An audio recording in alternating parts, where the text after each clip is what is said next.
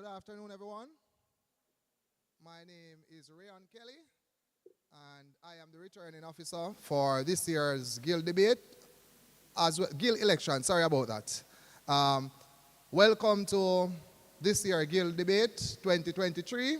What we will be doing, we will be starting in the next 15 minutes. We just ask that you exercise some level of tolerance for us because we will be allowing others to more persons to arrive in the room before we begin. Mr. Raja Bent, Student Services and Development Manager for Chancellor Hall. He will be our moderator today. And we have Miss Tiffany Dunkley, she will be the timekeeper. So for the candidates with multimedia presentations, please indicate so we can facilitate you ahead of time in terms of to make the necessary preparation with the MITS team. So within 15 more minutes, we will begin. Thank you all.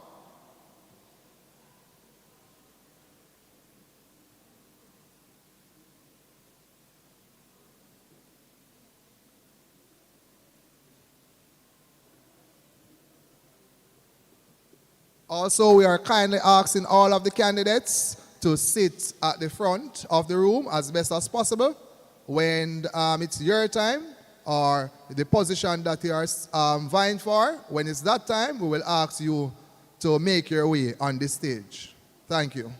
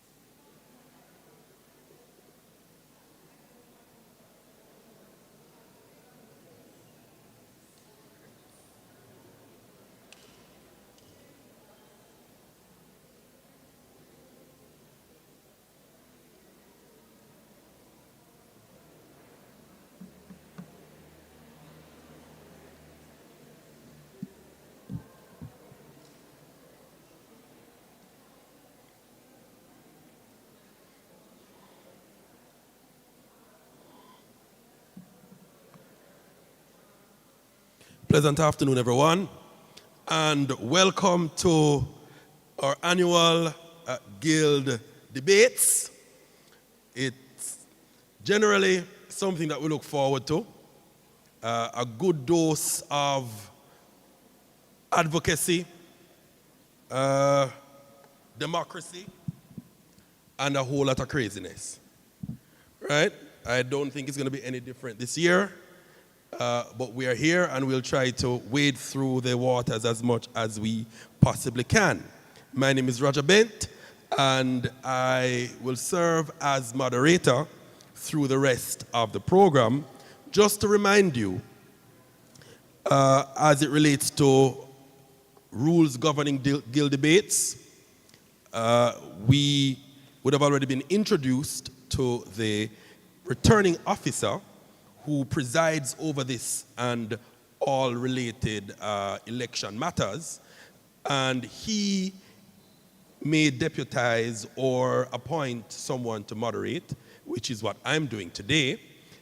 Questions will be fielded to candidates through a moderator, and candidates will be expected to respond in the time allotted.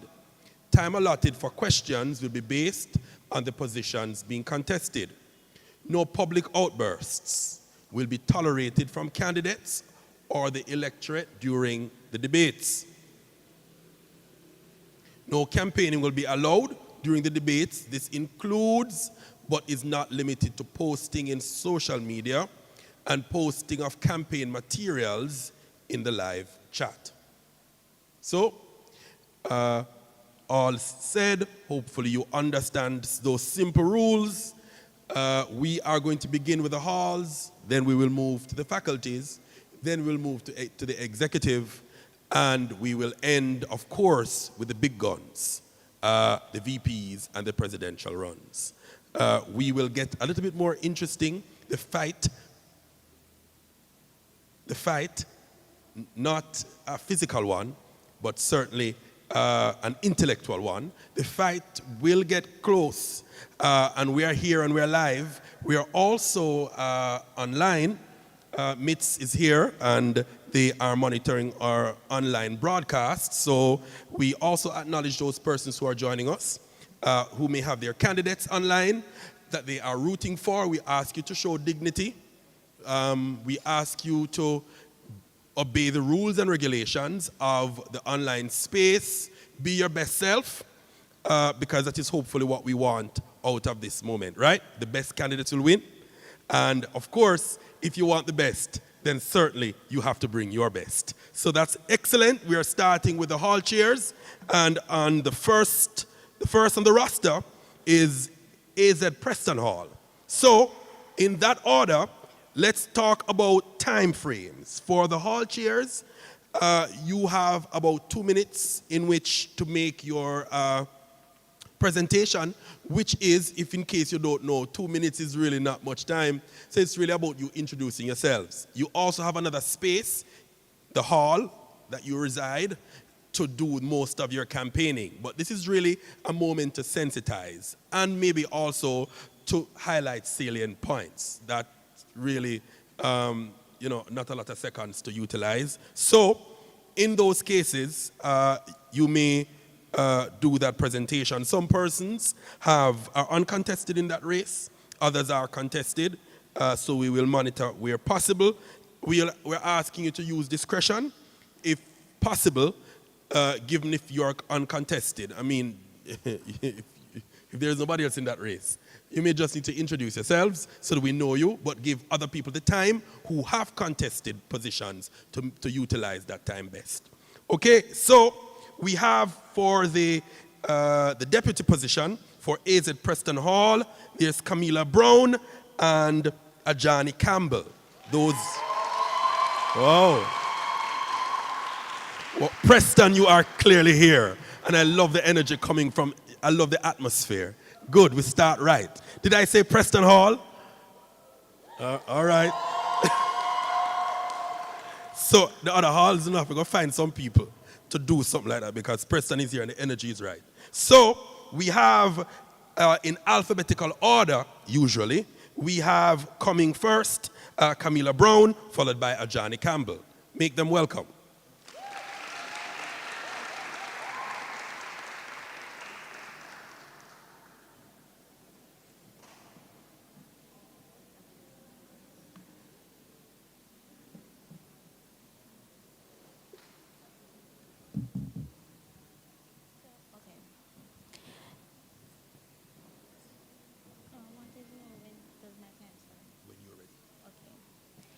Now, before I give you the reasons you should vote for me, here are the reasons you shouldn't.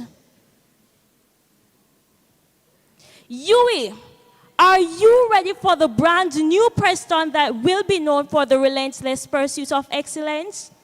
The Preston that we all thought was boring? Well, newsflash, guys, even if that was true before, that won't be the case for the next year if you vote for the shark that has power. Good afternoon, everyone. My name is Camilla Brown, and I am vying for the position of Deputy Hall Chair for the Aston Preston Hall. Now, why should you vote for me? I'm a hard-working individual and experienced professional who is currently sitting on the Hall Committee. I have developed an undying love and passion for this hall. It is my dream and soon reality to create a balance between students' desires and needs. Camilla is a young one we can rely on to bring us to a new Preston, a brand new Preston we want to see. Vote Camilla for deputy. I will do this through the maintenance and beautification of the hall, reigniting the Preston fire, Preston academic support system, fostering better communication, and amending the Constitution. So remember, if you're tired for frown, just vote for Brown. Thank you.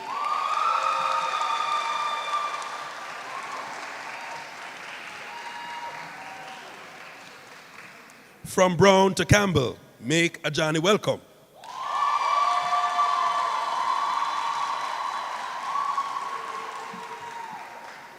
Good afternoon, everyone, and special greetings to all my lovely Prestonites.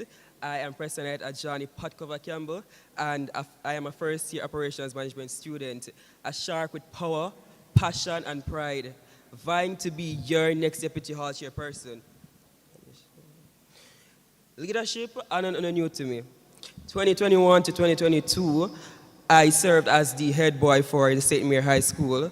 Currently, I am the Deputy Cluster Representative for Cluster 1, the Sherwood Manor, where I ensure the maintenance and vibes of my cluster. And I am also the Preston Entertainment and Cultural Ensemble Peace Drama Arm Coordinator, where I provide a safe space for my fellow Prestonites express themselves, all while helping to rekindle the Aston Preston Hall spirit. I always say, I am not just popular, I am passionate about whatever I do, and my work speaks for itself. And so I hope that my personality and roles speak to you and help you to recognize that through Christ, I am indeed capable of being your next Deputy Hall Chairperson. I hereby present to you the pot cover plan. Prestonites, Ajani will be your voice of reason. Ajani will work to improve and maintain the comfort of the AZ Preston Hall. Ajani will ensure the engagement of all the off-campus Prestonites. Ajani will reignite the cultural mecca spirit of the AZ Preston Hall. Ajani will ensure that all hall committee members work assiduously in their respective capacities, and Ajani will give you the academic support that you need. Ajani is the man with the plan, and so I implore all of you Prestonites to pick pot cover and don't suffer. On election day, don't gamble, choose gamble. I look forward to serving you all. Thank you.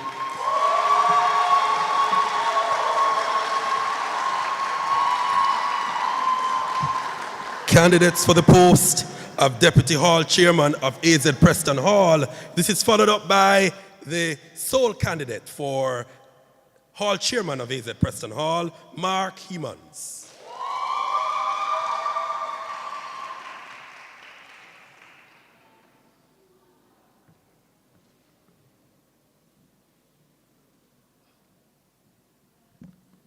All protocols observed. Good afternoon, everyone.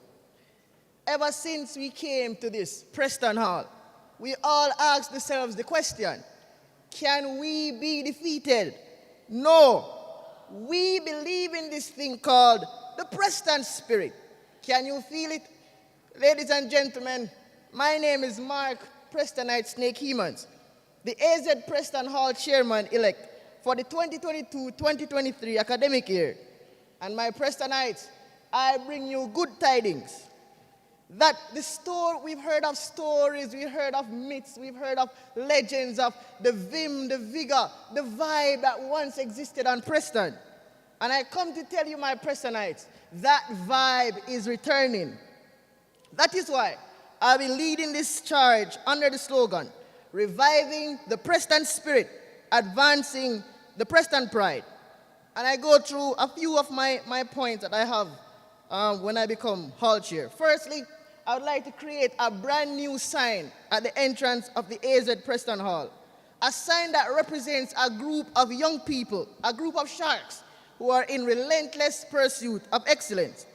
I also want to have the one band initiative where two freshers will be paired to one senior studying the same course so that they can be mentored and become acclimatized to the new university space. Finally, my predecessor, Rashid, did a very good job with the Preston Enhancement Program. And I plan to enhance this program by partnering with companies like Grace Kennedy so that Prestonites who are suffering, we all go through a little struggle sometimes, can have access to basic food and so on. Finally, let's put hands and hearts together so that together we can make Preston the best one. Thank you, everyone.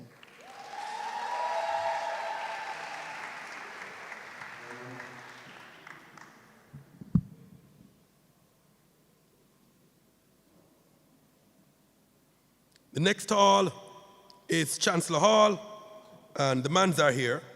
And we have in the Deputy Hall Chairman post, we have an uncontested candidate, Rashawn Winter. Please make him welcome.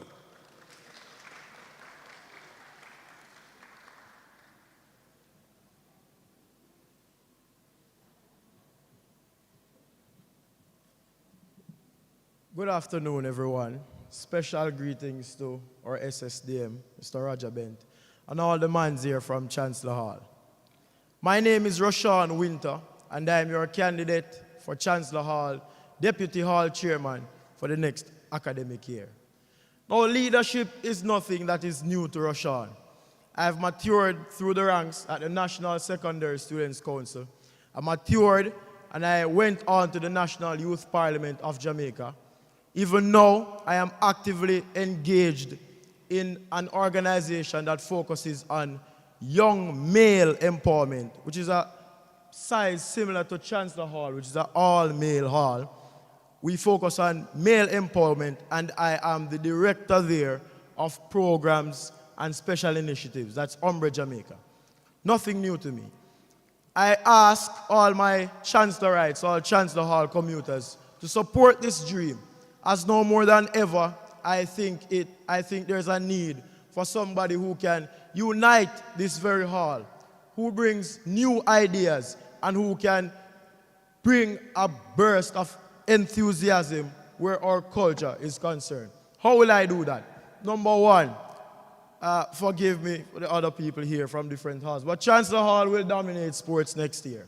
We will have a program that focuses on incentivizing our athletes, and we will train very hard. It will be skills-based, and we will dominate sports. Alumni relations, number two. We will find a way to bridge that gap between ourselves, Chancellorites now, and those who have gone on before. Also, I will bring back the Chancellorites who lead initiative, and I will incorporate it in the orientation process. And so next year, that batch of Chancellorites who are first years, this campus will see a difference in them. Thank you. Rally the call and press on with Rashawn.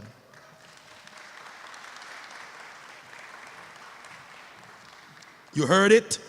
You heard it. That was Rashawn Winter, Deputy Hall Chairman, Chancellor Hall. We have two candidates for the post of Hall Chairman for Chancellor Hall. There is Shaquille Holt and Bruce MacDonald in that alphabetical order. Make the man's welcome.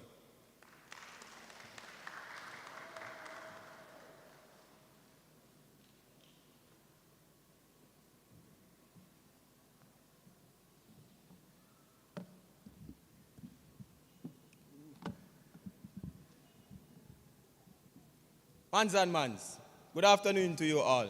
As John Maxwell said, a great leader is a man who knows the way, goes the way, and shows the way. And I am committed to embodying this definition as the future Hall Chairman of Chancellor Hall. I am honored to introduce myself as Shaquille Holt, a candidate vying for the position of Chancellor Hall Chairman 2023-2024. I am committed to bringing back the glory days of Chancellor and ensuring that we continue to thrive in the years to come. My track record is enough to prove to you that I have what it takes. Past head boy of Monroe College, past Hall CEAC, and the current Chancellor Uplifting Brothers Society President. My vision for a Chancellor is built on 6 pillars: academic excellence, strengthening our culture, protecting the health and wellness of the mans, building our net worth, inclusion of our off-campus population, and improving our halls' infrastructures. Mans and mans, let's unite and work together to build a better future. Vote for Shaquille Holt as your next Hall Chairman. Hope for a better future. Hope for a Chancellor we can be proud of. Hope with Holt. Long live the Lions.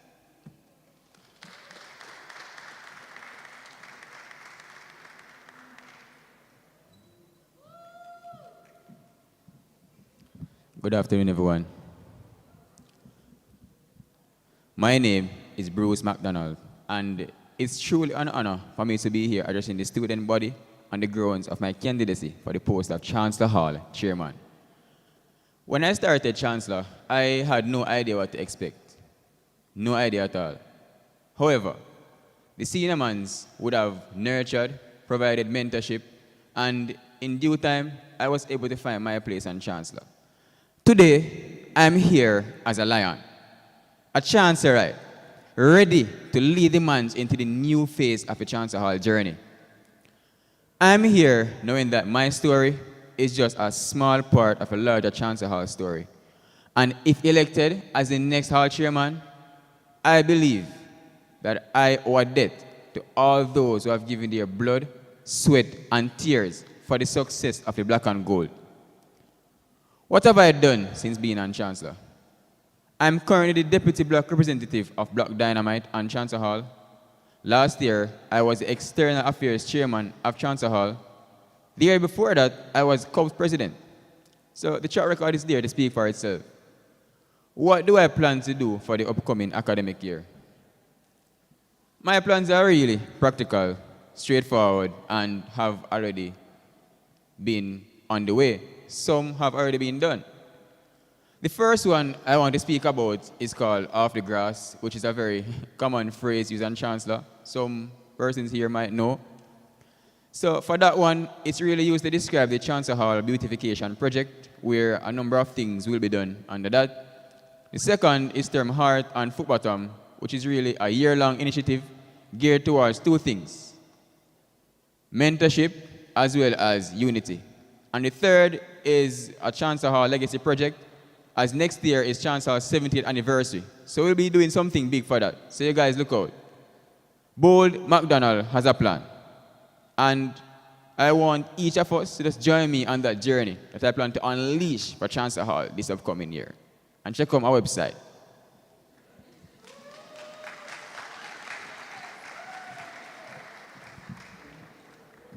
Thank you, gentlemen. No.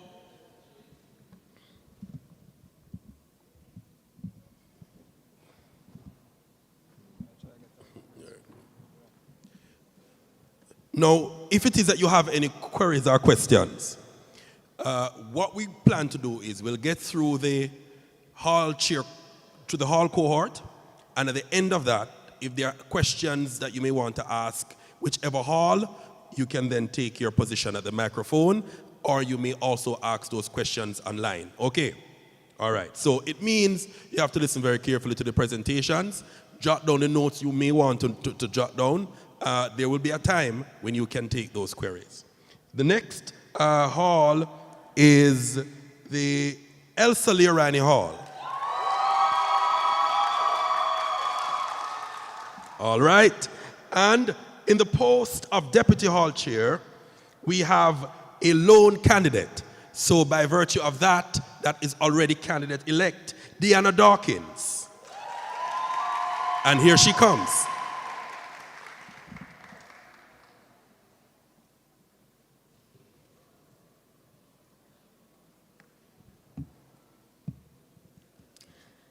Good afternoon, all. Protocols observed. I am Dana Dawkins, and I will be the Deputy Hall Chairwoman for the Elsa Leorani Towers Hall for the academic year 2023 to 2024. The hall is known for producing impeccable leaders who impact every space they enter. I believe as the Deputy Hall Chairwoman, I will be that leader and advocate for you, the students of the hall. I am Dana. Dependable, authentic, engaging, noble, and altruistic. And I plan to use all these qualities for the advocacy of the students. The Elsa Leorani Hall is home to some of the greatest minds and talents in the university space.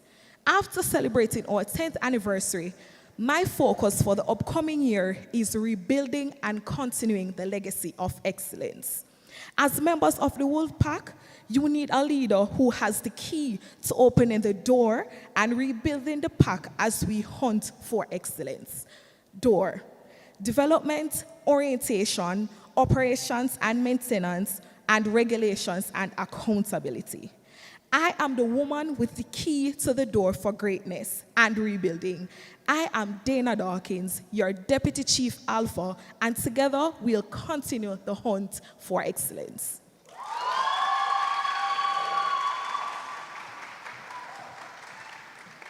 Short and spicy. That was Dana Dawkins. She is the Deputy Hall Chairperson-elect for the Elsa Leorani Hall. Also uncontested in the post of Hall Chairperson for Elsa Leorani Hall is Daniel Thomas. Whoa. Daniel, you're the one getting all of that.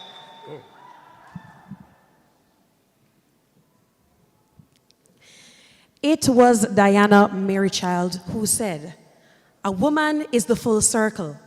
Within her is the power to create, nurture, and transform." All protocols observed, good afternoon. To my fellow residents of the Elsa Leorani Towers Hall, I am Daniel Thomas, offering myself to you as that woman, as Chief Alpha offering. I stand before you today filled with gratitude and a strong hope for the future of our hall. Today, I assure you of my mission, vision, passion, and compassion to represent you, curating an environment that hunts for strong community, sustainability, and cultural revival. My leadership within spheres of the Towers universe includes wellness, academics, mentorship, administration, the performing arts, and sports, which has propelled me to remain committed in representing you. Or aligned experiences of wanting change, in feeling valued and heard, is exactly why my campaign is aimed towards offering you more for the academic year 2023 to 2024. Ultimately, I'm committed to building a stronger and more connected Towers community. You can depend on me to grant you the new offer letter, crafted by your incoming hall chairwoman with a manifesto that echoes the needs of every Towerite. Opportunity, fairness, functionality, energy, restoration, and additionally, integration and innovation, a new normal, and continued greatness. We have built a solid foundation for over 10 years, a warm environment of excellence, holistic excellence. However, it is now time to get down to the roots of work, to rebuild what we have lost. We are just 10 years old, and we already have a non-expirational legacy here at the UWI. I refuse to allow our legacy of quality and brilliance to remain up to date in an outdated space. So let's kickstart the greatest revival yet structural renovation, and reignition of stronger relationships within the Towers and by extension the UWI community. I will selflessly and tirelessly work to create and maintain a sustainable Towers Hall as we enter a new odyssey for another great 10 years. No matter what tide may come our way, the offering stands absolute.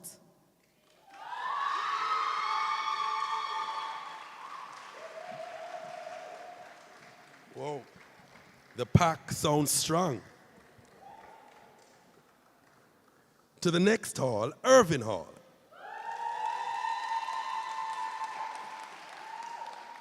For the post of Deputy Hall Chairperson, Tonian Ward.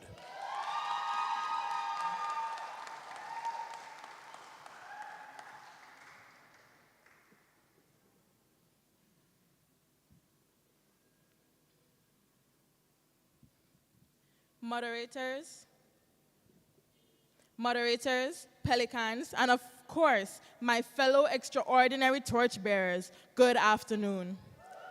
As most of you may know, my name is Tonian Ward. I am currently serving as the External Affairs Chairwoman, but today it is a pleasure to be standing before you all now as the Deputy Hall Chair-elect for the one and only Irving Hall. As soon as I stepped foot on Irving in 2021, I knew that this was the place that I would be spending the rest of my 5 years at the University of the West Indies. The rich culture and unmatchable vibes is something that anybody from anywhere will be able to tell you about. And Irvingites, I am here to make sure that that legacy continues. In my tenure as your External Affairs Chairwoman, my eyes were open to how much more I could be doing to benefit the community on a larger scale. Owing to this, 3 major things under my portfolio that I must execute this year, if nothing else, are the establishment of a greener, more environmentally friendly space. Additionally, is creating a more accommodating climate for our commuting arms, and finally, resurrecting the Irving Hall's regional task force. This Hall of Residence houses over 500 individuals. As such, the waste being produced on a daily basis is astronomical. It is a promise of mine that Irving Hall will play its part in protecting Jamaica from the effects of global warming through the implementation of recycling services, education on the importance as well as the feasibility of reusing in the university space, and how to reduce their consumption of products that lead to toxic waste. Secondly, without a doubt, every Irvingite has a mark to make once they are part of this hall. Every single member of this hall is talented and capable of greatness. It has been a struggle for commuters to properly integrate in the community and contribute positively to the space. Therefore, it will be a goal of mine to work closely with the upcoming EAC to ensure that priority is placed at tailoring events that will build hall pride in our commuters and therefore improve our commuter engagement. Lastly, it is evident that Irving Hall has a diverse population of regional students. It is therefore imperative that this body of students have a capable and productive committee to represent them. This committee will ensure that regional cultures are represented adequately and accurately in Irving events where appropriate.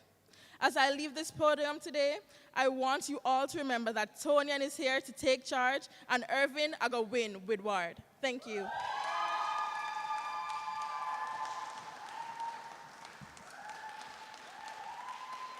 Thank you. Thank you, Tonian. And also making her entrance as the hall chairperson-elect, being uncontested in her post for chairman of Irving Hall is Micah. It's Micah, right? Micah Cumberbatch.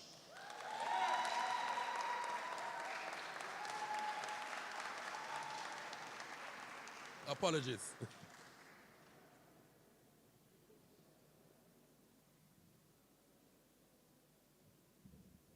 Good afternoon, all. Good afternoon, all. But a special greeting to all my fellow Irvingites. My name is Michael Cumberbatch, and I'm honored to stand here today as your next Irving Hall chairman for the upcoming year 2023 to 2024.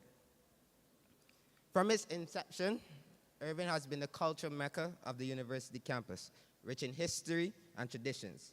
And I will see to it that in bringing a culture revamp, the passion for the hall and the hall culture will be reignited within all Irvingites. I also intend on focusing on community building by firstly facilitating the full and active return of all of Irving's clubs and societies, which shall allow for a more holistic growth of our residents. Secondly, rebuilding the Irving alumni community. Over the years, there has been a disconnect between the Irving alumni and the current Irvingites. My goal is to reestablish this bond between these two communities by introducing alumni link-ups. This will facilitate the rekindling of the Irving flame, as well as ensure the continual expansion of Irving pride, community, and legacy. Since the changeover from old Irving, the Irvingites have been without a space to call their own for our sporting and recreational use. Over the years, some major advancements have been made to securing a multi-purpose court. However, I as hall chairman will lobby for this project to finally come to fruition,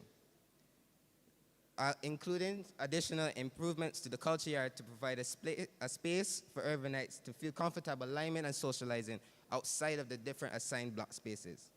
I look forward to serving you, Irvingites, whilst ensuring that all Irvingites forever keep the torch burning bright in their hearts and minds, never ceasing in their endeavors until they truly know themselves.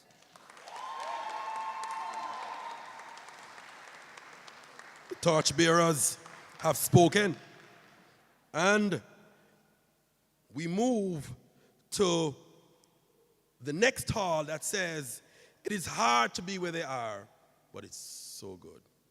So good. We are at Mary Seacole Hall.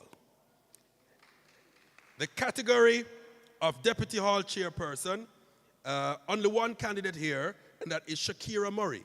Make her welcome.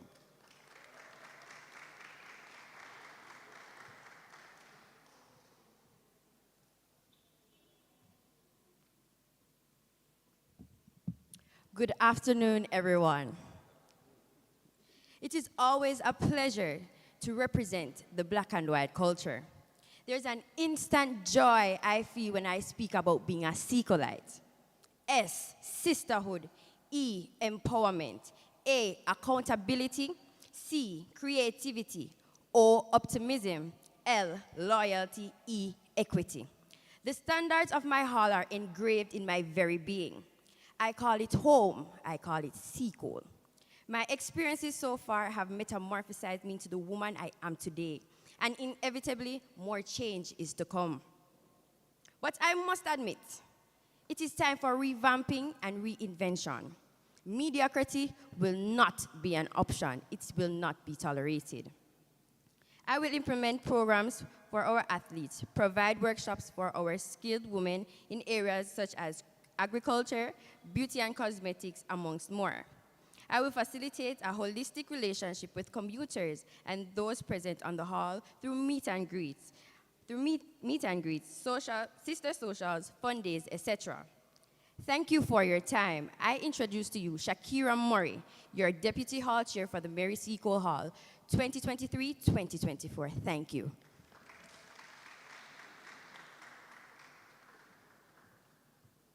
I would like to reiterate that questions will be posed to the hall cohort at the end of the hall debates. So if you have those questions, please hold them until then.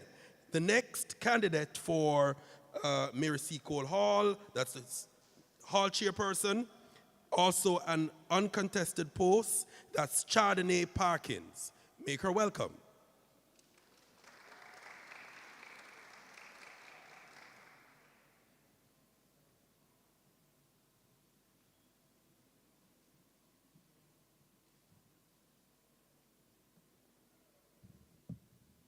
All protocols observed. Good afternoon, Pelicans. No, man.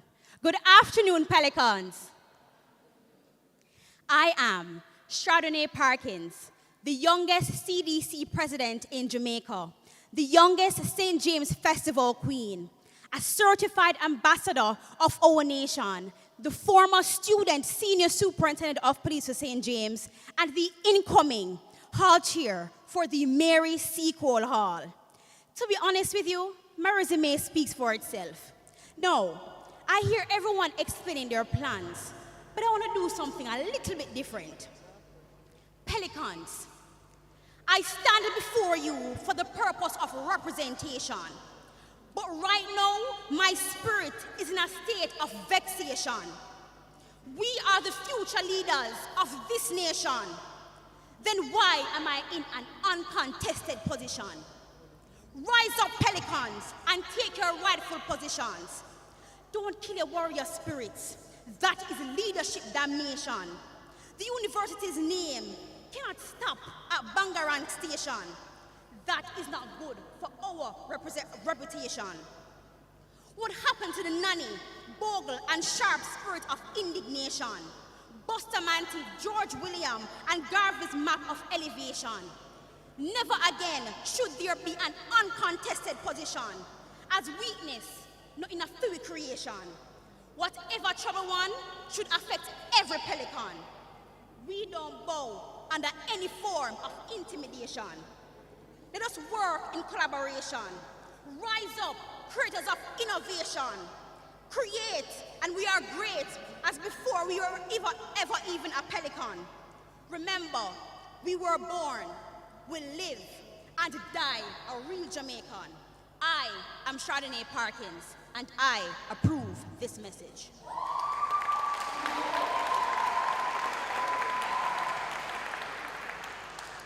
Thank you very much. That was Chardonnay Parkins. Moving to the Rex Nettleford Hall. In the position of Deputy Hall Chairman, Khalid Fleury.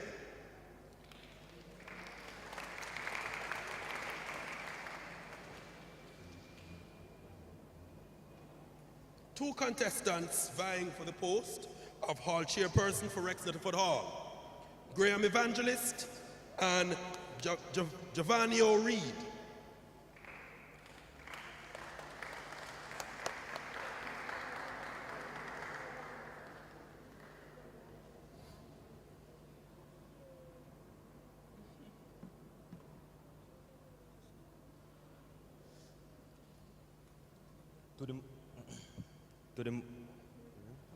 To the moderator, the returning officer, the electorate, fellow candidates, Pelicans, and of course, my fellow Rexers. A pleasant afternoon to you.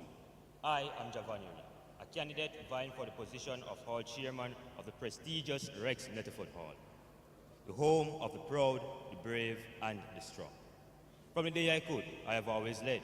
From being the head boy of my primary and high school, president and vice president of clubs and societies, Cluster 2 GCC, and a member of the FST PSI committee, I believe I possess the right experience to make a vital impact in this office should I be elected.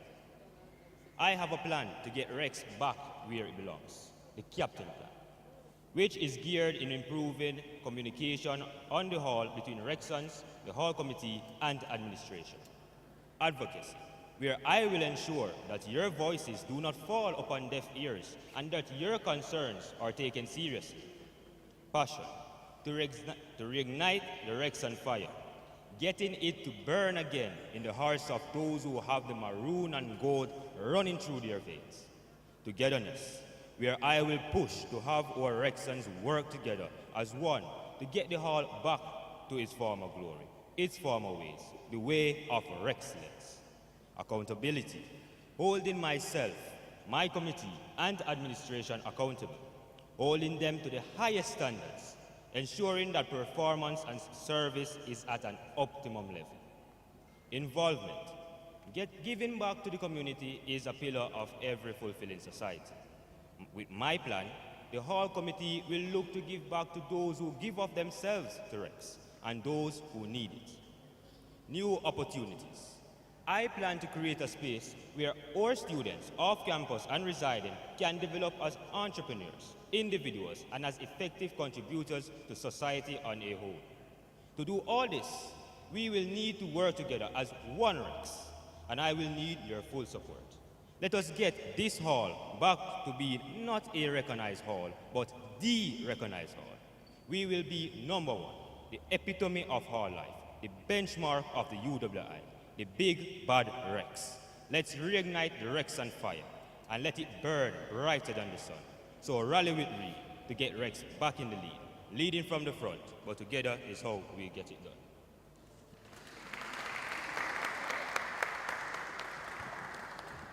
Giovanni Reed, representing the maroon and gold.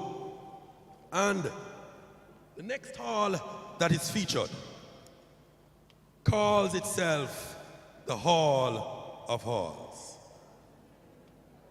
Taylor Hall. In the position of Deputy Hall Chairman, Carice Jeremy is the sole candidate. Is Carice Jeremy here? In the position for Hall Chairman of Taylor Hall, Gawain Wright.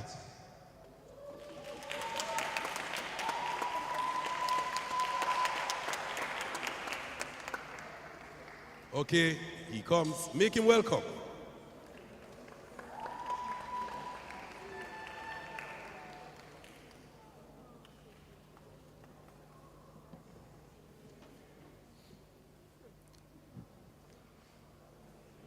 Moderators, all protocols observed, good afternoon. And a special greetings to my Taylor Hall family.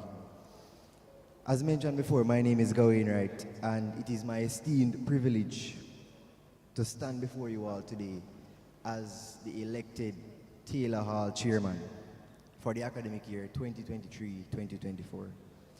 As a resident of this hall, I have come to appreciate the unique culture and community that has been entrenched deep within our roots. And as such, I believe that I have the vision, leadership, and commitment to guide the movers and shakers of the university campus, the great Taylor area. Stemming from the passion to build a thriving community that is dynamic and positive, I have a few goals that will aim to foster the growth and development among the residents of the great Taylor area. I want to ensure that there is a continuation of our food bank, that there is a Taylor Hall GPA award, more commuter inclusion, Taylor Hall academic support unit, and I want to ensure that we have a revamping of our Taylor Hall clubs and societies given that we're coming out of a pandemic. I want to have more scholarship opportunities for our residents.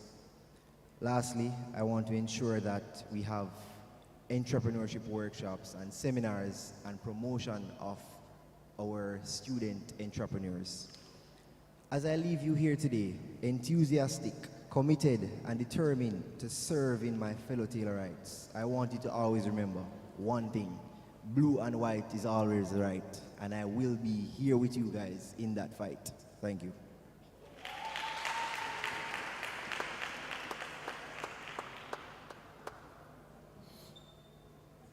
That was Gawain Wright. Moving to the Leslie Robinson Hall. And we have, for Deputy Hall Chairman, two candidates. Kaylee Reese, Theola Williams. Those two candidates, can you come forward, please?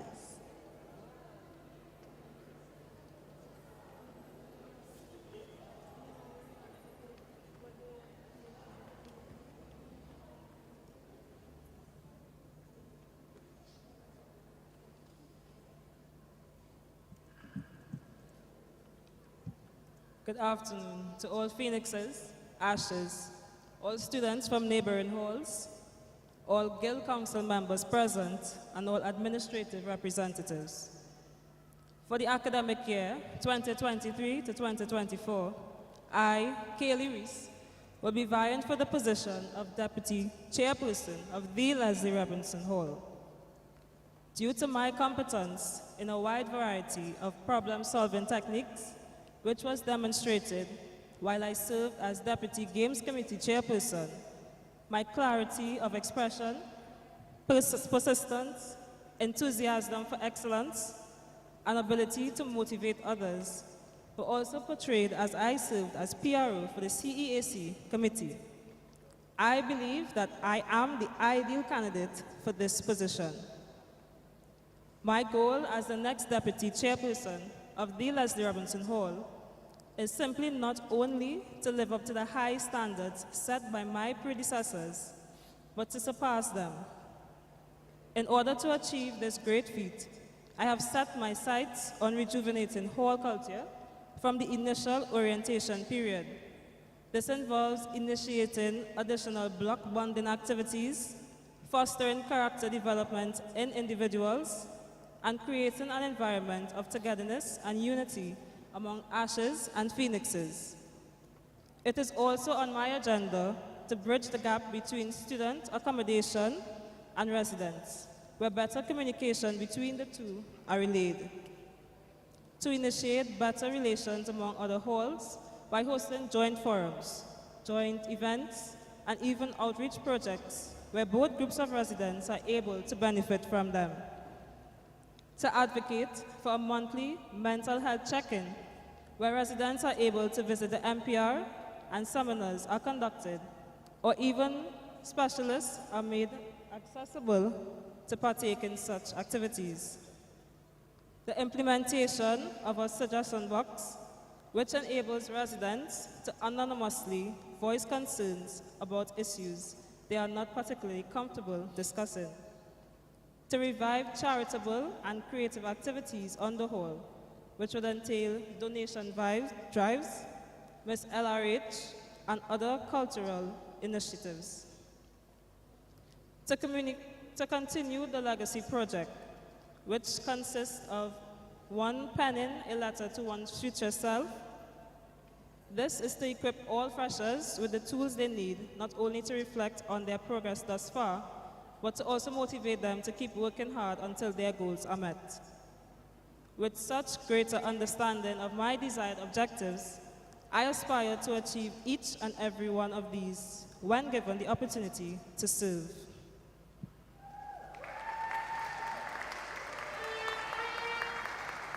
Candidate Theola Williams.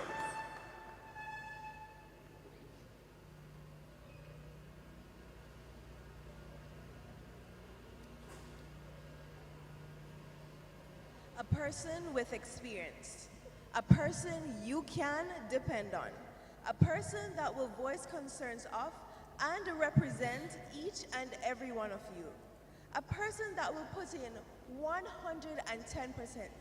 That is the type of person you need serving as your deputy hall chairperson. My dear precious Phoenix, near and dear, I am Theola Williams, your candidate for Leslie Robinson Deputy Hall Chairperson. Love, passion, and drive are what led me to student leadership. At my previous hall of residence, I was very involved. I served in the capacity of Deputy Cluster Representative and Cluster Representative, currently serving on the CEAC committee of my class, as well as the Cayman Islands Youth Assembly. So, student leadership is nothing new to me. Since my first day on hall, my love for the Leslie Robinson community has grown exponentially. And I only wish to see prosperity for this hall and the building of the Phoenix spirit. Leadership for me has always been about serving others and how I can help my fellow students. With your help, I intend to improve the LRH experience with my action plan. Number 1, communication. By establishing open lines of communication between the students and the administration, as well as the executive body, to foster a more transparent environment where ideas, concerns, and feedback can be shared. Number 2, cultural inclusivity.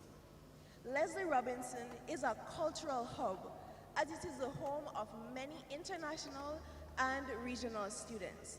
And I hope to create a new level of inclusive cultural awareness by exploring many cultures on the hall. I want Leslie Robinson to be, it is our home away from home, I want us not to be just a melting pot, but a beautiful mosaic. And I also intend to create a academic support unit because as university students, we have been told that we have to read for a degree and we need support in this regard. So I urge you, my fellow Phoenix, to choose someone who wants to be your spokesperson. Choose someone who cares about what you want. Choose me, Theola Williams, for Deputy Hall Chairperson. Thank you.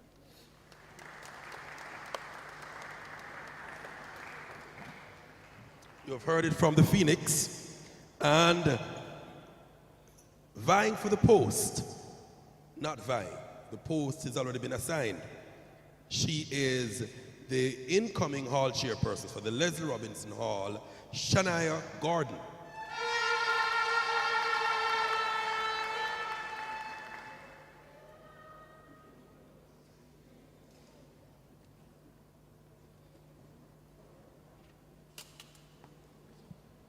All protocols observed. Greetings, UE family. I am Shania Gordon, a second-year student physical therapist and the Leslie Robinson Hall chairperson-elect for the academic year 2023 to 2024. It is with great pleasure that I stand here to represent the home of the Phoenixes. Today, I declare that I am fully dedicated and prepared to serve the residents of the Leslie Robinson Hall to the best of my ability. Although leadership is no new venture to me, as I am currently serving as the Cultural and Entertainment Affairs Chairperson for this academic year. Nonetheless, I have several initiatives that I plan to oversee for my tenure as Hall Chairperson. Such plans include establishing connections and networking between residents, administration, other halls, and the wider campus community. Improving communication between residents and the student accommodation, which is one-trade student living, student advocacy, and restoring the hall culture by building camaraderie and increasing participation, enlightening the residents of the opportunities that are provided by the University of the West Indies, and empowering the youth by encouraging student leadership, debates on hall, health and wellness seminars, workshops on communication skills, resume writing, emotional intelligence, and professionalism. To conclude, I am grateful for the opportunity to serve as Hall Chairperson for the next academic year. I trust that this year will show evidence of the rekindling of the Phoenix flame, manifesting a spirit of trust, unity, friendship amongst our residents. So together we soar, together we glide, ever based in Phoenix pride.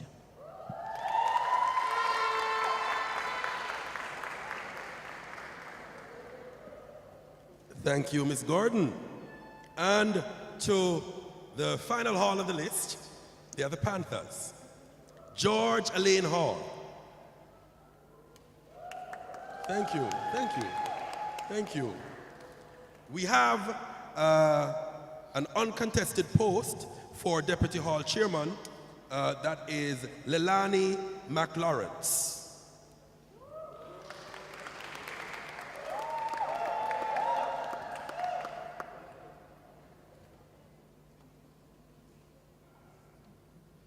With protocol have already been established, a pleasant good afternoon. My name is Leilani McLawrence, a second-year biomedical engineering student, proud Panther, and resident of the George Allen Hall. I'm honored to be here today to ask for your support in selecting me as your next Deputy Hall Chairwoman, of the George Allen Hall for the period 2023 to 2024. A vote for me is a vote for leadership, empowerment, advocacy, and dedication. Voting for me means you're voting for an opportunity for me to represent you in every way.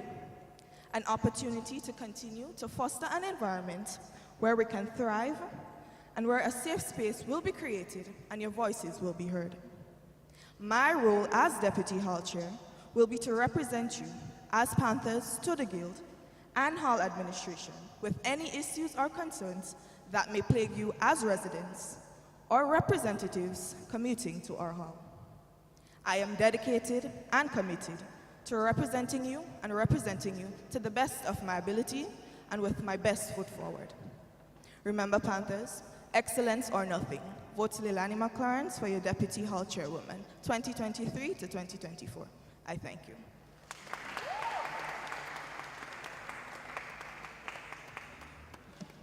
I thank you. Is there any hall that I did not address? Okay, good. Now we have gotten to the Q&A, and I'm going to ask you a few. Oh, apologies. Okay. So I did not go to the hall chair of the George Alain Hall. I do apologize. So we have in this category 2 candidates, Brandon Roberts and Crystal Whitaker. No, for us passing them by mistake, you have to be louder than that. Please make them welcome. Excellent.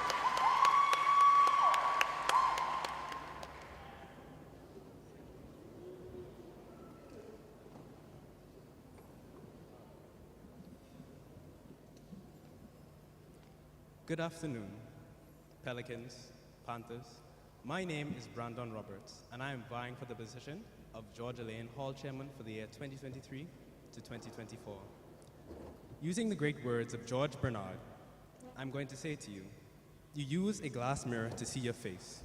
You use your works of art to see you. I'm saying this to you to say that, just like how you use a glass mirror to see yourself, you can use your works to see you. This means you will see my work through me. My passion for the hall, you see me.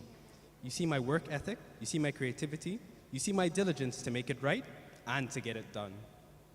Because as a Panther, this is our main goal. As a university student, I've gotten the opportunity to live on this culturally rich island, and I know you may ask, why am I saying this? I say this to say that my work will be a reflection of the Caribbean diaspora.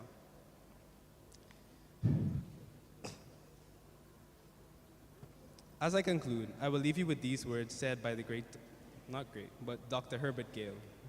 A great leader pulls up those around him. He does not push them up, but rather pulls them up to his level.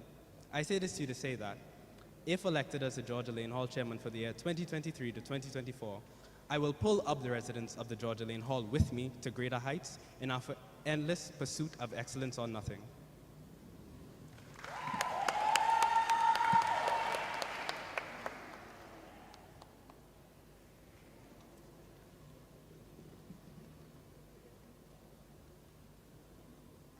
Good afternoon, Panthers, commuters, University of the West Indies Massive. I am Crystal Whitaker, vying for the position of George Alain's Hall Chair 2023 to 2024. Like the leaders before me, I do believe George has a strong foundation, a great potential, and a determined spirit to do the work because it is excellence or nothing.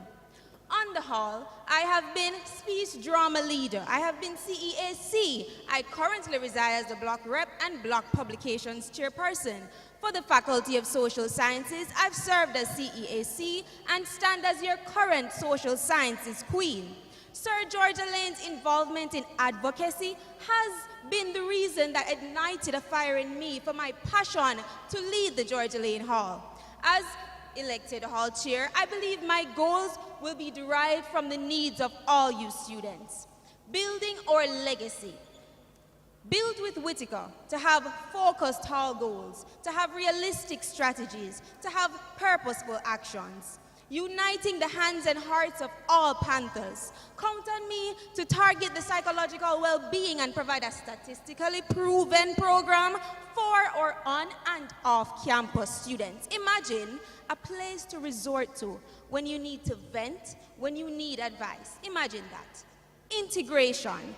Build with Whitaker to holistically change the study rooms, making them more conducive as well as to learning and making them more comfortable, fully accessible to off-campus persons in between their classes. Build with Whitaker 4 lounge spaces. To lift plans from the blueprint of covered seating areas outside around the hall, which administration has already begun ascertaining quotations, and with them I will build. Lastly, democracy.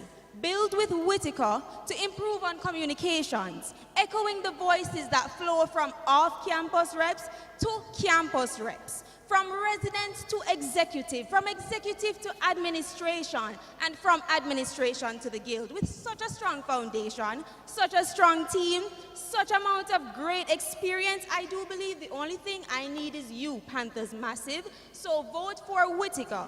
With Whitaker, we can build. Thank you.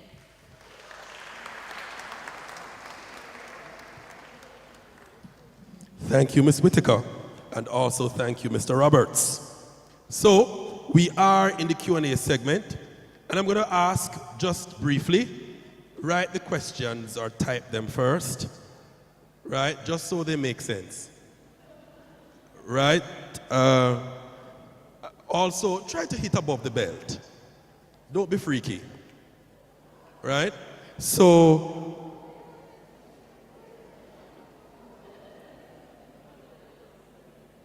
we are interested in questions that are going to speak to character and leadership issues, not about people's personal lives or other gossip.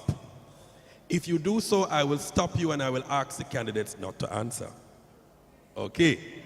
Also, if the question that you write didn't make sense, I will also indicate to the candidate not to answer. Thank you so much. Right? All right, so the floor is now open for questions.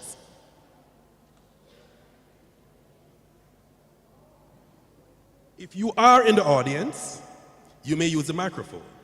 Don't be shy, just step forward. The microphone is open. You may ask, state the individual you want to ask the question to, and just ask the question. There's none coming from online at the moment, and there's none coming from the floor. There is a question, but you have to use the microphone. Oh, for me? Yes. Can candidates pose questions to each other? Normally we don't allow that in this segment, but it's up to we generally do that for the executive segment, but in the absence of Q&A,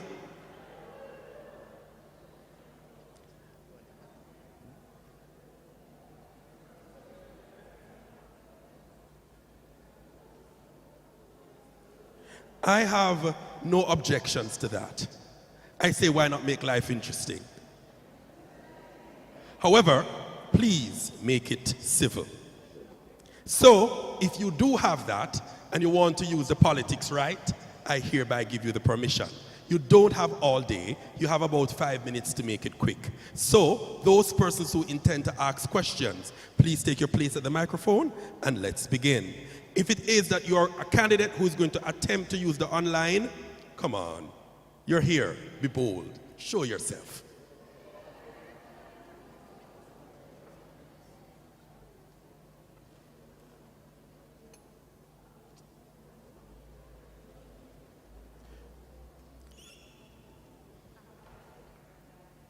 I'm not hearing you. Okay, speaking to the microphone, you may bring it down. Ajani Campbell. To? Ajani Campbell. Ajani Campbell from? AZ Preston. AZ Preston Hall. Mr. Campbell, are you here? Could you come to the microphone, please?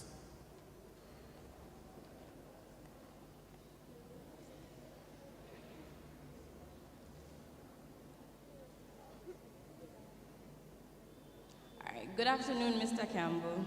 Good afternoon. Aside from your plans of uplifting the spirit of Preston, I would like to know your plans as it relates to the maintenance and the property of AZ Preston Hall.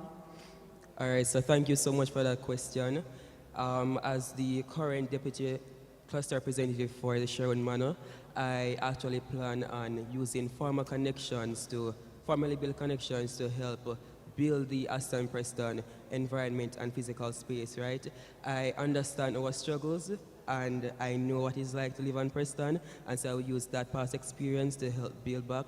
I want to also partner with the upcoming ECC to, bring back in the keep off the grass mantra or spirit. We want to build and maintain the Commandment 8, tread not on the grass for it is sacred. And so I want to integrate that into our clean cluster marking. So if anybody is walking on the grass, then points will be deducted from your clean cluster points.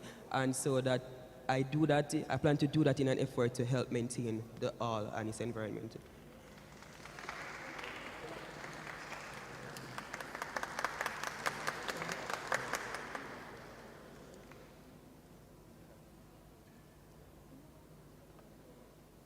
Hello, good afternoon, everyone. So my question is directed to Camilla Brown from AZ Preston Hall.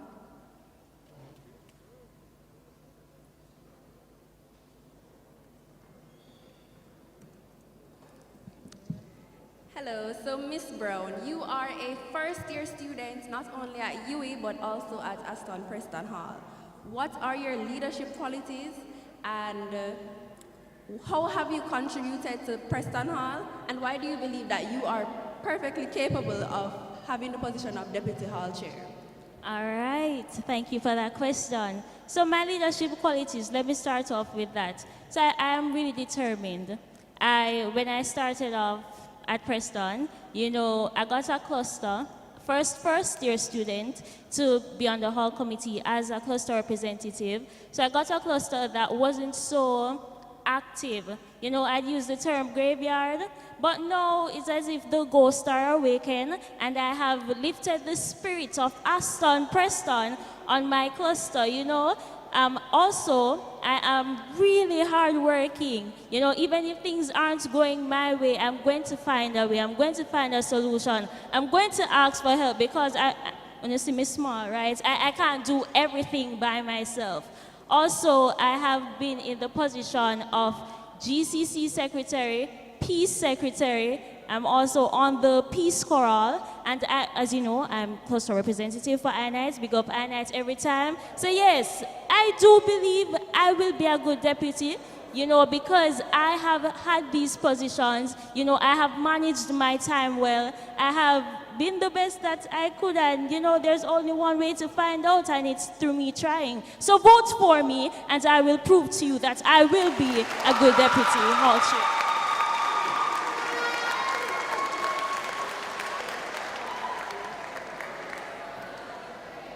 Okay, so in case there's a question that says, oh, but we never used to do this. Like, this is 2023, for God's sakes. Who follows? We lead, right? Let's work with the times. So where the people want this kind of facility, we provide it. Simple. Yes. This is a question for Camilla, AZ Preston Hall, Deputy Hall Chair. She has already raised the dead, What else you want her to do? So, Camilla, you have been on the Peace Committee and the cluster for INITE. Yet, INITE has been participating poorly in flag raisings and other hall events. And when you pass INITE, it is basically a ghost town. If you cannot lead your cluster, how then can the AZ Preston Hall trust you with the mantle of Deputy Hall Chair? Thank you so much for that question. Now listen to me. One thing I won't do, and it's to push people. I'll pull them. I can't force anybody to participate. You understand? I cannot do that.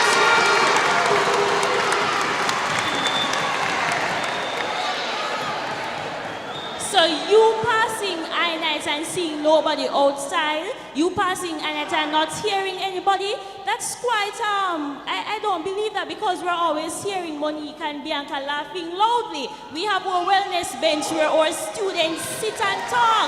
So I don't understand your question, because INITE has been active. We're outside all the time and we're well loud. You understand? So I'm sorry, maybe you should stop by sometime and just sit in the yard, and you will hear us. Thank you.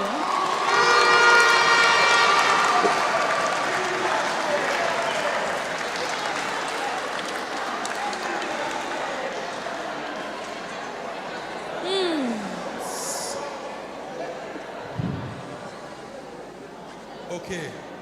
Okay. So, this question is posed by Shaquille Ramsey. And he's asking for both hall chairman candidates for Chancellor Hall to state one main accomplishment in their respective posts for this academic year. CEAC and Cobbs, that's Shaquille and Bruce for Dynamite.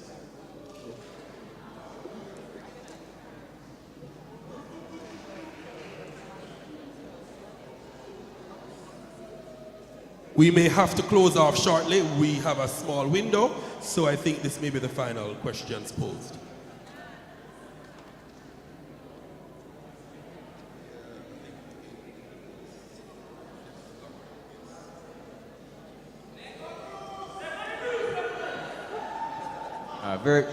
Very good question, Mr. Ramsey. Right, so as Deputy Black Rep of Black Dynamite, you would have carried out a very successful Black Week, which would have included events like DynaQ and D-Jam.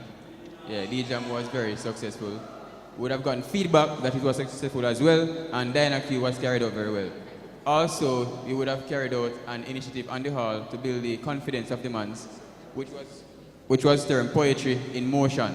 So that was another highlight of the year.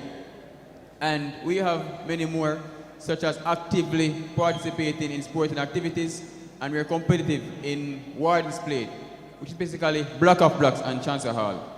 So we're in second place, and I'm very proud of that. Thank you.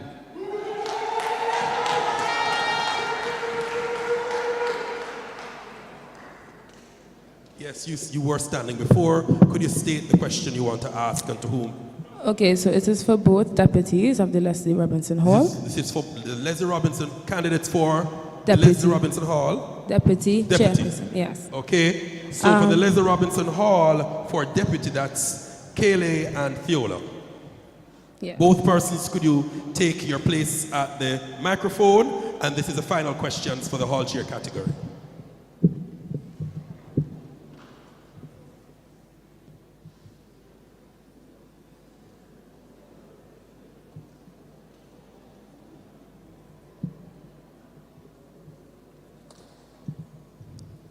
Okay, so my question to both of you is, what contributions have you all made towards the whole this academic year to be seen fit as a leader? For me, since my orientation period until now, I would say that I have been actively involved in the Games Committee.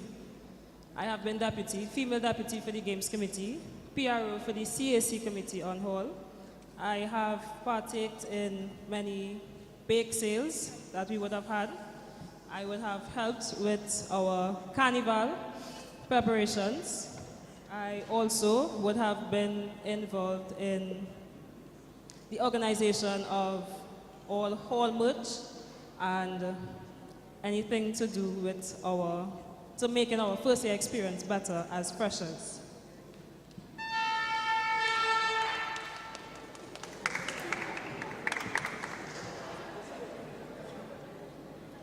For me, I am a relatively new person on the Leslie Robinson Hall, and student leadership is something I am very passionate about, and that is why I am running for the deputy hall chairperson, because I see the need for greater leadership, which is why I am putting my name in the lead to bring Leslie Robinson to greater heights. Thank you.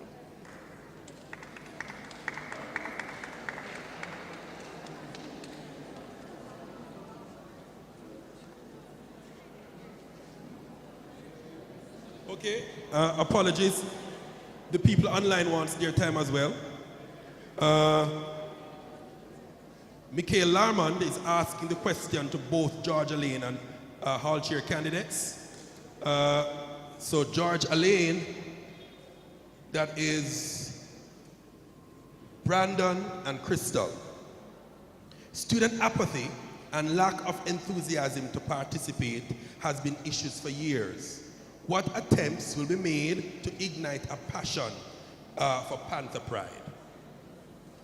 And then there's a question for Taylor Hall right after, and that's it. I do realize that many persons are of the view that Georgia Lane is a laid-back hall, and I have been making rounds to the different blocks to let them know that this is indeed not the case. We are young, and so we weren't able to participate in many other things, but that does not mean that we cannot start somewhere. So what I plan to do is make more rounds, go around again. Let persons remove this stigma that they have of the hall. Let them know that it is with them that participation can grow. Just like a church, you don't go to church for just to say the building is the church, but the people are the church. So it's the same thing for Georgia Lane. We can't push participation if persons don't participate. And so I will go around and let them know that you, just as much as your voice matters and what you want matters, it also matters what the hall wants. And the hall wants you to come out of your shell. The hall wants you to explore new things. And so maybe trying some creative ways, let them know that you don't have to speak at every event, you don't have to physically participate in sports, but we have speech, we have dance, we have poetry, we have new clubs coming out. And through these avenues, I believe they will be more interested. Thank you.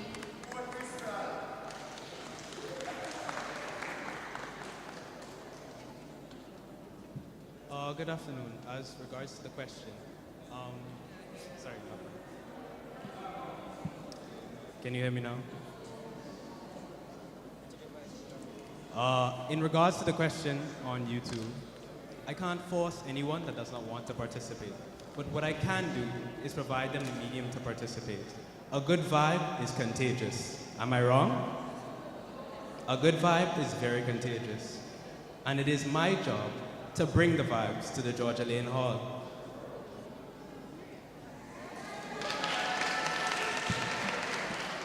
And the next question is from Brittany Gray for Taylor Hall. For the Taylor Hall chair, what are your plans to improve resident involvement and contribution to cultural and personal development of residents?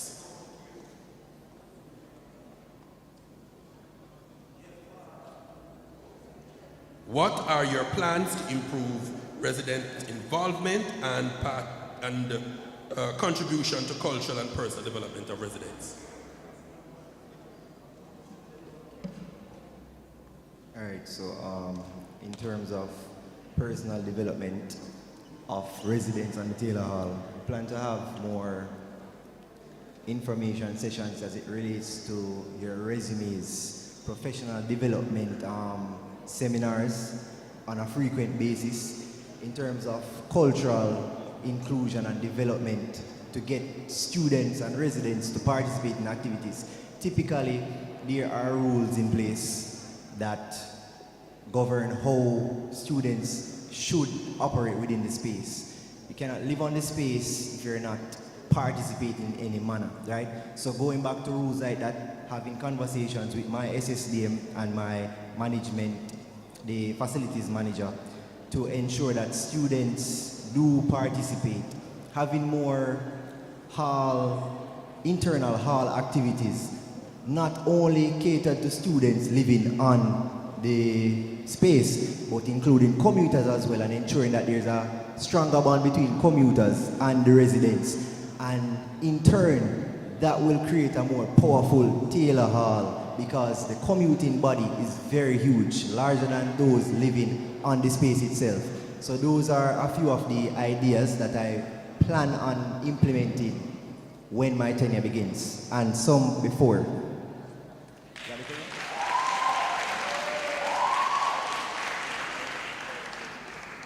Thank you very much.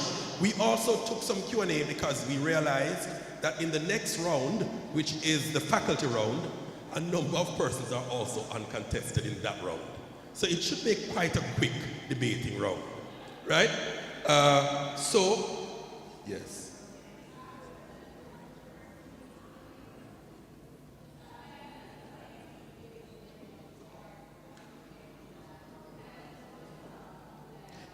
We did that for just hall chairs alone because their constituency is not really here. It's in hall. Okay, so we have moved to the round of faculties, and the first faculty the first of the faculty reps will be commuting student rep, though it is not a faculty, but you understand it is in the representative's position. Each candidate will have 2 minutes in which to make a presentation, and thereafter you may give your questions and they will answer. There is only one candidate, so this is the person who is the elect. Akira Campbell is the commuting students elect.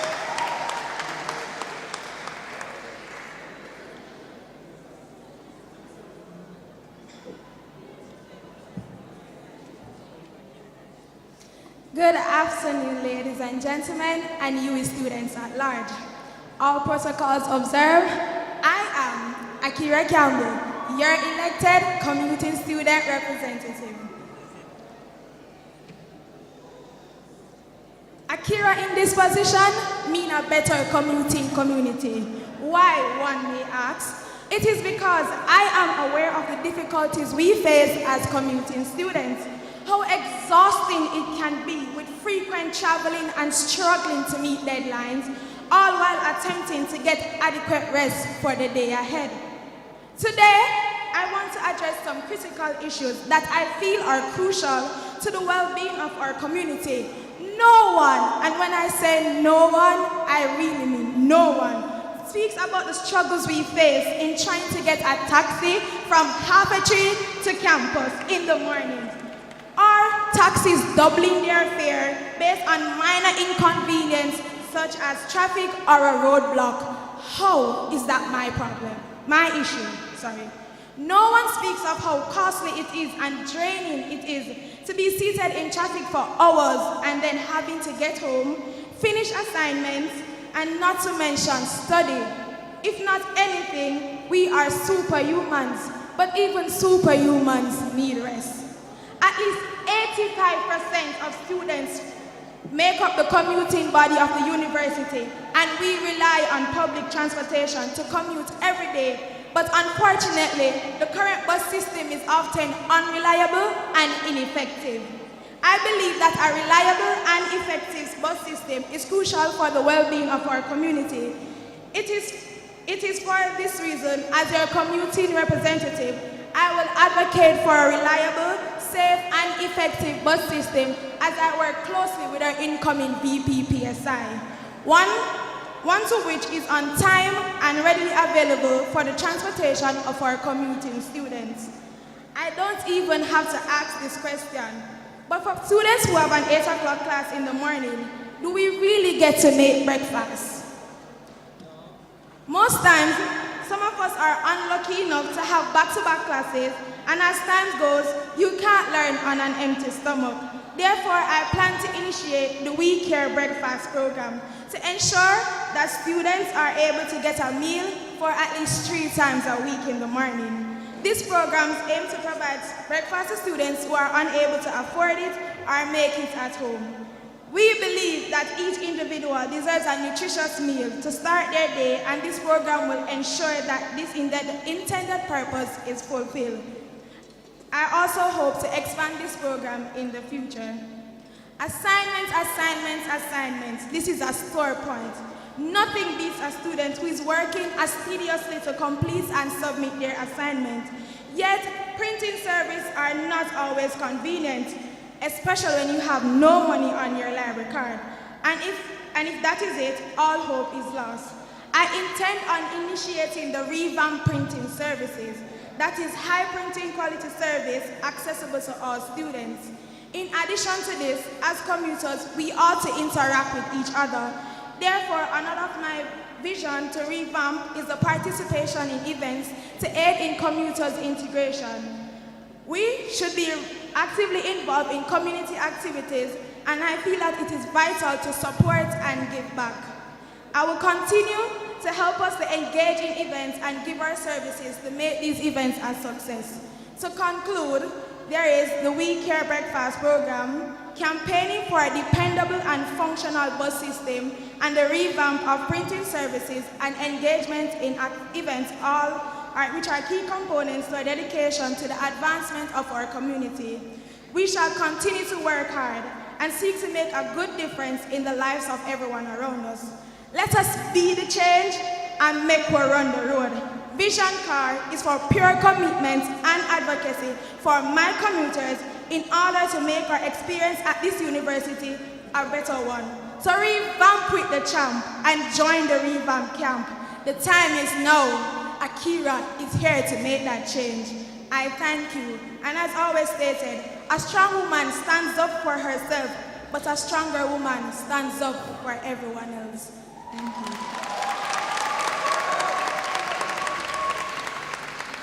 Okay, thank you very much.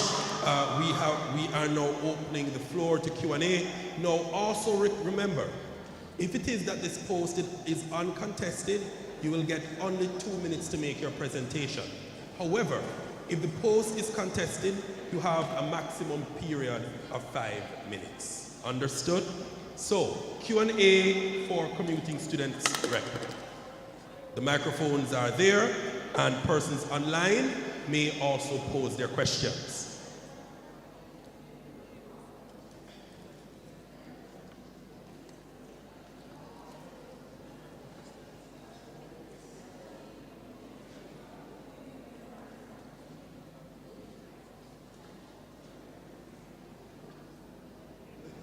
This question is from Sabrina Bryan.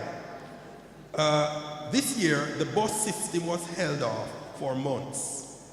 It was communicated that this was due to OSSD holding up the contracts. How would you counteract this, should it reoccur? The bus system was held off for months. It was communicated to us that this was due to OSSD holding up the contracts. How would you counteract this, should it reoccur?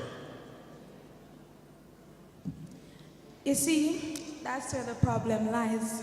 The bus system is being held up for months, but yet still commuting students are never made aware of this issue.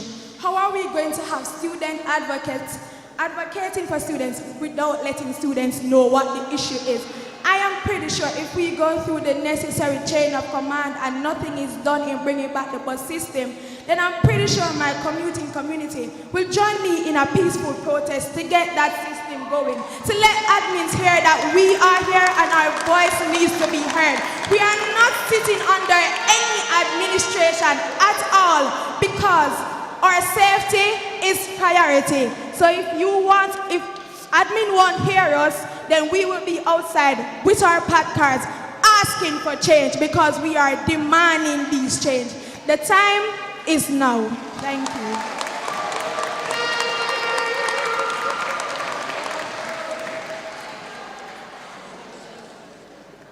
If there are no more questions, thank you, Ms. Campbell, and all the best. Faculty of Science and Tech rep, of course, you have 5 minutes in this category because there are 4 contestants and candidates here. There is Antonia Brown, Mohitha Chindapalli, Heidi Hughes, Catherine Lloyd.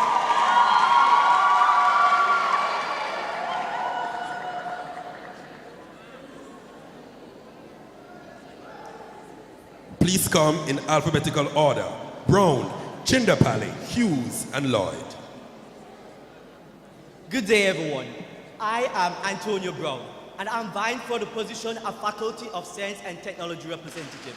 I feel that I am the best competitor for this position based on my previous and my current portfolios I impacted. Currently, I am serving as the Computing Department representative, in which I ensure that all students are advocated for and represented effectively. I'm also serving in the capacity of the Irving Halls Honor Society president, in which I ensure that the members of the society holistic development is catered for. By managing these portfolios, By managing these portfolios, I have improved my advocacy, representation, and leadership skills, which makes me the best candidate. Moving on to my manifesto, the first thing is that I say stay in the know with Antonio. Students need to know of issues. Students need somebody to represent them. So starting with knowledge. The first thing is that some issues in the faculty are hidden and some are visible to students. Also, there's a breakdown in the communication between administration and the students. And in order for these students to be represented for, they need to be aware of these issues. So in order, there are two initiatives that falls under knowledge. The first one is a blue box, which is a suggestion box which allows students to anonymously submit their issues, concerns, and suggestions. And the next one is the newsletter. The newsletter will provide updates from the administration on the issues and other updates. The second section of this newsletter will provide a recap of what happened in the faculty and the upcoming events in the faculty. And the last part of this newsletter will provide the students of the Faculty of Greatness with tips, opportunities, and a spotlight for entrepreneurs within the faculty. Moving on to my next manifesto point, Neoteric, which aims to introduce new initiatives within the faculty. The first initiative is to have department weeks, where each department will host activities and information sessions to make sure the students are aware of what they do and what they will be able to do after they graduate. The next one is that the Faculty of Greatness is made up of different persons with different cultural backgrounds, but there's no ground to stand on for students to showcase and embrace their culture. This is where I introduce the initiative Culture Week, where students will get the opportunity to showcase and embrace their culture. And on the last day of this initiative, there'll be a talent show. Moving on to opportunity. As the Faculty of Greatness, I expect that being a member of it, I'm supposed to be given opportunities. There's supposed to be a numerous amount of opportunities there for me. So this is where I aim to introduce the Faculty of Science and Technology Alumni Network, which will target graduates and also the finalizing students within the faculty, which this initiative aims to ensure that there is a wide variety of resources and opportunities available to the students. Moving on to the well-being of the students. Have you ever waked up so early to come to school and then you can't afford to buy tea or a sandwich? This is where I will resurrect the Drink Your Tea initiative, and also an addition to it, lunchtime, which will aim to provide the students with financial difficulties lunch by partnering with the Office of Student Finances, because they have initiatives such as meal plans that students are not aware of. Moving on so going forward, the next initiative is to help lower the failure rate within the faculty. This is by introducing, or I should say, this is by expanding and rebranding the Computing Tutor Network to the Faculty of Science and Technology Tutor Network, which will allow students and other tutor companies to help the students with their assignments and also to explain complex topics to them.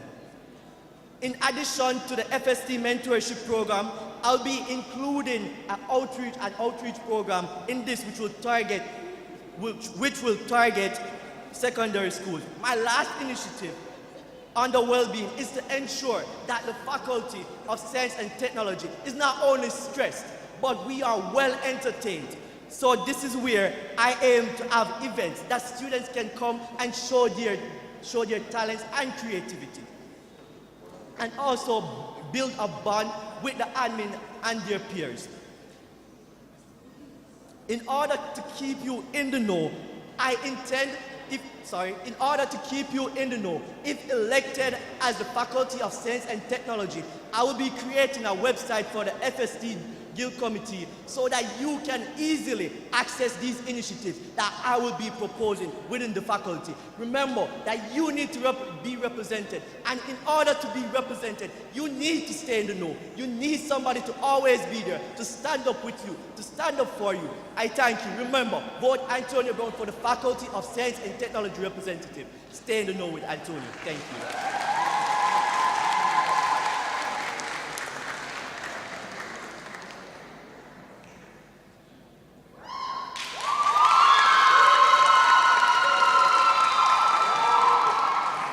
Good afternoon, moderators, our returning officer, our students, and special good afternoon to our SciTech stars. So, grow with Mo. The success of a leader lies in the growth of the people that they're with. It takes rocks to build a mountain, gusts of wind to create waves, and the seeds of today to cultivate the development and growth of tomorrow. I, Mahita Chandapalli, as your candidate for the Faculty of Science and Technology Guild representative, aim to uphold the pride of our yellow, blue, and white, to shine in our greatness and move forward in stride. How do I plan to do this, you may ask? Well, with Mo, we grow. As we go for greatness, be resilient in spirit and innovation, be optimistic in the view of the FST experience, we will walk and win in continuous growth and learning. This Faculty of Greatness is known for its 6 diverse departments with almost 2,800 undergraduate students and 300 graduate students. With that being said, the facilities necessary to allow our students to have a conducive learning experience need to be of first class. As we as a faculty go for the greatness, I aim to work with the committee to reach out to entities willing to sponsor devices such as electronic boards, the development of the lecture theaters, and more, so that the learning space is perfect for our SciTech stars. This has been an ongoing conversation with an entity, and with your support, we can make this dream come true. With our Greatness Star, the faculty's official publication, I wish to promote it more, introduce new panels for club testimonials, feature more of our brilliant SciTech students and their articles, and affiliate them with the Jamaica Gleaner, Observer, and more. With this, we can shine light onto the greatness of our faculty and give our students the opportunity to soar. Repeat after me, everyone. One SciTech. One SciTech, yeah. To build spirit around our faculty, as I work with the Guild Committee in developing our social media platforms, I hope to build a sense of resilience in our innovation and spirit. Featuring different current members of our faculty with several new series called People of FST, Teachers of FST, Throwback Thursday, FST Club Day, and more, we will connect along the spine and branch out to our alumni network. With the growth of social media at our fingertips, SciTech Spirit will be one tap away, and with that click, we can tap into our hashtag greatness in yellow, blue, and white spirit. Additionally, I would like to build on the FSC initiative that's already present in aiding students by giving bursaries in order to cover outstanding fees to complete exams. Without the positivity of our students, there's no Faculty of Greatness. In order to work on that, as president of the FSC Guild Committee, I hope to introduce the Talk Up with FSC initiative. Every Friday, students can come and voice their opinions directly to us, one-on-one, face-to-face, so that advocacy can be done immediately. I also wish to introduce a platform where students can reach out at any time and responses will be given to them within 24 hours of the message. As we liaison with the faculty members and the students, your priority is the committee's priority. Therefore, as we build this communication for change, we build optimism in the experience. To add, by partnering with the faculty and such, I want to bring forward opportunities for students to engage and affiliate with international companies, competitions, and be able to learn from these experiences. Constantly updating the faculty website, social media pages, and more, we can learn with these opportunities. I hope to garner a sense of optimism and future outlook within our faculty.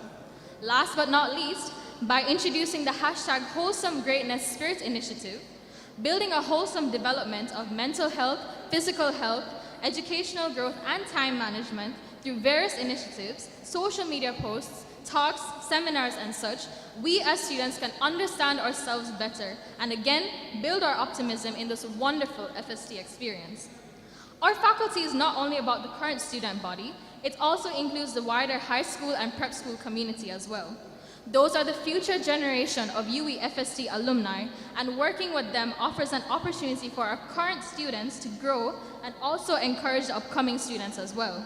By connecting with the SSTS, Scientific Research Council, and other entities, we as a faculty can promote the growth of STEM in various schools, host competitions, science fairs, and such.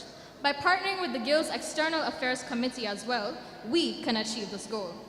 This outreach gives our current students a chance to widen their network, build skills, and also have a chance to walk in continuous growth and learning. In light of these points, you have now heard how we can grow and uphold the yellow, blue, and white pride. With these plans and more, and with your support, let us grow today and take a step towards a brighter future. Mo will listen, Mo will learn with you, Mo will talk with you, Mo will lead with you, and last but not least, Mo will grow with you. Repeat after me once again, everyone. One SciTech, the Faculty of Greatness. One SciTech, the Faculty of Greatness. Thank you.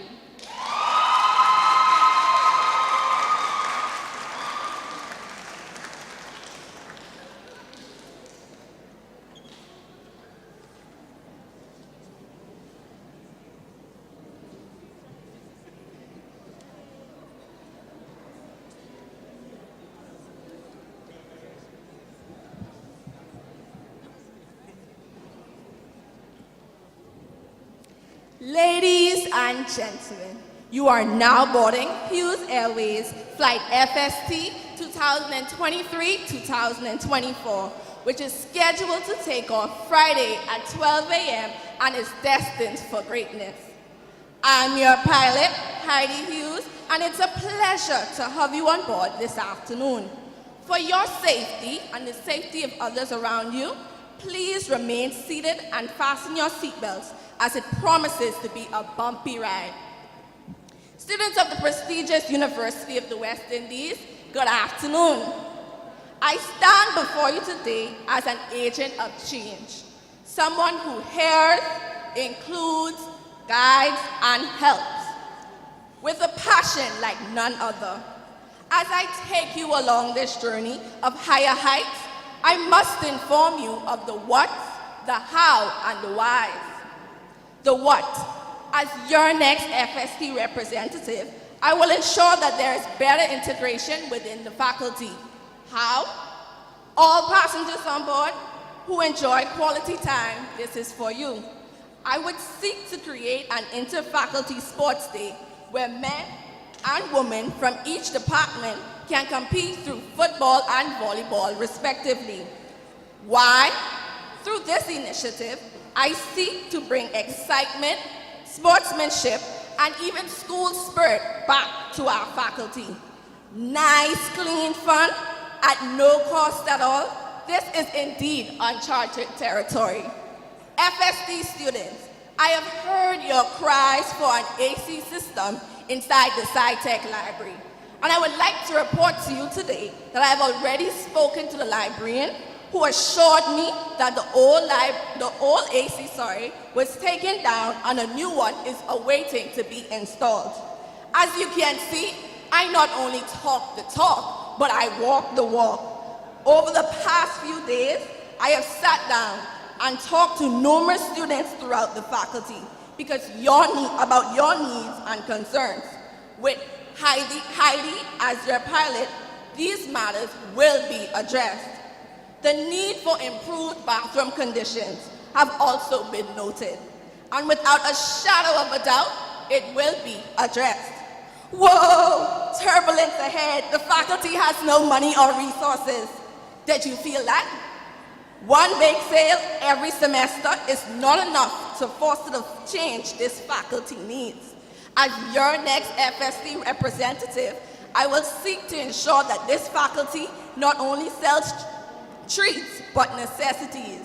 I will create our very own FST tuck shop where pencils, pens, masks, and gloves are sold 5 days a week. Why?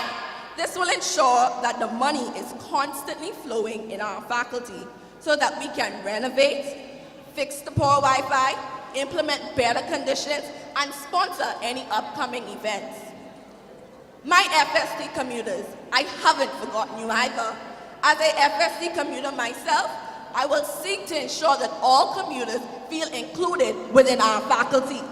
One way I plan to do so is to ensure that all seminars, for example, the total use sessions, are hybrid, so that the FST commuters are given an equal opportunity to attend, having not to worry about how they're going to reach home after sunset.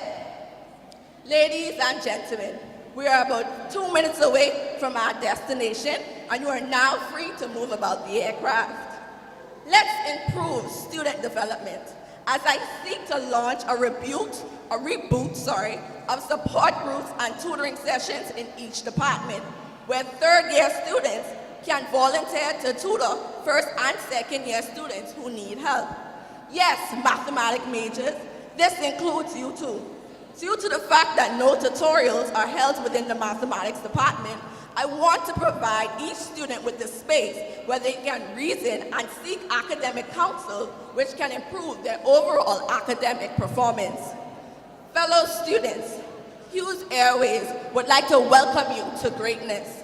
However, in order to achieve greatness in this faculty, on March 24th, put the X next to Heidi, a passionate, innovative pilot who ensures that your voices are heard. Put the X next to Heidi, a pilot who has the map to success. I'm your pilot, Heidi Hughes, and it was a pleasure to have you on board today. Let's go high, FST, with higher heights with Heidi. Thank you.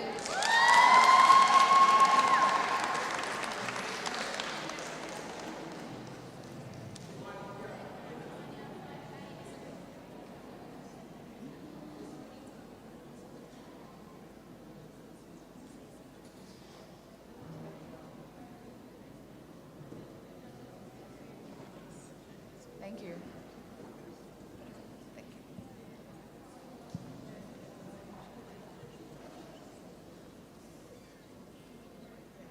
Good afternoon, all.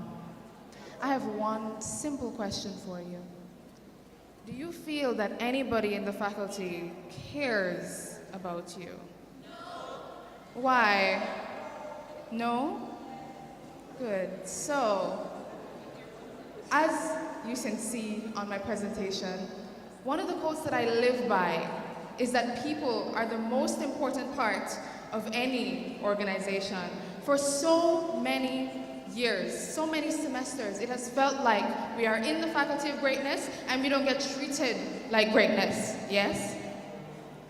So, I'm here to have a conversation with you, to talk more about why I am your choice for the FSC representative.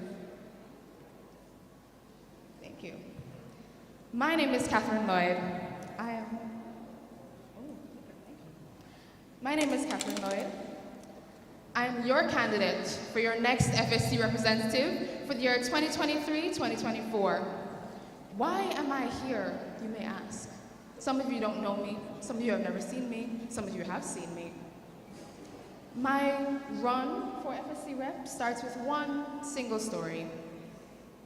In my first year at the university, I knew who my representatives were, I knew their names, I knew their faces, which is more than a lot of people, but I didn't feel their presence. I didn't feel like they cared about me. There are a lot of things that I did by myself that did not have to be done by myself.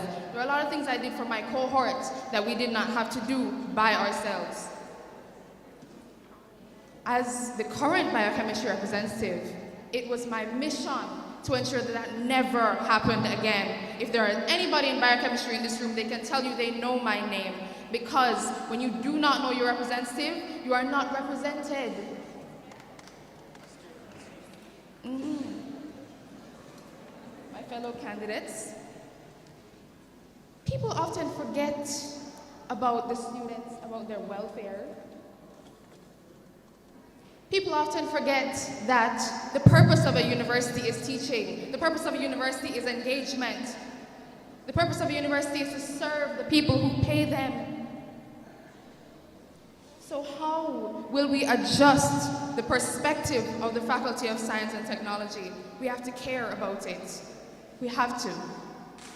And as you can see, step by step, this is what we will be doing as a unit in the next academic year. Connection is our top priority. If you speak to anybody who has served with me, you will know I connect to the people that I serve. It is my role to connect them to resources. It is my role to communicate with them clearly. It is my role to ensure that they have a human touch within the faculty, because otherwise they don't feel like anybody cares about them. Connection is the top priority, and that's why it is the first letter in the word care. Advocacy. Advocacy is the difference between your needs being heard and your needs being met. Advocacy is the chance for those needs to be met. Advocacy is more than just standing up in a meeting and speaking to people. Advocacy is more about showing that you are part of the movement that people care about. Representation can be defined in so many different ways. In this presentation, I would like to focus on individual representation because as a unit, we don't see the diversity of the people who inhabit this faculty. We don't see the multiplicity of people who attend the science and technology faculty. It is important for people to see themselves in our events, in our celebrations, in all our initiatives, to understand that their needs are being met. And engagement. Representation is the first step to engagement. Because if you don't see yourself somewhere, you will never care enough about it to engage with it. Yes? Engagement has to do with the passion that you have for your faculty. And we all know that SciTech used to have spirit. This year, it may not have come back with the lifting of COVID restrictions, but we have another chance to bring that spirit back. And here are my top plans to do so. Connection. My 3 top plans for connection. First, did you know that we don't have a faculty honor society? Did you know? No. We don't have a faculty honor society. We currently have societies at different department levels. However, in my tenure, we are going to implement them across the departments evenly, all units of FST, including the biochemistry section, which one of my candidates may have forgotten earlier. All 7 units of the Faculty of Science and Technology. Honorees will be given opportunities to network with people from external agencies and will be given opportunities for in-reach and outreach projects so that they can grow as an individual, professional workshops, development as people in the Faculty of Greatness. Second, the Let Us Out Lounge. 26% of all calls to the counseling unit during exams last semester were SciTech students. We don't make up 26% of the population though. We are severely overrepresented in mental health, and so our plan is to create a space for you to share your concerns, share every stress that is on your heart, because if you don't talk to anybody, we will lose you, and we can't lose you from the faculty. The FST lab manual, now quickly going through this is going to be a guide for students who will be entering the faculty, teaching them step by step exactly how to be successful in our faculty. Advocate. Yes, you can read more about it in my manifesto. Thank you for your time. Vote Catherine for FSC representative.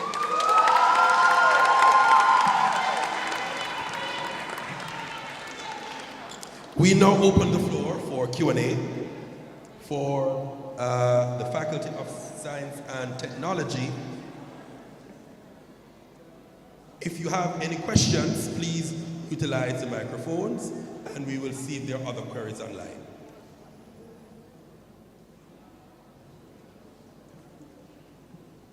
Good day, everyone. So my first question is to Moita. So make your way to the microphone, please. And you may pose your question. Okay. All right, so I have 2 questions for you. The first one, you said that the 6 departments within the faculty, you're going to represent them. What about the other department within the faculty? How is it possible for you to be running for FST representative and don't know how much departments how much departments you are planning to represent?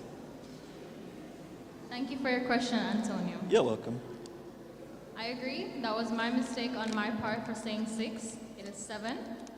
However, talking to the people from every department, that has been on my agenda for, as you know, running for this position, right?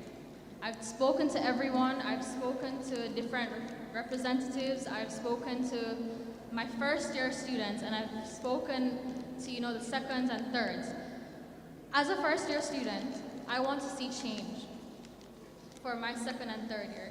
And change starts with one person. And if I can inspire others to do that change along with me, I can impact other people as well. Again, as I said, it takes rocks to build a mountain. So we will be those rocks to create the big mountain of change. Thank you. Okay, thank you. The other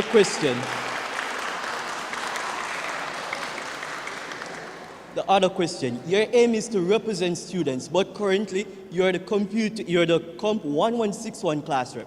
And during the mid-semesters, the course is a shared course. I'm the computing department representative. You are the course representative. And within the course group, the issue was brought up by the Western Jamaica campus students who is sharing the course with us Mona students, that they do not know where the exam location is. What initiative did you take to ensure that these students knew where the exam location was? Okay, guys, that's really a non-question. Next question if you have one. Next question? Okay. All right, so for ID. So my next question is for ID. So you mentioned... Okay. Silence, please. Okay. Okay. Silence. If you know me, you know my reputation, right? So if you ask a question and it's not a question, I'm going to tell you it's not a question. She said she spoke with Anna. But I mean no insult or harm. That's just my job. Okay.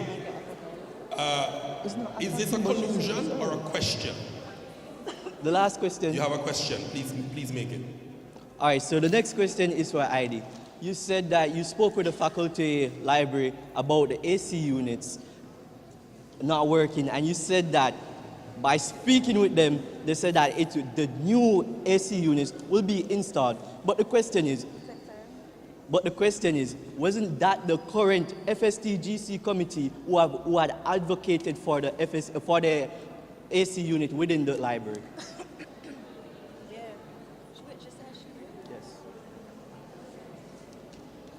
Thank you for that question. As I stated in my speech earlier, for the past few days, I've spent walking around throughout the faculty asking students what they'd like to see changed within the faculty, and if it's one thing they'd like to improve within the faculty.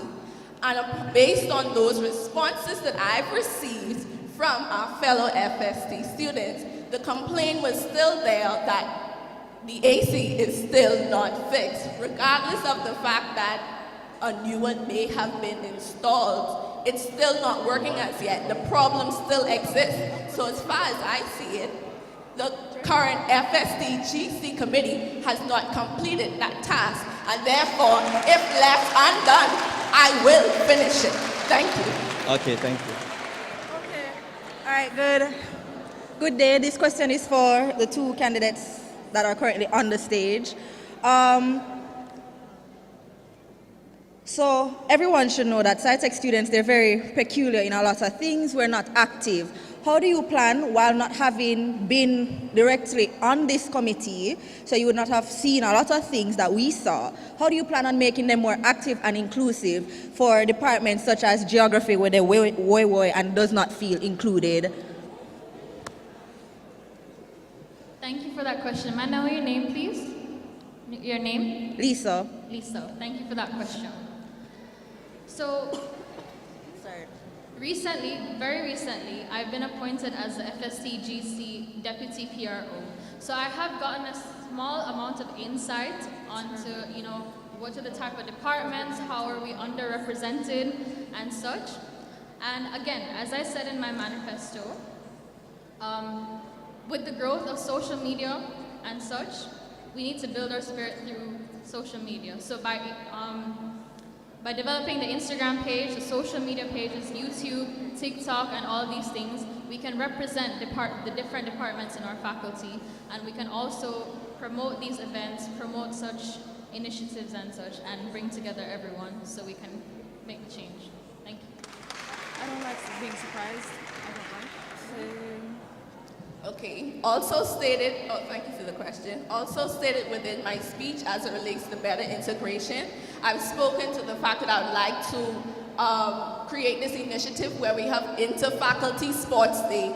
And when I do that now, it creates, like I said, sportsmanship, school spirit, and a more togetherness throughout the faculty. And I've also mentioned this plan to other faculty students just to ensure that they'll be interested.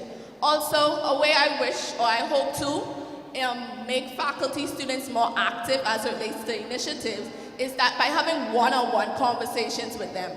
A lot of them are saying, well, I have class, so I have mid-semesters. But by talking to them one-on-one, you can effectively plan initiatives and find out what their interests are. But for me and my plan, the Faculty Inter-Sports Day is on the list for better integration. Thank you. We have a slot for just one more question. You may pose it. Oh dear. You want to go instead? Go, just go. Sure? All right. It's about alumni. How do you guys plan on involving alumni for opportunities such as internships? Oh, is it for everybody? You should ask that. All right, so I'm Thorn Brooks, and this question is for all candidates. How do you plan on involving alumni of FST and facilitating conversations about opportunities such as internships?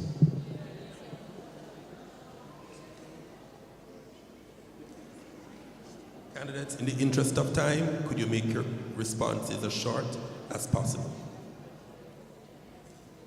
Thank you for that question. Currently, we are undertaking an alumni career survey within the biochemistry section, which is aimed directly at bringing alumni back into the section, as well as serving as a data bank for students to use in order to find out which companies are hiring biochemistry graduates, how people are progressing through their careers, do they use their degrees. This is something I want to bring across the entire faculty. In addition to that, the Faculty Honor Society will be a space for alumni to come back and network with students and provide more opportunities for students to grow and succeed in the faculty.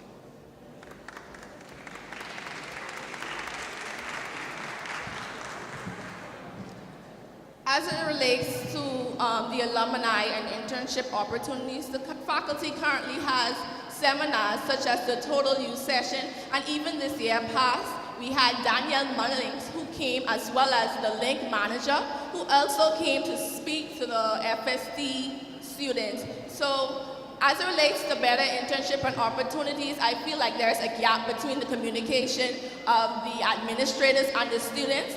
And by having more face-to-face interactions with our students and more communication, they can be more aware of the internship opportunities that already exist. Thank you.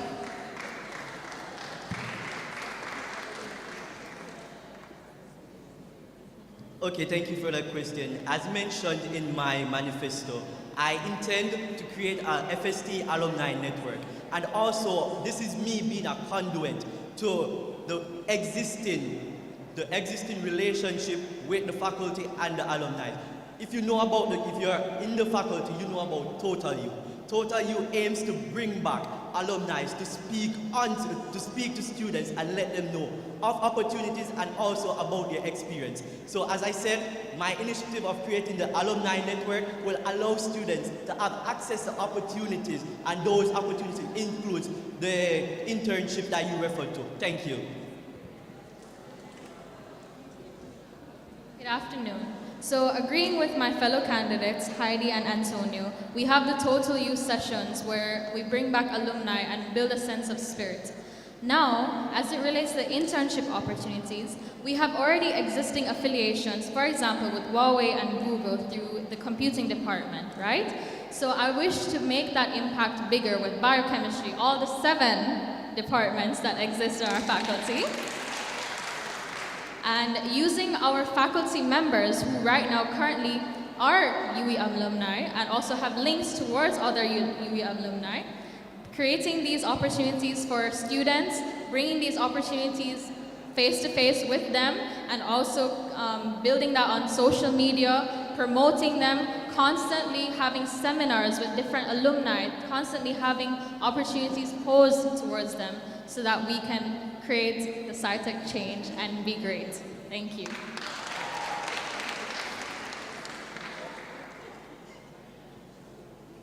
Okay, so this is a question from online for Catherine. As the current biochemistry department representative, what initiatives have you implemented apart from a tutoring you recently had during this current campaign period? Thank you. For information for the person online, the tutoring has been going on from my first year of university. This is something I was not doing because of my position. This is something I do because I care. And that's number one.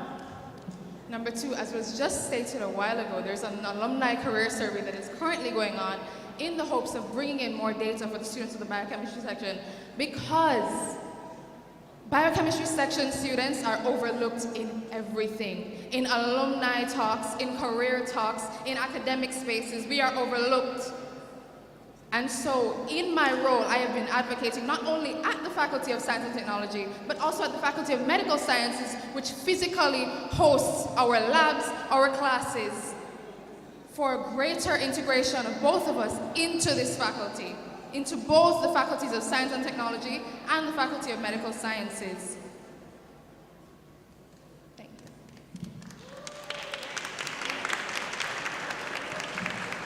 Thank you very much. Now, the next couple of faculties, by virtue of the fact that they are uncontested posts, will only have 2 minutes presentation time and a short period in which to answer questions and to make their answer. The next group is Medical Sciences representative. And the elect member is Rohan McNally.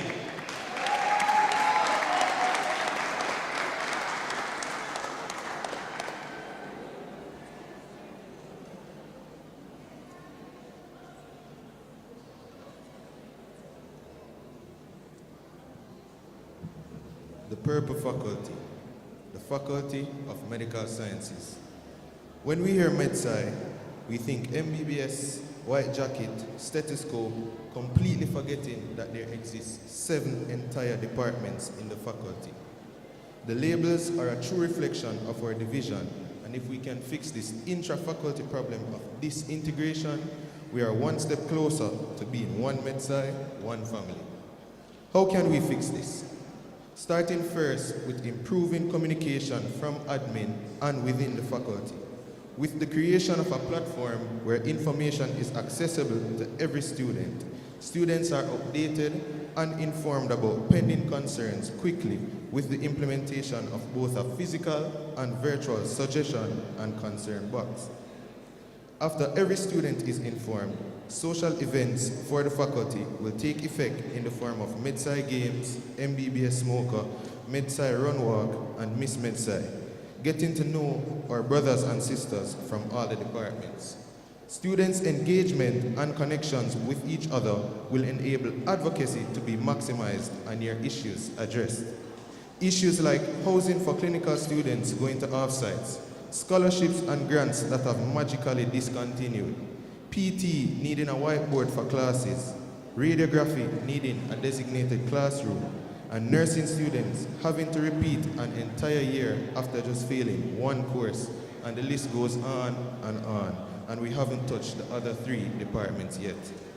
Outside of advocacy, there will be an implementation of workshops to educate students about starting a business, trading stocks and forex at no cost to the students, as well as exposing students to internships and externship opportunities as we aim to build well-rounded students within the faculty. The FMS First Aid Fund will be improved by introducing tuition scholarships and grants from the faculty for the faculty. And I quote, "Coming together is the beginning, keeping together is the progress, and working together is the success. We are one MedSci, one family." Thank you.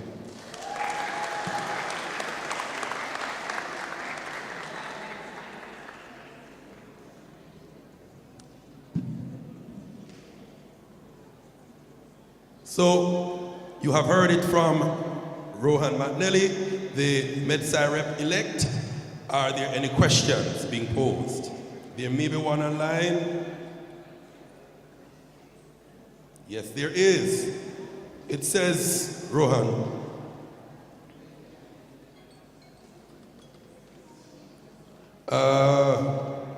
Basic medical sciences students have proposed a uniform design since 2021 without implementation or approval. What steps will you take to Okay, it means to get this process started. So that's really the question. The implementation of a uniform design since 2021, which is yet to be implemented or approved. The simple answer to that is, I will get it done. We believe in action, and that's what we believe in. Thank you.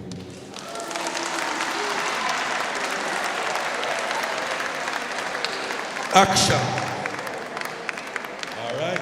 So, is there any further questions or queries? Thank you very much, sir.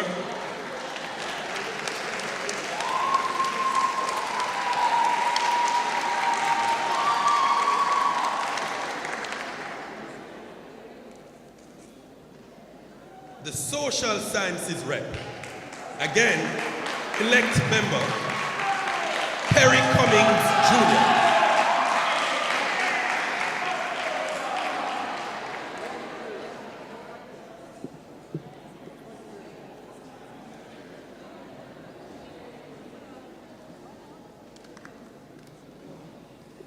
All protocols observed. My name is Perry Cummings Jr. Good afternoon, everybody. The Social Sciences faculty is the largest and it is indeed the most creative. That's my biased opinion. And pre-COVID-19, I can remember when the SOSI was the greatest faculty of them all. Post-COVID, it would have seemed as if the faculty would have went down a place of dormancy. I am here to reignite optimism and resilience among the students of the faculty. No, it's not the time to fight amongst ourselves, wondering whether or not who is better fit for the job. The aim here is for you to see the vision and to be legendary with Perry. I am excited because I know my time is short. But we have plans in place. We want to implement the first of its kind, the Tigers Annual Scholarship, that will seek to reward 3 SOSI students 50% off their tuition. Now, you may ask me how it will be done. I already have the sponsors in my phone, ready and waiting to make these initiatives possible. I am uncontested, but it doesn't speak to incompetence. I had no reason, Mr. Bent, to try and find ways in which to win an election. I spent that time learning from the current rep, seeing where the faculty is now and where it needs to be in the near future. God bless you.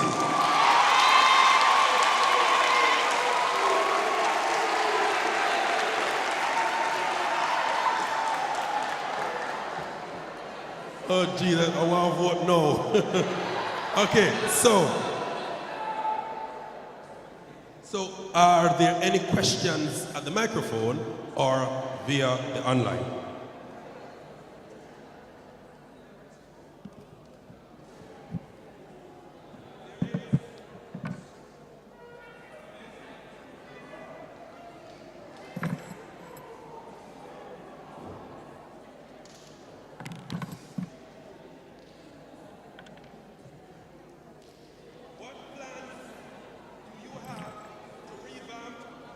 The SOSI culture pre-COVID. What plans do you have to revamp the SOSI culture I think it's post-COVID?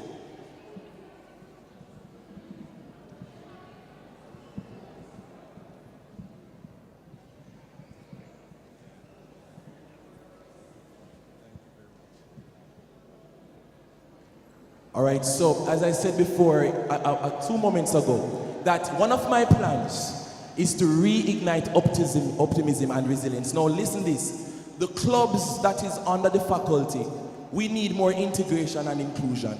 I plan to have monthly Thursdays that is aimed at having these clubs and societies coming together so that they can have friendly competition. I propose the first of its kind, the Club of Clubs Annual Award that will seek to acknowledge vibrant clubs and societies under the faculty.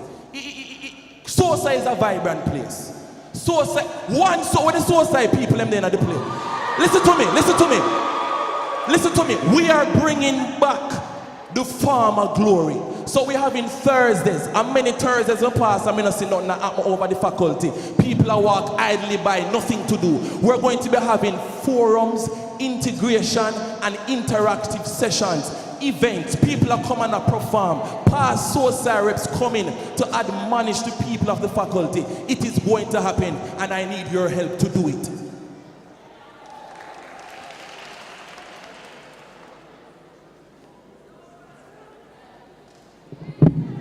I think, there is a question on the floor. Please feel free to pose it. Good evening.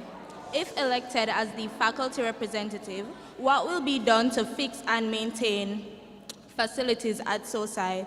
Because recently I had been in my econ class and we had to wait approximately 30 minutes to get the projector up and working. Some of the AC units are not working, and we have a lot of problems with some of the chairs. Some of them have been broken, defaced. We have a lot of problems as it relates to maintenance at SOSI. So what will be done to fix and maintain the problems that we're facing? Thank you for your question. Now, I've been speaking to the current rep, Mr. Joseph McLean, and these issues came to my attention. As a matter of fact, I went around and I spoke to some of the SOSI students. Mr. Bent, the SOSI needs to be fixed. I just need to paint the place once sometime. Now, what happened this academic year? No fundraising events was really put in place to raise monies for these activities. I intend to have effective fundraising campaigns. I also intend to bridge the gap between administration and students so that we'll be able to fix your AC, because you don't need to be in a class and being hot. You need to be comfortable in your class. I intend to fix the chairs because you need to be comfortable learning. Listen to me. I don't want my SOSI students to walk through SOSI and having to go to LAS to study. We need to make the SOSI a place conducive. We need to make SOSI conducive for studying, development, and productivity. Go ahead, young man, go ahead. Okay, seeing that I'm just seeing you now, what have you contributed to SOSI, or the roles have you played?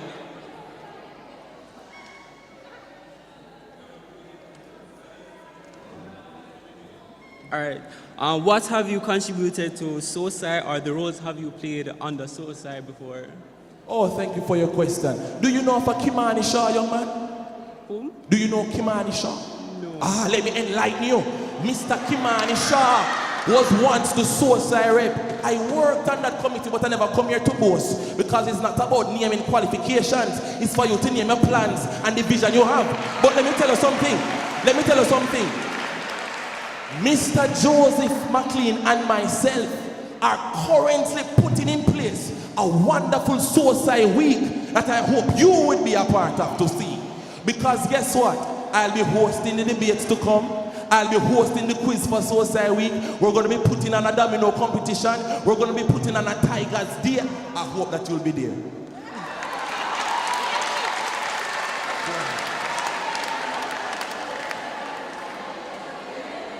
I think this is the last question. Go ahead, young lady. Okay, are you hearing me? I'm hearing you. Amazing.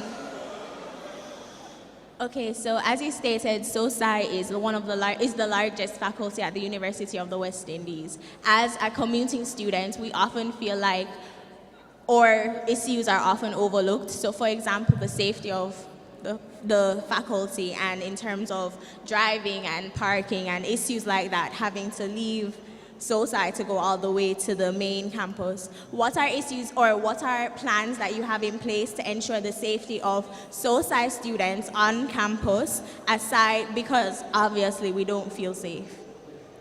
You know, interestingly, I wasn't always a resident on campus. Young lady, I was once a commuter. I commuted for my very first year at the University of the West Indies before I resided on the great Chancellor Hall. And let me tell you something, many of the plans that I have has to include a commuter. I am a commuter by heart. But the way in which we are going to ensure the security and the safety of our social students, I have to collaborate with the portfolio necessary to ensure that the securities are not at their post sleeping. I've seen it too many times. Nobody there to monitor the entrances and the exits for students who drive. It sounds like a drive. So guess what? I'm going to be ensuring that the security on campus is effective by collaborating with the portfolio necessary. Any other questions?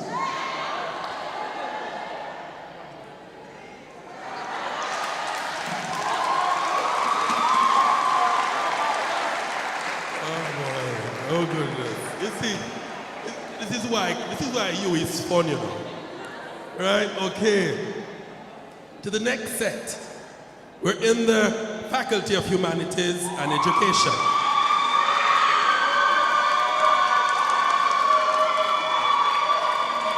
Wow. Again, an elected post already. She is candidate-elect. She is Zante Thomas.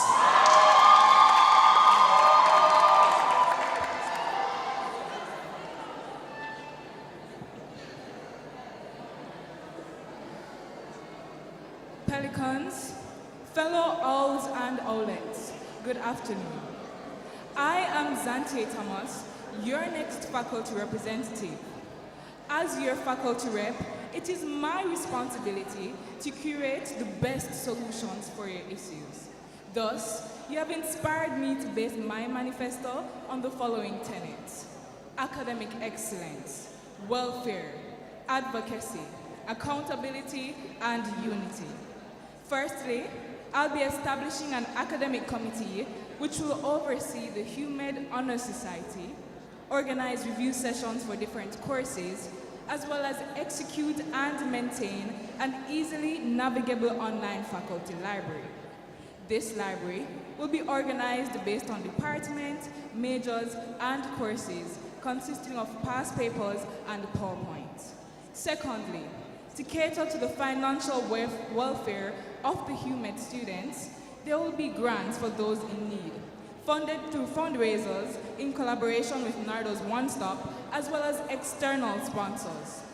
Furthermore, to strengthen the owl pride, there will be an expo creatively highlighting what the clubs and societies, as well as departments, have to offer, and another expo catered to the creatives and entrepreneurs of the faculty.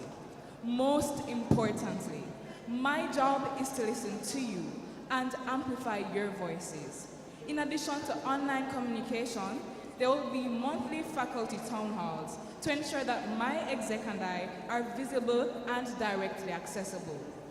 This manifesto will put you in the right direction to see that the right way is with Zante, and with that, fellow owls and owlets, I will play my part in advancing the welfare of the whole HUMED race. Thank you.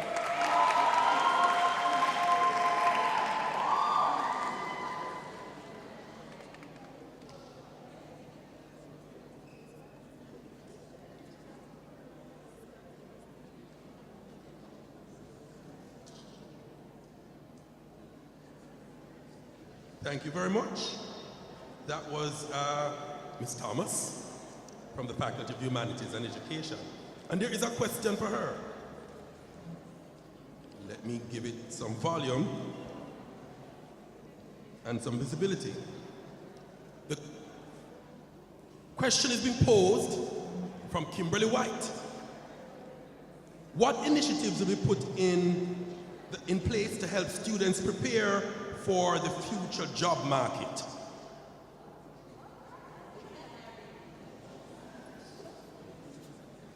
What initiatives will be put in place to help students prepare for the future job market? Okay, thank you so much, Kimberly, for that question. Currently, the faculty has a forum called What Can I Do with My Humanities Degree? That has been put in place for many years to help HUMED students prepare for the job market. However, it's my plan to expand that. So it will be an all-day event where we will have more speakers to prepare the HUMED students for the job market, as well as have an internship drive where we will invite different persons to speak about internships and possibly award the internships within that forum. Thank you.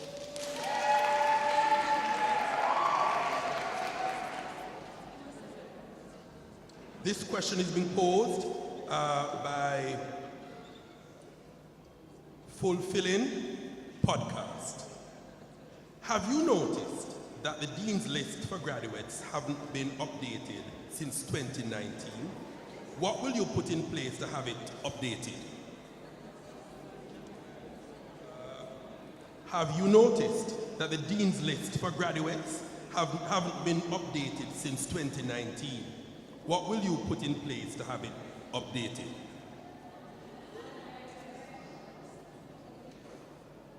Okay, thank you for that question. I have noticed that.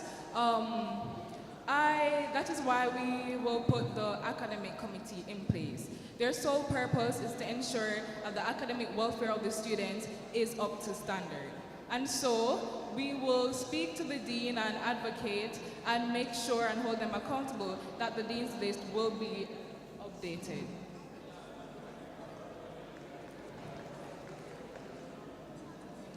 Okay, thank you. Any other questions for Ms. Thomas? No? Well, thank you so much. That was Zante Thomas, Humanities and Education Representative-elect. We also pause to acknowledge the Director of the Office of Student Services and Development, Mr. Jason McKenzie. Could you please acknowledge him?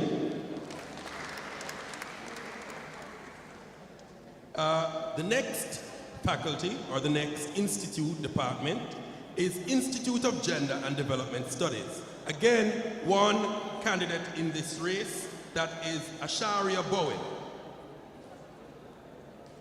And she's not present. Faculty of Sport. One candidate in this post, therefore it's the Faculty of Sports elect. That's Kyle Yearwood. Kale.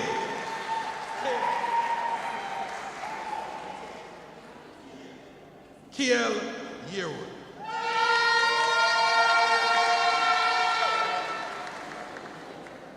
Good afternoon, everyone. My name is Kiel Yearwood, and I am the next representative for the Faculty of Sport. Just like our faculty's previous representatives, Melissa Fletcher and Rachel Minto Walker, I'm also running under the premise that I will always be fair and honest to fight for the rights for all individuals within my faculty or the wider student population, as I truly believe in the words respect, honesty, advocacy, and integrity. I promise to work with you, championing your cause. Although I may not be the loudest in the room, I rather use my management skills, innovative thinking, creativity, and also innovative thinking to create solutions for our problems. Also, from my experience of being a part of various sporting teams and sports such as the UWI track and the UWI volleyball team, I identify the importance of teamwork, as alone we can do so little, together we can do so much. Hence, my mode of operation would be to work together with you to alleviate problems that we may face as students on campus. Like the lion that represents our faculty, I approach the role with both pride and courage to contribute to the further development of our faculty and represent the student body to the best of my abilities. My name is Kiel Yearwood, your faculty of sports representative. Thank you.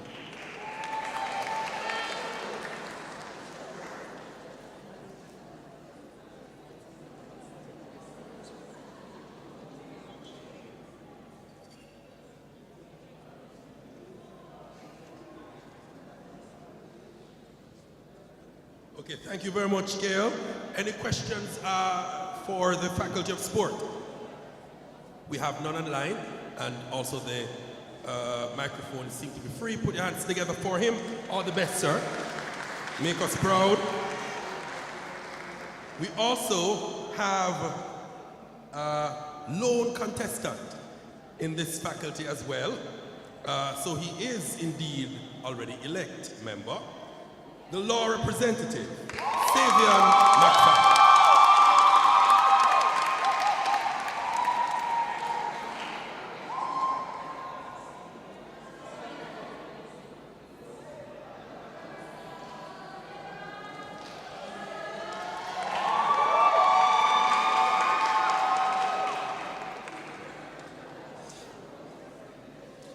With all protocols observed, good afternoon, everyone, and big up MLS every time.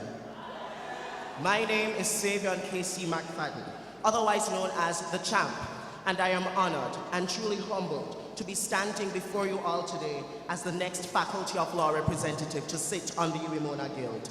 But with the notion of an uncontested position, I am sure that many of us from the faculty want to know, why me? Why McFadden? Well, I am here to tell you why.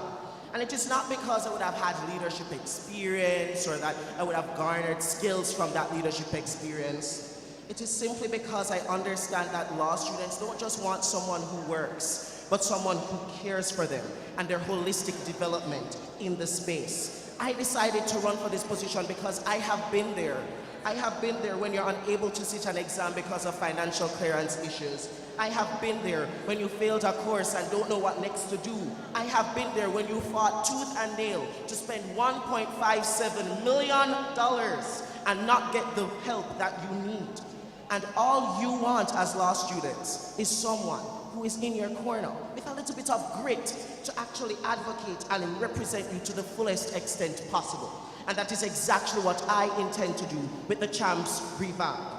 Together, I want us to actualize my vision for revolutionizing this faculty, empowering you all as students, providing avenues in which you can ventilate your issues, advocating for your needs, maintaining the most important parts of this faculty, and of course, partnering with anyone who is necessary in order to achieve these goals. I make this vow to you today, on Tuesday, March the 21st, 2023, to uphold me to this word. Because, truth be told, I am not entering into any other leadership positions for next year. Why? Because I am fully committed to this faculty and its improvement. So, on March the 24th to the 26th, you know exactly what to do.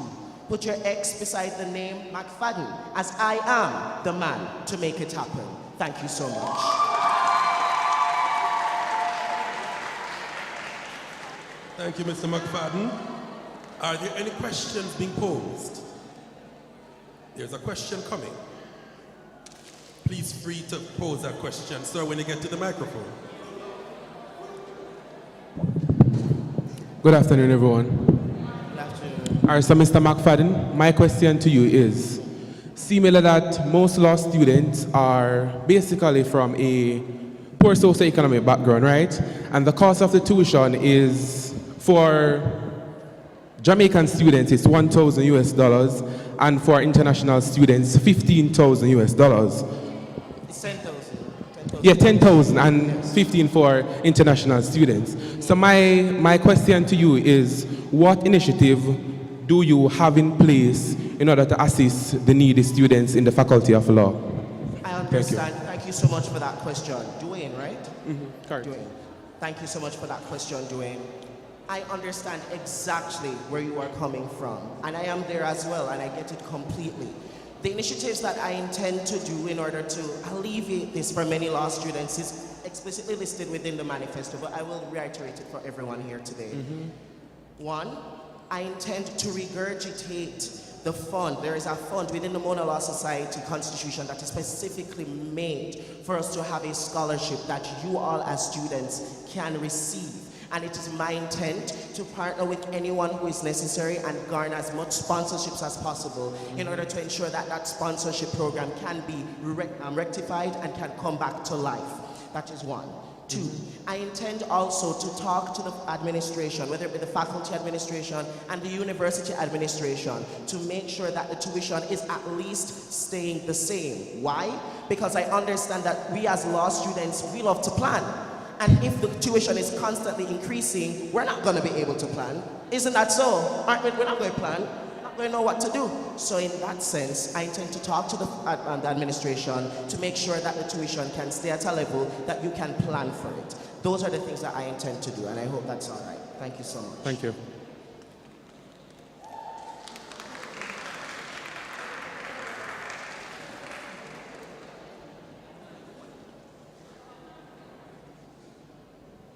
Okay, no questions are online, and I see the microphone is empty. So thank you very much, Mr. McFadden.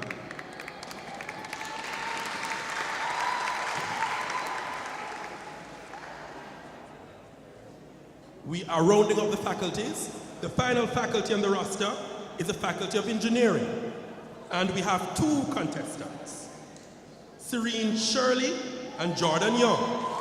Make them welcome.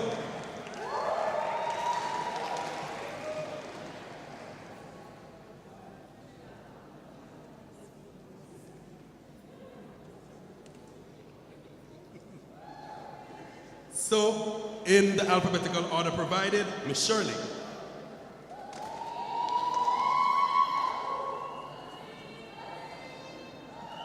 Good day, all.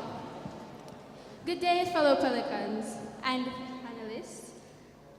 I am Serene Shirley, your candidate for the Faculty of Engineering representative and upcoming MES president.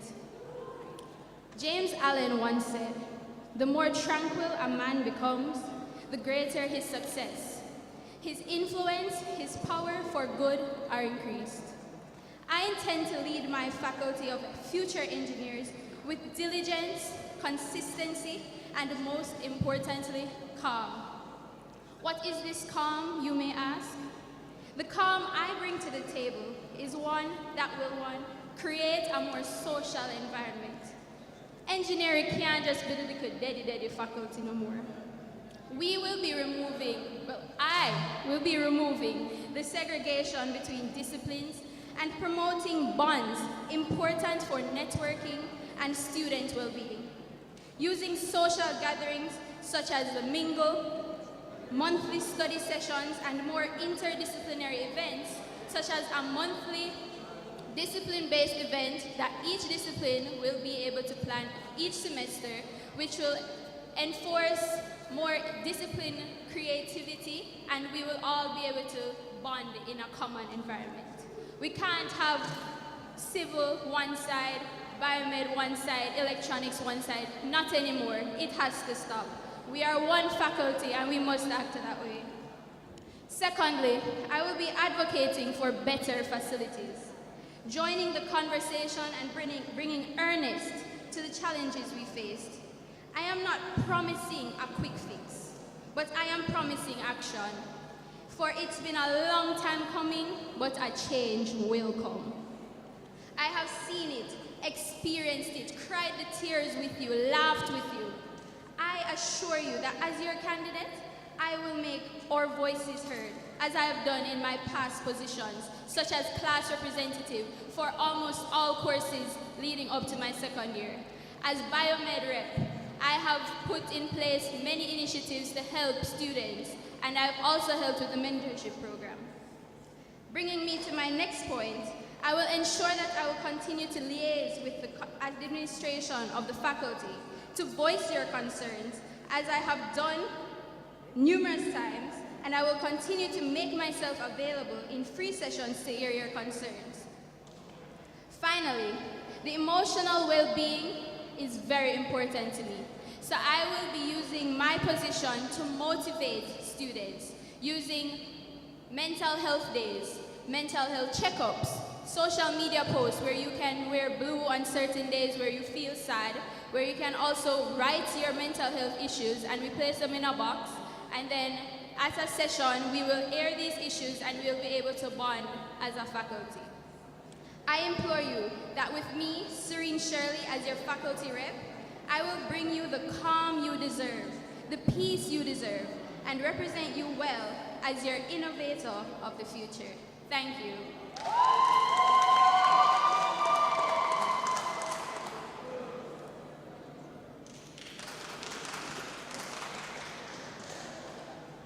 Ladies and gentlemen, a pleasant good afternoon. My name is Jordan Young. I'm currently pursuing a Bachelor of Science in Civil Engineering. As a student enrolled in the University of the West Indies, I am honored to stand here today as a potential representative for the Faculty of Engineering. It is a privilege to be given the opportunity to serve and advocate for our student body, and I promise to do so with diligence, passion, and integrity. As an engineering student, I understand the challenges we face in our academic pursuits, whether it is rigorous coursework or it is long hours spent in labs or workshops. We all share one common goal, and that is to become successful engineers to make positive impact on society. When elected, I will work tirelessly to ensure our voices are heard and that our needs are met. I will actively engage with the administration to address issues related to the facilities, resources, and support for research innovation.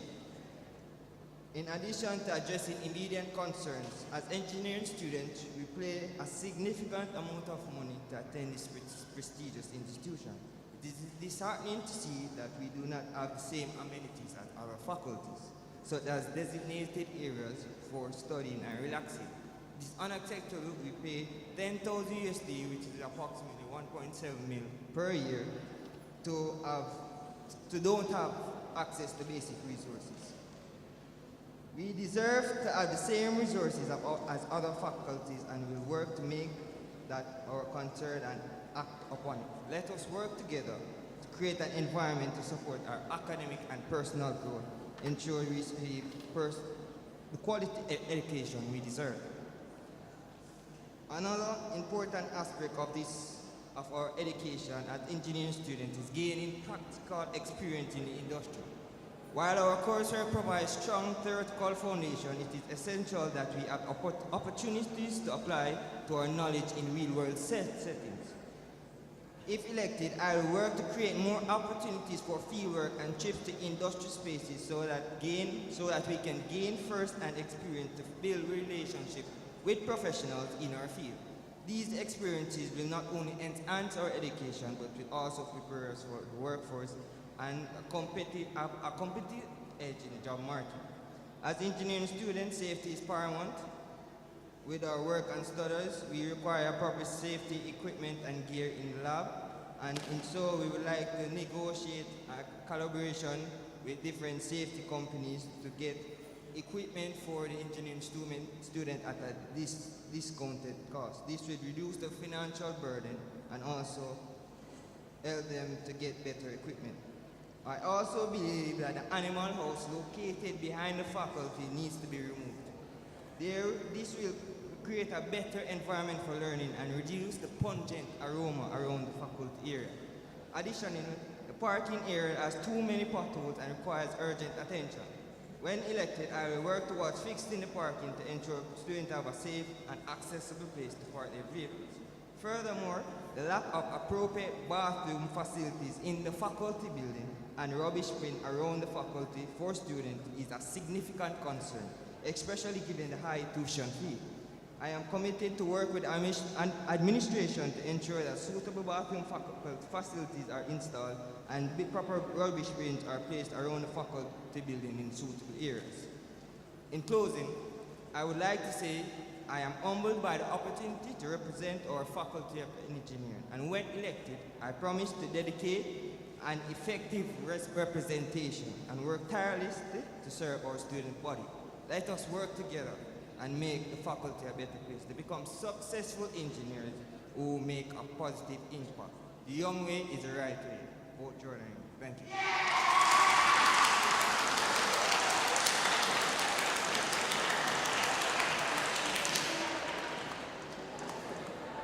We have now come to the segment for question and answers. Let me see what's on.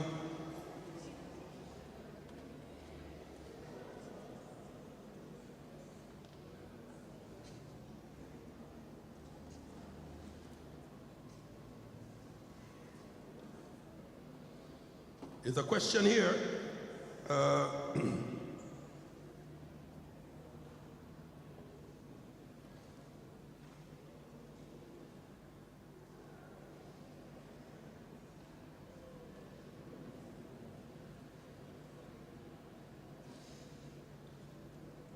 I suspect it is for both candidates, since names were not provided. What track record do you have that would urge people that are able to constitute change in the faculty and adequately represent the engineering cohort? I did ask us to write the questions down before you post them.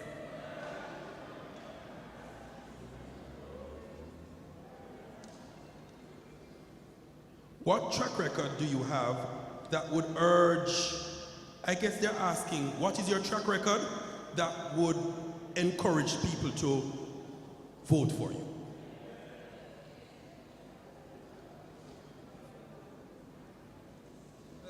President, good afternoon again. All right. Why should you vote for me? All right.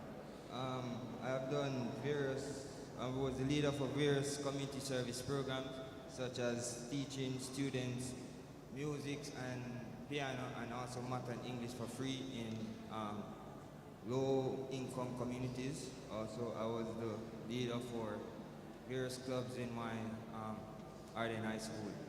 Yes, basically. Thank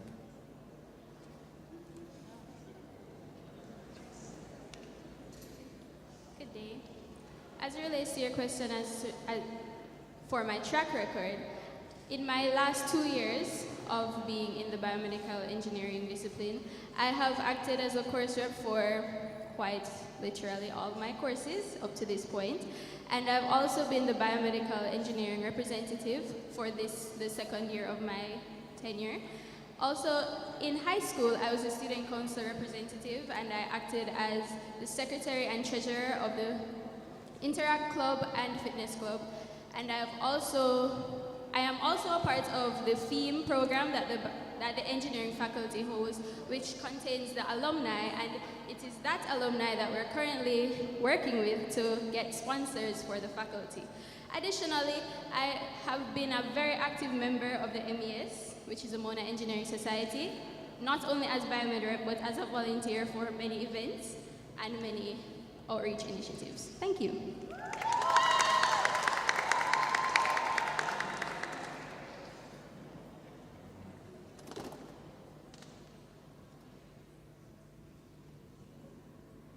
Okay, we have no further questions.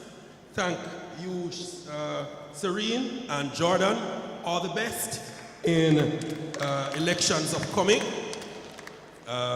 We are about to move into a very potent category.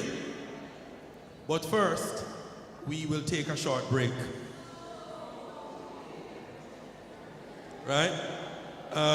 So you may get refreshed, as I intend to be refreshed. Right? Real talk.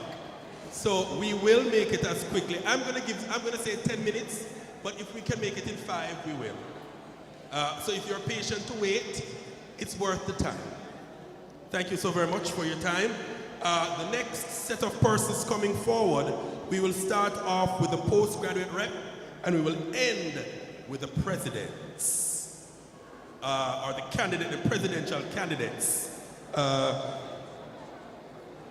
the top of the evening. It promises to be an interesting last round, so don't go anywhere, and if you do go somewhere, hurry back, because action continues.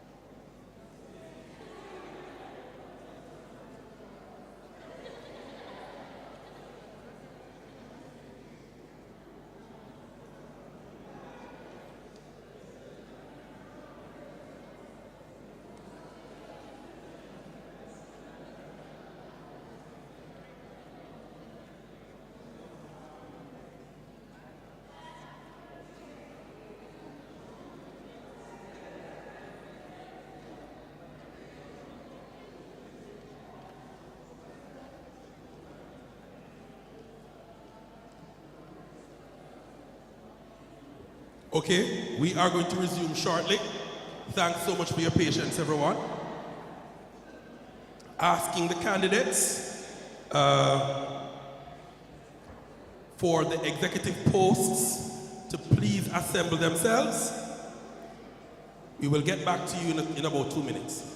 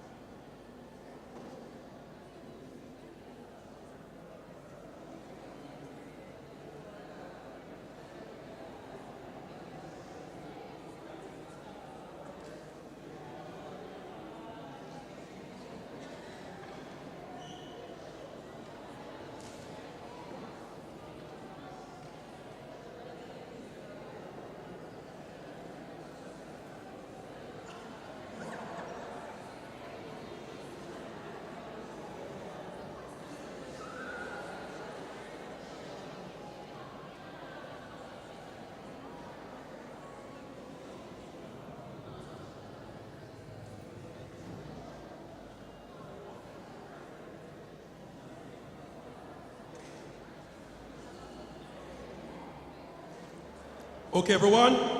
So, welcome back. Thanks for the patience. The posts that will be contested in the next couple of minutes are postgraduate representative, public relations officer, external affairs chairperson, games committee chairperson, cultural and entertainment affairs chairperson, treasurer, secretary, Vice President Properties and Special Initiatives, and Vice President Services and Special Projects. Also, and finally, the President position.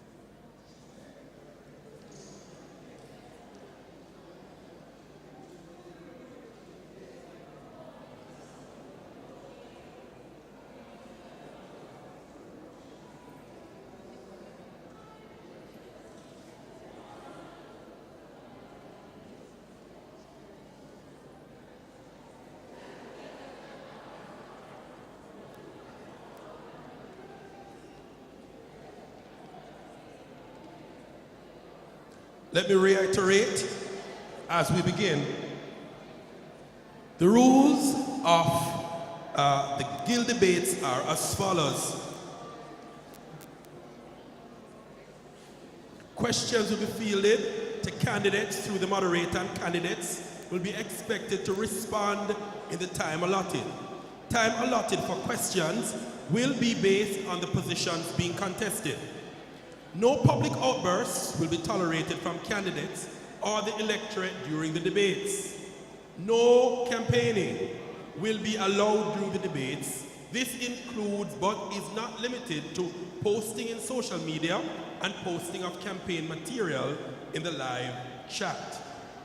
That said, welcome back to the final half of the Guild debates for the year 2023. And the category we're starting off with is the post of graduate representative. He is already the elected member because he's uncontested in this post. He is Shaquille Benty.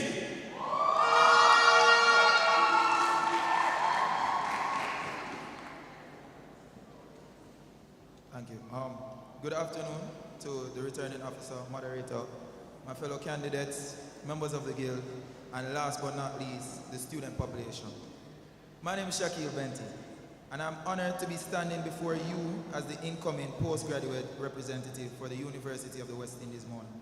I understand the responsibilities that come with this position, and I assure you that I am committed to advocating on your behalf and ensuring that your voices are heard.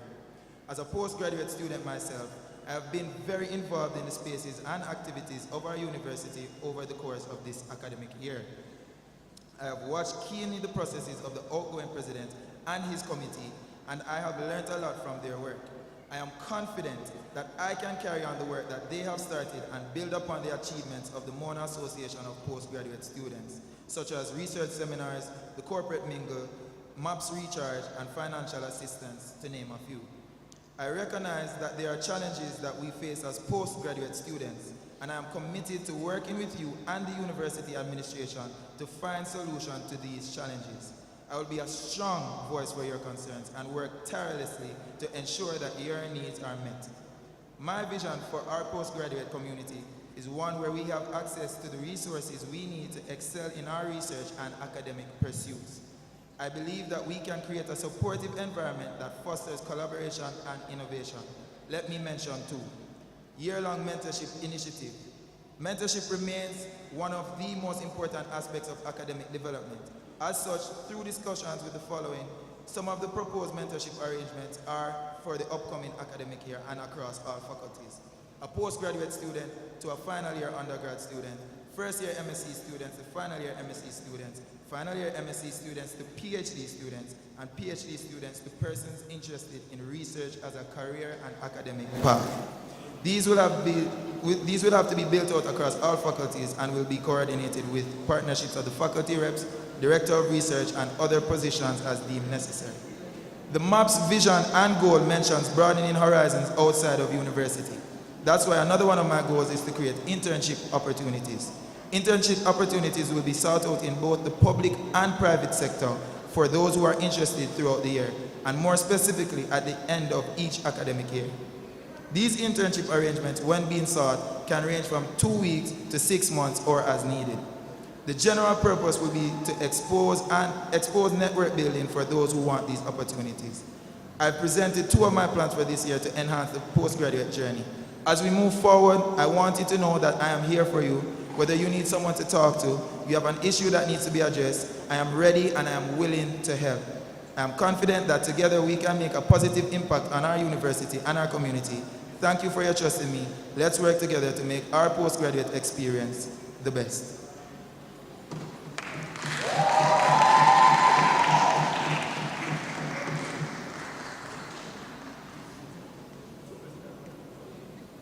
Okay, that was the postgraduate rep elected. That was Shaquille Benty. I have no questions online. Are there any questions from the floor? If you have questions, please go to the microphone. Okay, congratulations, sir. All the best in your term. The next position is also uncontested, so this is also an elected member. The post of Public Relations Officer. Please make welcome Tejano Taylor.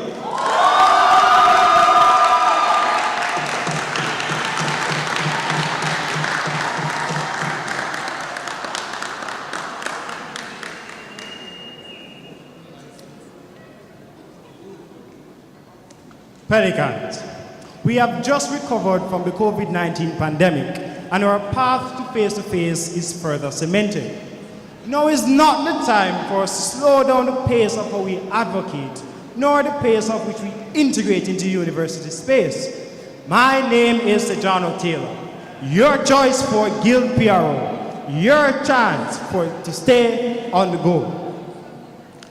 Fellow Pelicans, I want to take the baton from my predecessor and go further with it, improving on both the positives and especially the negatives. What does this mean?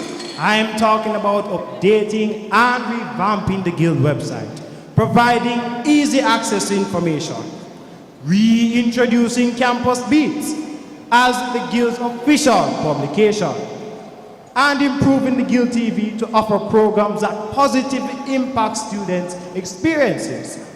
You Pelicans and members of the audience, communicating regular updates on Guild activities through your Guild in Action. By staying on the go, I mean supporting Pelican entrepreneurship by utilizing the Guild's promotion power to advertise on-campus businesses, to promote and highlight achievements and talents of you. Yes, you, Kimisha and Demisha, that's in the audience. Lastly, Pelicans, now is your chance to stay on the go with Sejano for PRO. Thank you.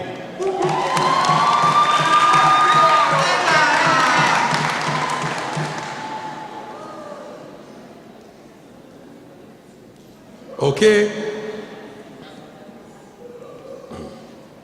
Mr. Taylor, I have no questions online for you. Is there questions from the floor? There are no questions on the floor. Congratulations, sir, and all the best in your term. A question is coming up? Okay. This question, sir, is from O'Dane McDonald. Please.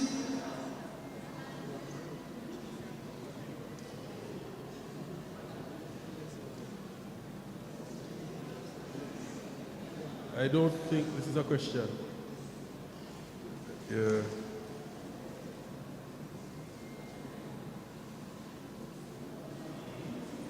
Right. So it is not a question, sir. So all the best. To the next category, one of the keenly contested positions so far on the Guild of Students, this year at least, the External Affairs Chairperson. There, we have 3 candidates vying for this post. Malachi Allwood, Cordella Hilton, Javon Leng,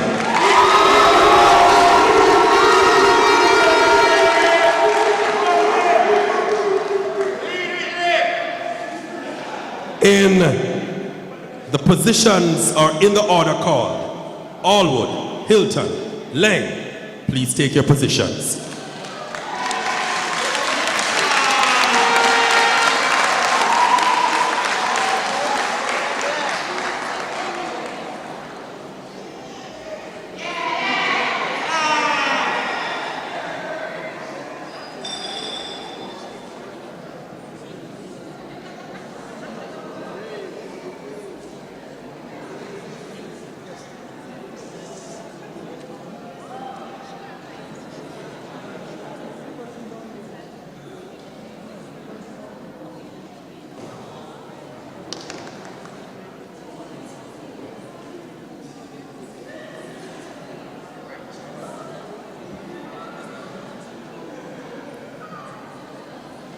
Moderator, my fellow candidates, Pelicans, good afternoon.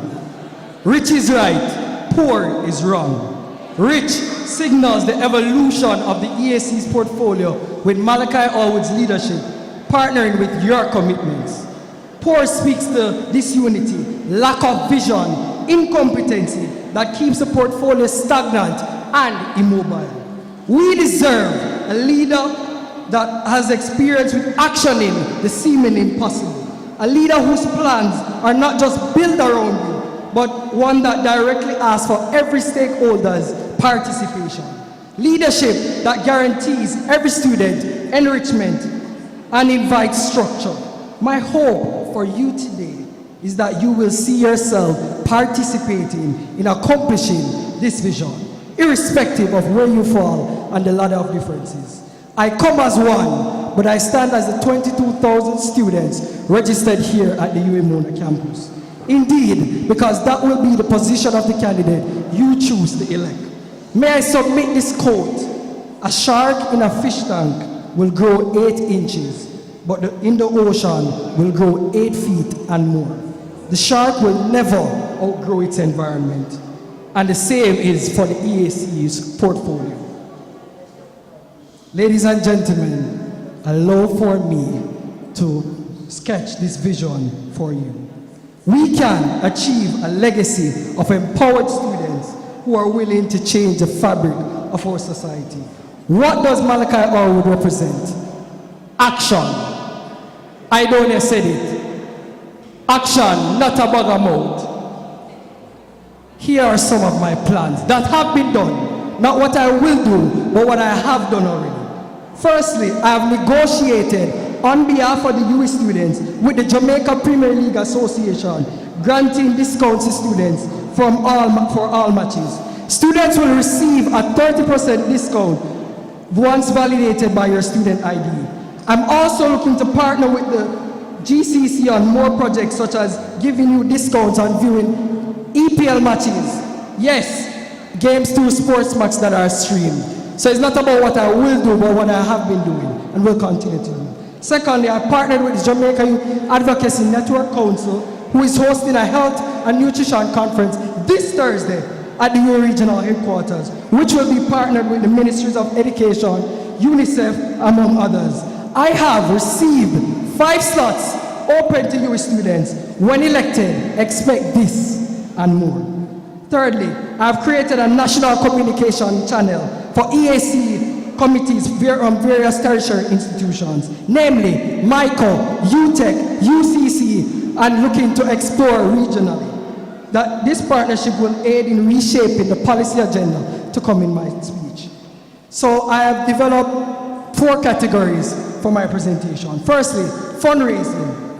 I will look to partner with faculties in aid of development of the faculties, inclusion of commuters, because I've realized commuters have been a key component of our UWI community, which have been neglected and overlooked. The introduction of the UWI merchandise to transform the EAC's portfolio committee in partnership with Ink Addict. He's a student at the university. For outreach, inter-university social development exercises that would seek to foster national, territorial cohesion through a partnership with JUTS, the Ministries of Education, Youth and Development, MOH, and Ministry of Culture and Tourism. The establishment of the One Hand Wash the Other initiative, listen up, which promotes a region-wide give-back exercise among the Mona, K-Ville, and Augustine Park campus. Thirdly, maintain the annual Hope Project, because yes, the portfolio needs revamping, yes, the portfolio needs to expand, but we will also look on the things that have been done right and maintain those and look to enhance it. As you observed on my experience slide, you would have noticed that I'm the founder of an exam relief aid initiative. This is a tutoring service that gives partnerships or gives opportunities for students that don't have access to education or help, extra tutoring and such. The whole project seeks to address this, and I, by extension of the exam relief aid, will look to stretch it regionally through my connections. Maintain and enhance the blood drive initiative. Bring in partnerships such as the Heart Foundation. This would be hosted in January through my introduction of a yearly fixed calendar to bring structure to the portfolio. Next, we have the maintenance of the back to school drive for nearby communities and schools, such as Mona High School, Papine High School. Organize and prepare meals to feed homeless in partnership with several foundations that have been founded by our students, and it's chaired by students at the University of the West Indies. So we're not just looking to partner externally, we're looking to partner with you so that we can have the community that we deserve. A beach cleanup exercise will also be added to the agenda, recycling day. My next category is students and social development. Listen up keenly, this affects you. introduce the UWI's first sign language development program that will be geared towards helping more auditory challenged students and individuals, as well as expanding the reach of our students. This program will be sponsored by a few entities that are happy to be on board. I will announce as soon as the negotiations have progressed. Additionally, subsidizing more students who select the course COCR 1052, Introduction to Sign Language, which guarantees 3 credits. Yes, a candidate that has done his research. Establishment of reachable university hotlines for safety and security, maintain the annual internship, partnership with the one-on-one organization. This is an entity that I've negotiated with through investment to provide students and teachers opportunity to enhance their teaching and learning experience while having the opportunity to own multiple streams of income. Because come on, today's society. Let me skip to the policy reshaping. My manifesto will be posted, so you can ask me a lot of questions on that. Partnerships with the National Housing Trust. This is a big one.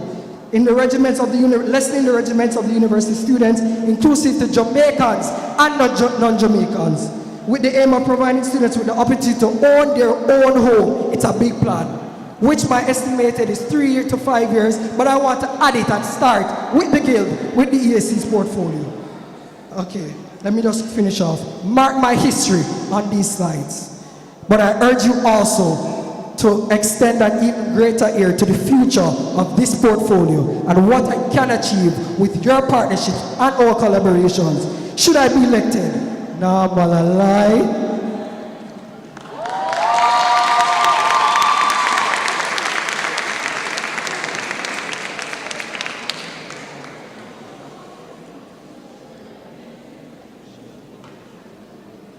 Please welcome Cordella Hilton.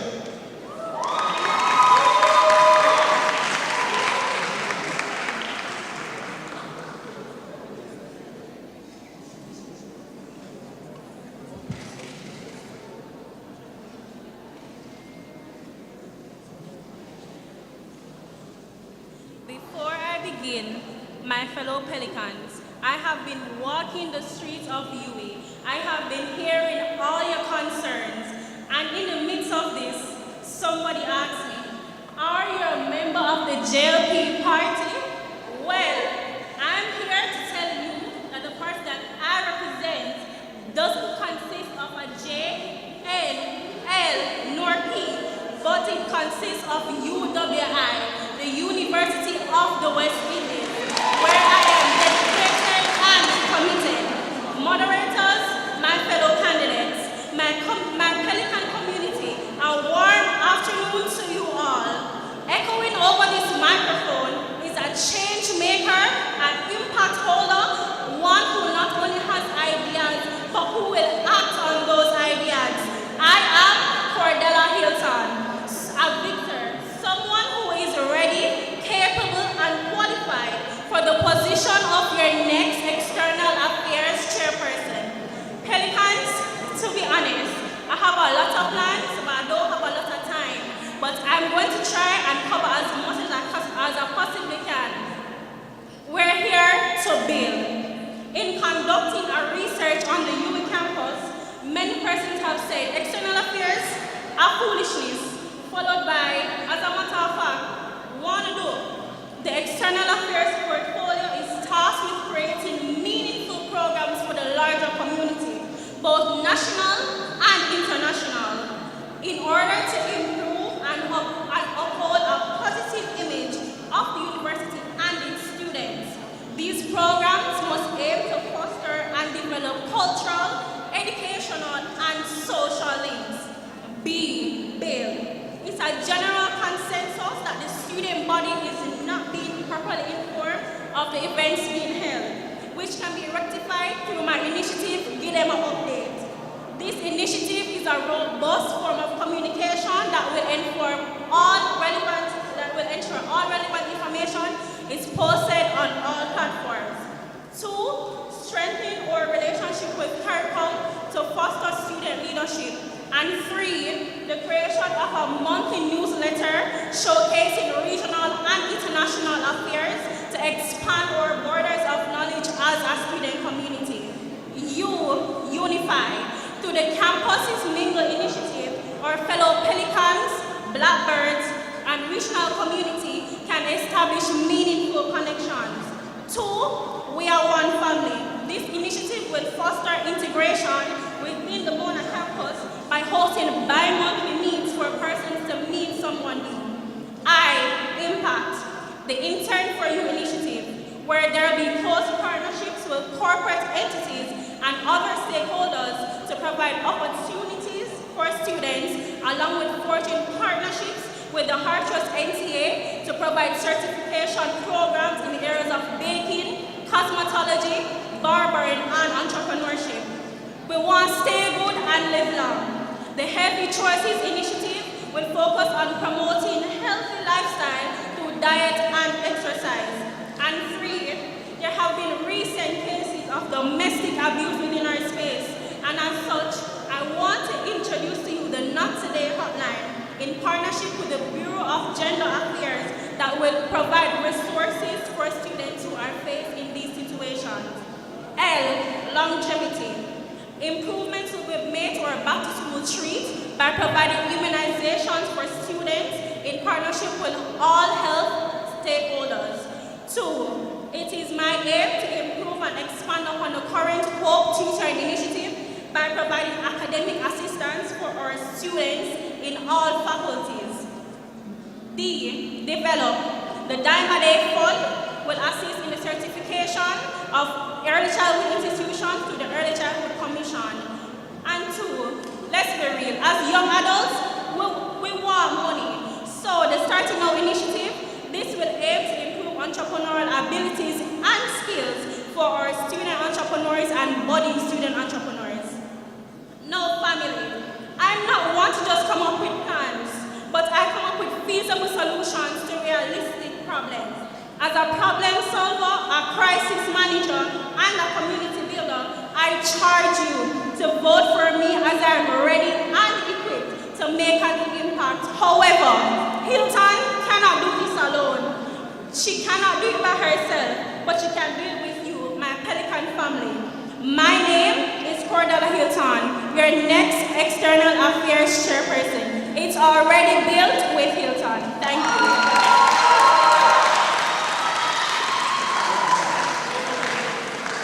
Final candidate in this round, Javon Lang.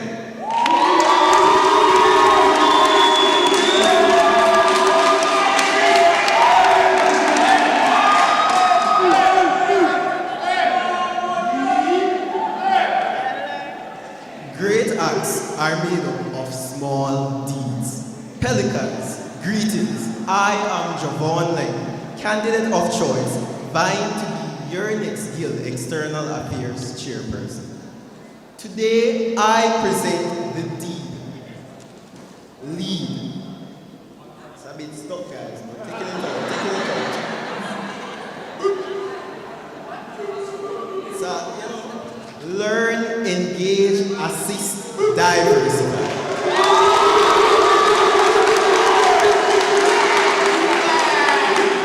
On the learn, as a candidate for office, I propose a comprehensive plan to improve educational opportunities and foster community engagement among students. To achieve this goal, I plan to collaborate with Hart NSTA Trust to provide vocational educational workshops and certifications to interested students. Too much students are here with potentials who don't have opportunity for certification. The program will consist of a 6-week certificate course, blending both remote and face-to-face learning modalities. The face-to-face sessions will take place on Thursdays during the designated extracurricular time, which will not interfere with the pre-existing timetable of students. Upon completion of the program, students will receive certification in their chosen course of study. This initiative will broaden the diversity and quality of opportunities available to our students. The key initiative under Engage is the UE Give Back Day, a project aimed at engaging students in outreach activities. This program will establish a database of student volunteers by parish who will work together to plan fundraising and donation drive activities. The proceeds from these activities will be donated to a charitable organization and focus group within their respective parishes. This initiative aims to provide student engagement and foster a sense of pride as students give back to the communities that raised them. To spread awareness about this project, we plan to launch the UE Give Back campaign. In addition, I recognize the importance of maintaining connections between the UE Mona Guild and UE alumni. To achieve this, under ASSIST, I will introduce a new arm of the EAC, dubbed Alumni Relations. This team will be responsible for creating a database of UE Mona alumni and organizing them based on a tier system. They will also invite alumni to events hosted by the Guild and engage them in supporting current students through pop-up internship and entrepreneurial expos, where they can speak, advise them on their products and services, and offer internship opportunities. This initiative will promote networking between current and former students, providing valuable mentorship and career opportunities. My flagship initiative focuses on diversifying the student population and the EAC portfolio at UE Mona to provide international students and even students from the rural areas with a genuine Jamaican attraction experience. I propose a partnership between the Guild and the Urban Development Corporation of Jamaica, UDC. We will create an excursion package at a reduced cost, taking students to Jamaican attractions beyond the UE boundaries. This also creates networking opportunities as students can become brand ambassadors for the UDC. Additionally, I plan to form an inter-regional external affairs council consisting of all the UE Mona EACs, which will meet bi-monthly to discuss plans and projects centered around, as we would say in Caribbean Studies, regional integration. Guys, I'm not here for Pelicans, you are smart. I implore you, spot the difference in candidates. Spot the difference in substance.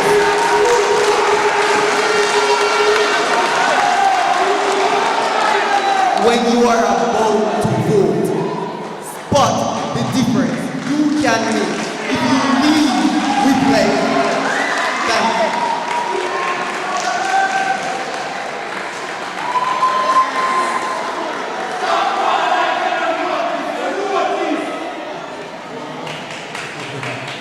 The energy is right. So we have come to Q&A. We have come to Q&A and the microphones are open. Please take your places and pose your questions.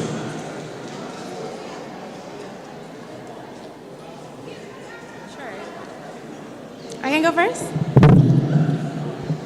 Ready when you are. Okay. Good afternoon, candidates. Lovely speeches, by the way. My first question is for, is his name Mikhail? Malachi? Right, sorry, Malachi.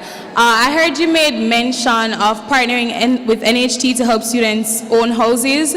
Would just love for you to expound more on that point. I would expect that it would be quite a difficult task given that students leaving university already have such a burden with, paying off tuition and stuff. You can expound. All right, so what I've noticed, if you have been following the Jamaican political arena, you would have noticed that last year the Prime Minister made a suggestion in Parliament that stated that he would use some of the fees that would pay apartments, halls, and etc. to pay down on your mortgage, lessening the interest rates. If you would have noticed, particularly students with student loans have been overlooked when it comes to this. Why I pointed out that it would take 3 to 5 years, because yes, it's a big task. But I want to use the infrastructure, the brand that the Guild has to start this project. If we don't start somewhere, how will it be done? I may not inherit this change, but successive leaders to come and successive students that want to look to this prestigious institution to be a part of it may inherit and make Jamaica a better society. All right. Thank you, Malachi. And I just have a question for the entire panel. I heard everyone I think who spoke make mention of a number of partnerships. I would just love for each of you to highlight one way in which your partnerships will actually benefit the student population. And because Malachi, you made special mention of them benefiting faculties, I'd like you to make mention of how it will benefit the faculties using the Faculty of Humanities and Education as an example. Let me start with the one-on-one organization. This organization was introduced to the stock market, let me educate you, last year, August. I invested personally. Of course, I'm a student, so I may not invest as much, but I believe with their portfolio and what they promise is a switch to the online learning, galvanizing technology from the face-to-face to online, providing students, you students, an opportunity to learn and to be able to work and expand youth having flexibility. So this employment opportunity will be open to postgraduate students and existing undergraduate students, tutors and teachers. This will benefit the community by enhancing the experience and provide you. For example, the student that want to not able to provide or take out a loan, for example, at the SAS or the bursary and want to pay it out, he can do his customer service job while having access to classrooms and while being able to provide and do other leisure activities. This is a space for flexibility and cohesiveness. So we want to develop the university. The reality is with this economy, we can't survive on one income. And of course, the university wants to push that with your degree and all of that. Yes, your degree is important, but we want to hold all-rounded students. That is what my aim is with this portfolio. Particularly the organization with the hard just.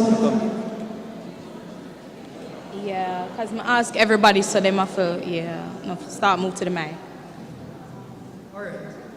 Let me just introduce this. I will initiate a program for creative students. I realize I left it off, which bolster creative freedoms in students with talents, music and poetry with the aim of building a network similar to the Ashe Company, Creatives of the University. I intend to leverage the opportunity organizations like Campus Elite. We know Campus Elite that held the party last weekend, right? We can give a round of applause to them. It's our own. This will provide students a platform to showcase their art as well as giving an opportunity to gain valuable experiences while pursuing their degrees. An alumni network.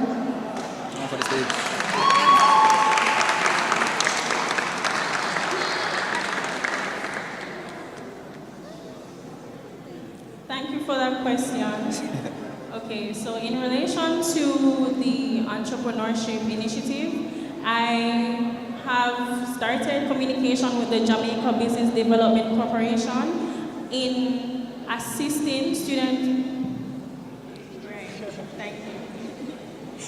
assisting our student entrepreneurs here, and because we know that sometimes when you have a business idea, you just don't have enough funding at the starting point to fully establish your business. So with the incubator program that the JBDC currently have, they'll assist students in starting their own business ventures and to cultivate the business ideas that they currently have. So that's how I plan to have the partnership with JBDC to benefit our student community. Thank you. Thank you, Ms. Hilton.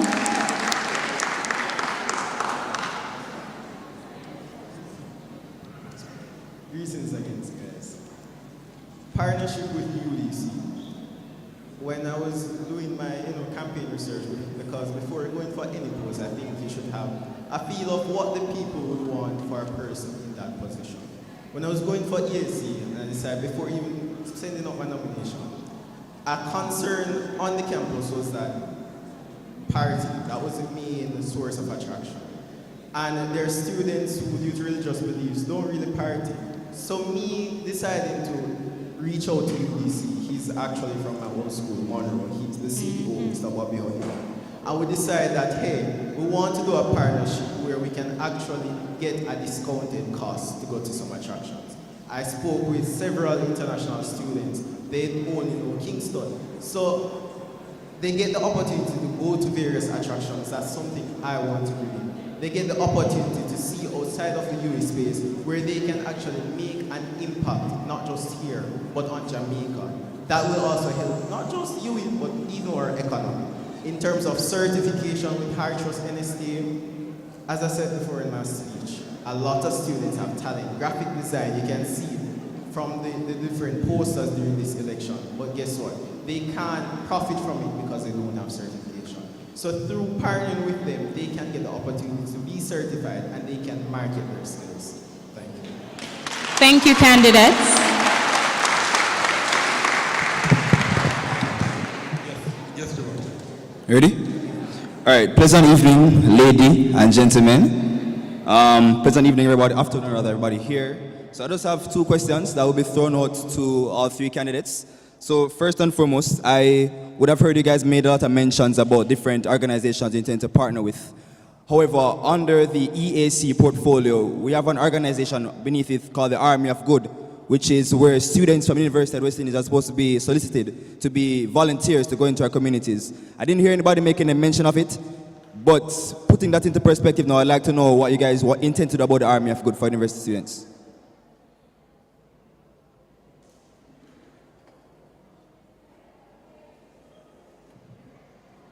Thank you for that question.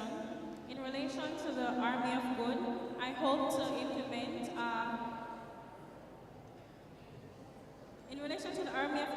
to implement a university-wide whitewash project where we will paint the university in collaboration with all halls, faculties, and departments of the university, as well as hosting the yearly tree planting, beach cleanups, and also breast cancer and other volunteerism initiatives.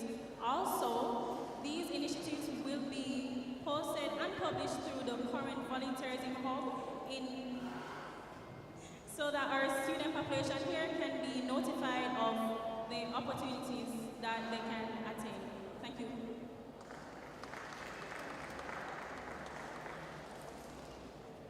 Thank you for that question. So, under the Army of Good, what I want to do, I want to extend the Hope Tutoring project that's already here to adopt children.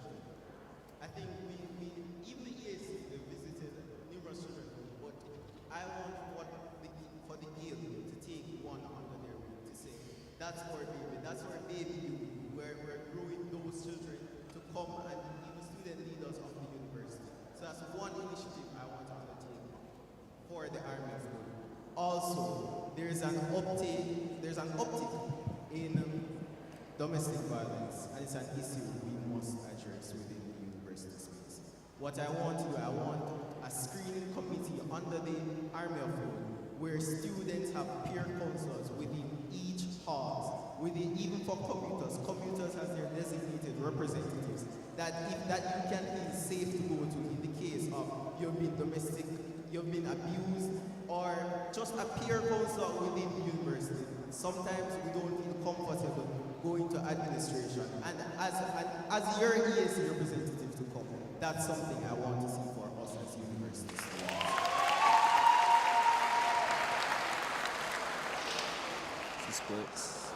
Thank you, Javon. We're tired of pretty speaking. We're tired of false promises. The Army of Good is a good company. I want to utilize them. I observe your initiative as the Vice President. I like the breakfast and dinner initiative. I want to continue that. With my portfolio as the EAC, I want to support less fortunate students and promote collective cooperation. The reality is we are not feeling involved from the different faculties. If students are being involved, it's a selected few. I want to change that.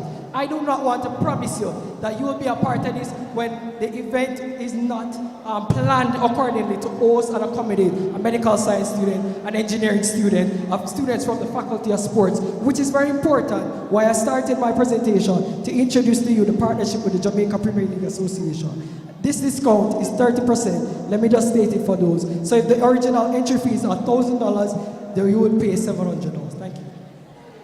All right, I just have one more question, Mr. Bent. There's one more. Okay, so did you answer the question about the Army of Good? Okay, all right. Yeah.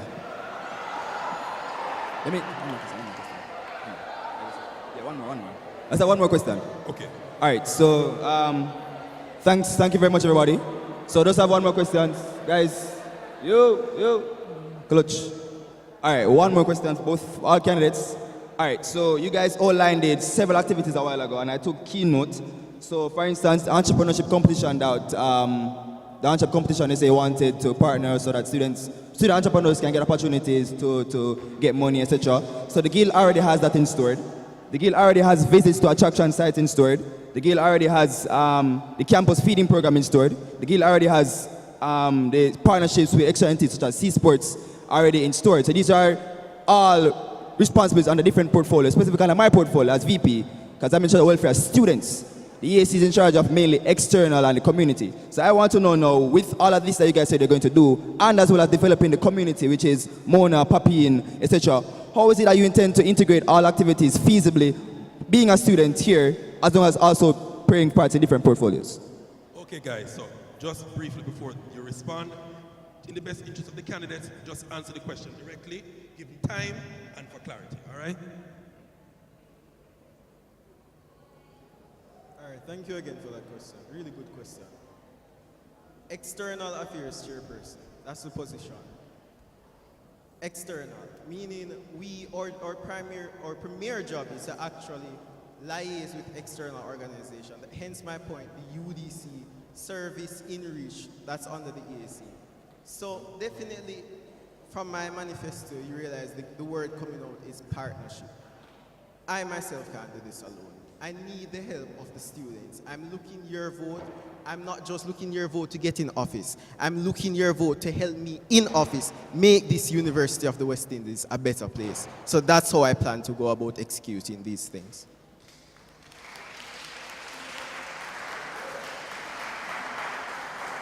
Javon, you asked, what is the feasibility of executing all of these plans as a student, right? The plans that you outline in terms of the EAC, the actual plans under EAC, as well as the plans that are not under the EAC, which all of you would have outlined it, that you're going to do. I'm currently a country ambassador for Jamaica for the youth leading the organization. This is an entity in Washington, D.C. I'm the Jamaica Youth Advocacy Counselor. I serve on multiple exec boards and national and corporate entity boards. Let me just say that. Partnerships that I've pointed out is not what I will do, but what I have been doing. What I have been as an international relations student also. So we're talking about external events. I can get the job done. I not only can, but I have been doing it. I want to extend this job to the UE community, and I want to enhance this space as a student myself and to elevate your experience as well. Thank you. Thank you.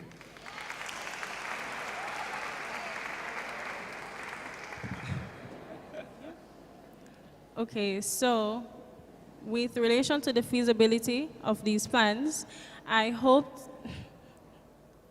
okay, sorry. Well, in all honesty, I know that all these plans might be a lot, it might be hard for the portfolio and the committee as well. So it's my intention to work closely. So it's not Cordella alone, but it's Cordella and the community as well as the external bodies. Thank you.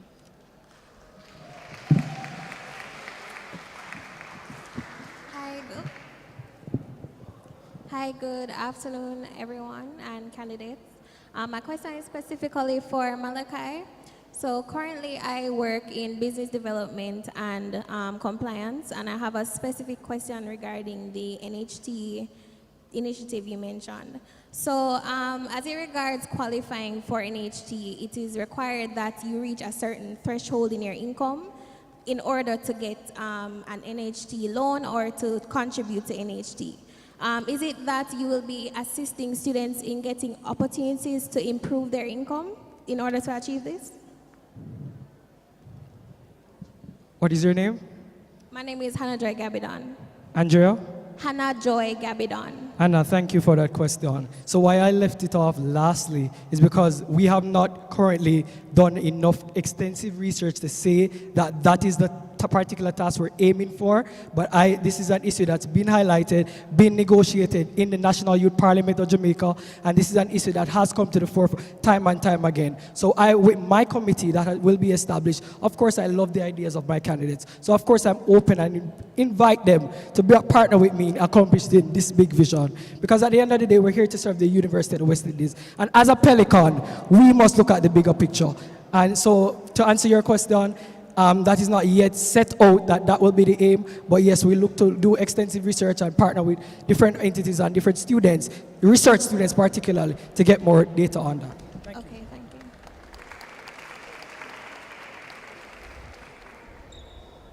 that is the final question from the floor after Mr. Ramsey. We also have some online questions before we wrap up this segment.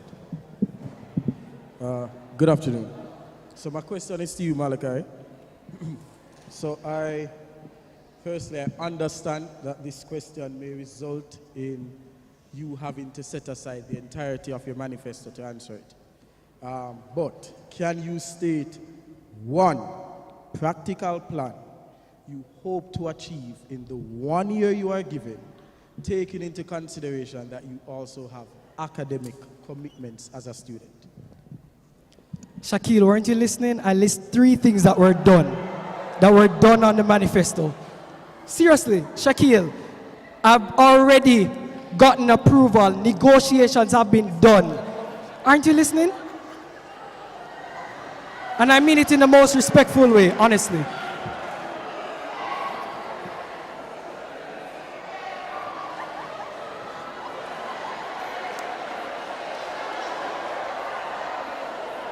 There is a question.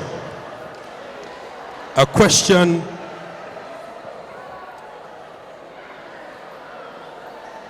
Thank you so very much. We turn to online.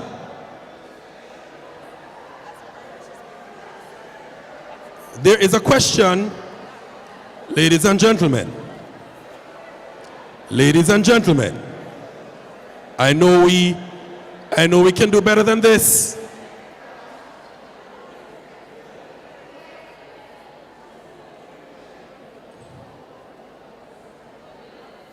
I'm waiting.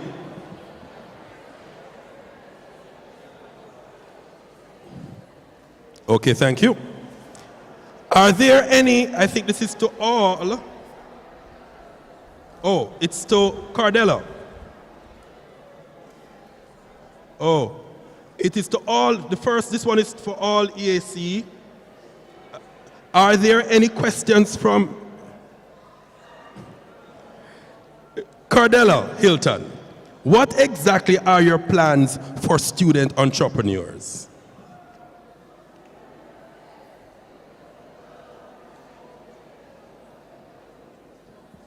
Thank you for that question.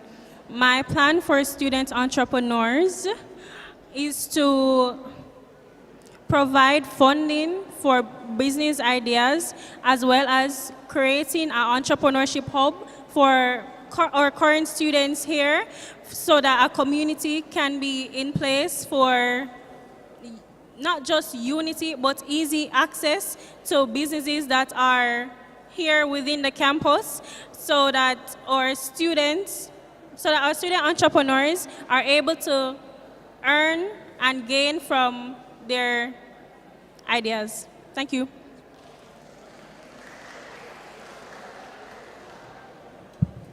This is now for all candidates from Jordan Reed. What previous experience do you have that would support the assumption that you are capable of serving in this capacity?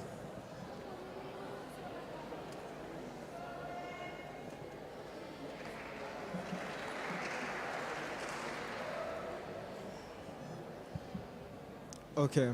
Well, definitely going up for EAC, it's a hell of a task. And you need some sort of experience, some sort of hands-on with volunteerism, with actually reaching out to external organizations, soliciting funds and opportunities for university students. So I don't know if that person would have seen my track record, but I served as the Interact president for my school. Interact is primarily concerned with actual outreach, in-reach, providing opportunities for students. That's one. I've served in terms of leadership as a youth parliamentarian. Stop going like you notice. You notice.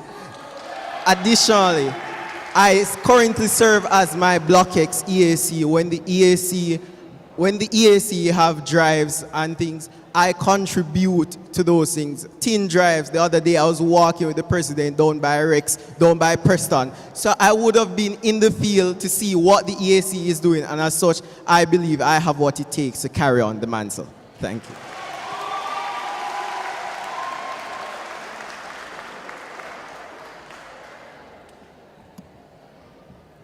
Thank you for that question.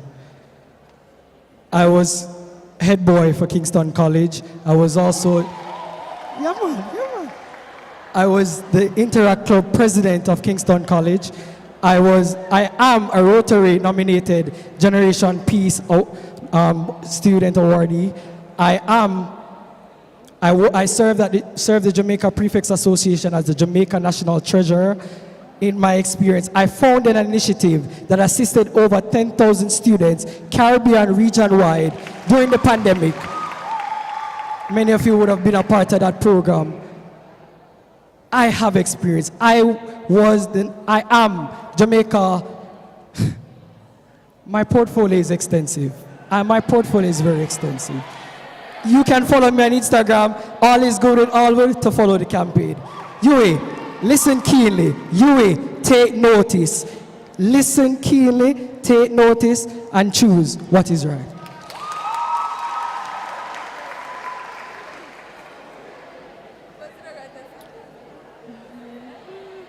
Thank you. In relation to my experience in service and serving a community, I have been the UCCF missions coordinator, in where I assist persons to be led to the body of Christ. 2, I have been the director of events in the current External Affairs Committee, and I was then promoted to the Vice President of InReach in our second semester to assist with initiatives and other events that we have hosted. Thank you. Thank you very much, candidates vying for the post of EAC for the Guild. We will move from this category now.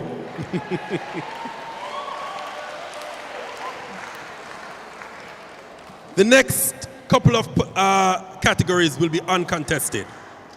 So, the next category is Games Committee Chairperson.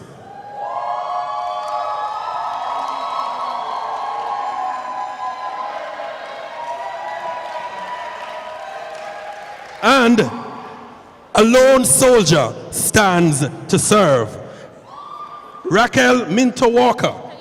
Rachel Minto Walker. Congratulations. Good afternoon, everyone. My name is Rachel Minto Walker. I am the outgoing Faculty of Sport representative and the incoming GCC elect for the academic year 2023 to 2024. During my first degree, I served as the Basic Medical Sciences GCC for the entire 3 years. In addition to this, I am versed in 5 sports, which has led me to serve as a council representative for the Aquatic Sports Association of Jamaica, the ASAJ, be a triple aquatics coach, captain both the Jamaica female water polo team and the UE swim team, and be a former national artistic swimmer. For this upcoming year, it is my aim to get more students, especially the commuters, to be involved in the sporting events here on campus, revamp and re-establish the sports that were halted due to the strain placed by the COVID-19 pandemic, as we try to bring all the sports to the same level, or at least to bridge that gap, work with the sports department to improve the sporting facilities, and to flat out allow students to get active and have a great time. All things considered, this portfolio is right up my alley, and I am elated to continue in Mr. Dawkins' footsteps and carry on the amazing work he has done and continues to do this year. It was an honor serving as a Faculty of Sport representative, and I look forward to passing the baton to Mr. Yearwood. Feel free to reach out to me whenever, because as your GCC, I'll be open and willing to collaborate and listen to your opinions regarding sports while actively making improvements where possible to give everyone a delightful experience. Looking forward to working with all athletes, students that just want to try a thing, spectators, cheerleaders, volunteers, well-wishers, and all future members of the Guild. Thank you.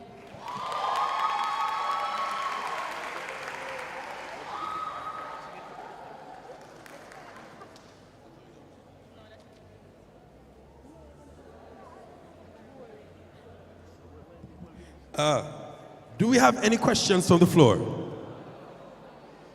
Any questions from online?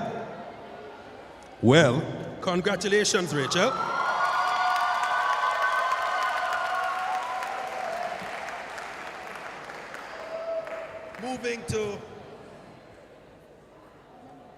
moving to the category of Cultural and Entertainment Affairs Chairperson. Again, uncontested position. So, it's Raina Honeygan, CEAC elect.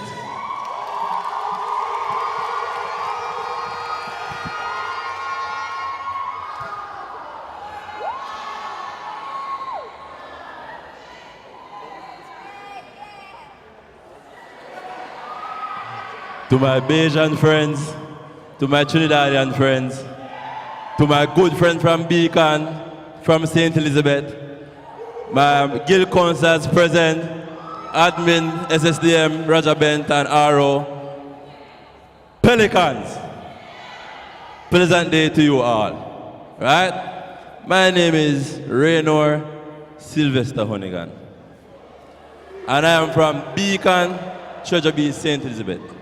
And I'm also a Monroe College old boy.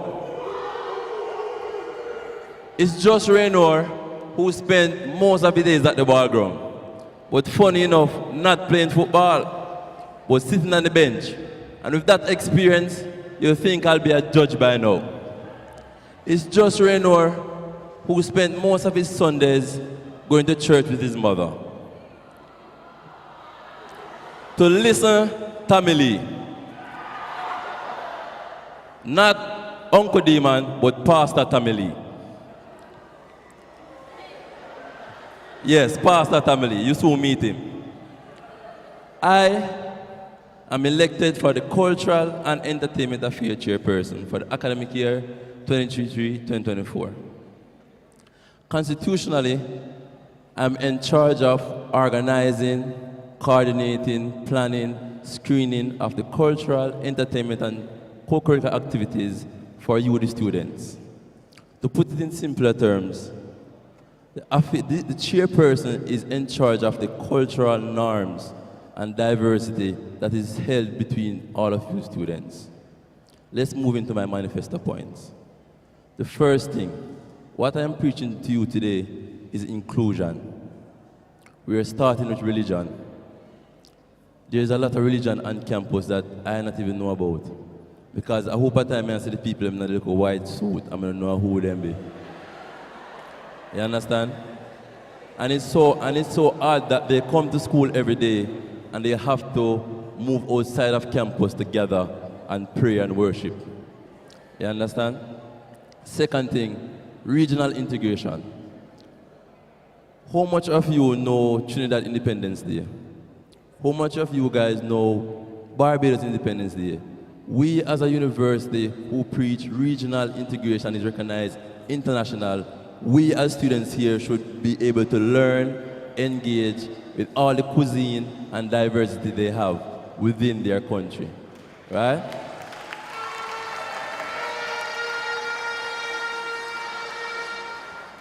Second, on my third point regarding to inclusion, commuters.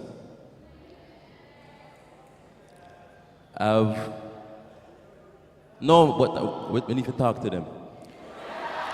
Commuters. I would have heard your cry and seen that commuters are trying to be integrated in UA. It's very hard for them to know that my time come inti because my time reach home after. What we can do to include them is have regular day raves. The union is open. We can have day raves and we have activation, so we can keep on domino competition. Partner with the GCC, keep on six-a-side competition. You understand what I mean?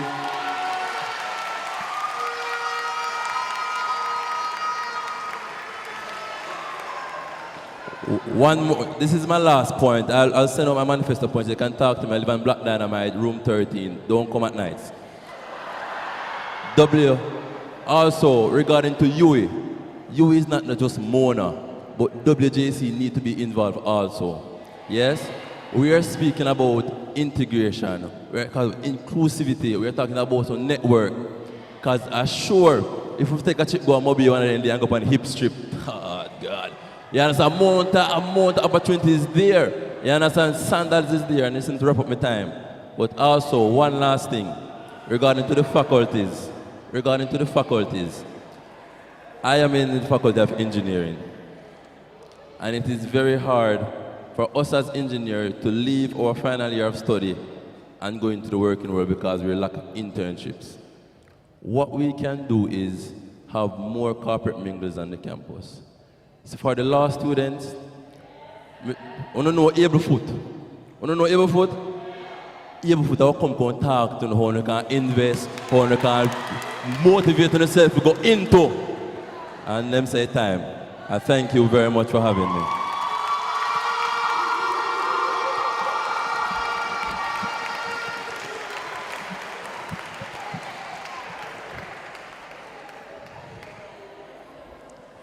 For the rest of the candidates, please do not do that. Let's stick within the time, please.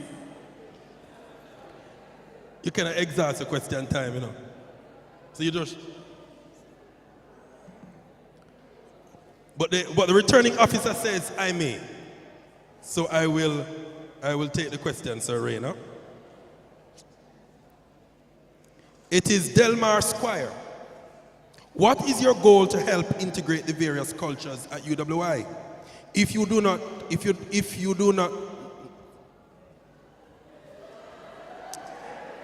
the first question, the first part of the question. Repeat the question for me, please. What is your goal to help integrate the various cultures at UWI? All right, lovely. That's so very lovely. I've been talking to the association presidents for over the carnival season and last year. And some of the problems they have is that they're not included into the calendar of events that's the guild make, right? So what happened is, what I plan to do is to dedicate 20% of my budget to their initiatives so they can take from it and keep their events, and just whatever money they take, they put back and keep the profits, right? Because they had a wonderful sports day the other day, and I went, and it's been so good to have Jamaicans participate in their sports days and the other association, and also to add carnival. So I will just use this time to finish my manifesto points there. Yeah.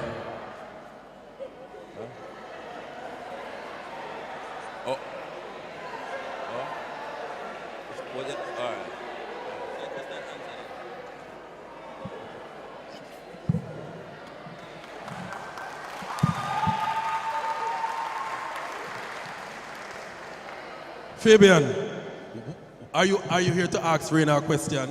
Yes, sir. In an uncontested post? Yes, sir. I really want to ask. It's a serious position. He has been elected to a serious position. So I would like to pose a question.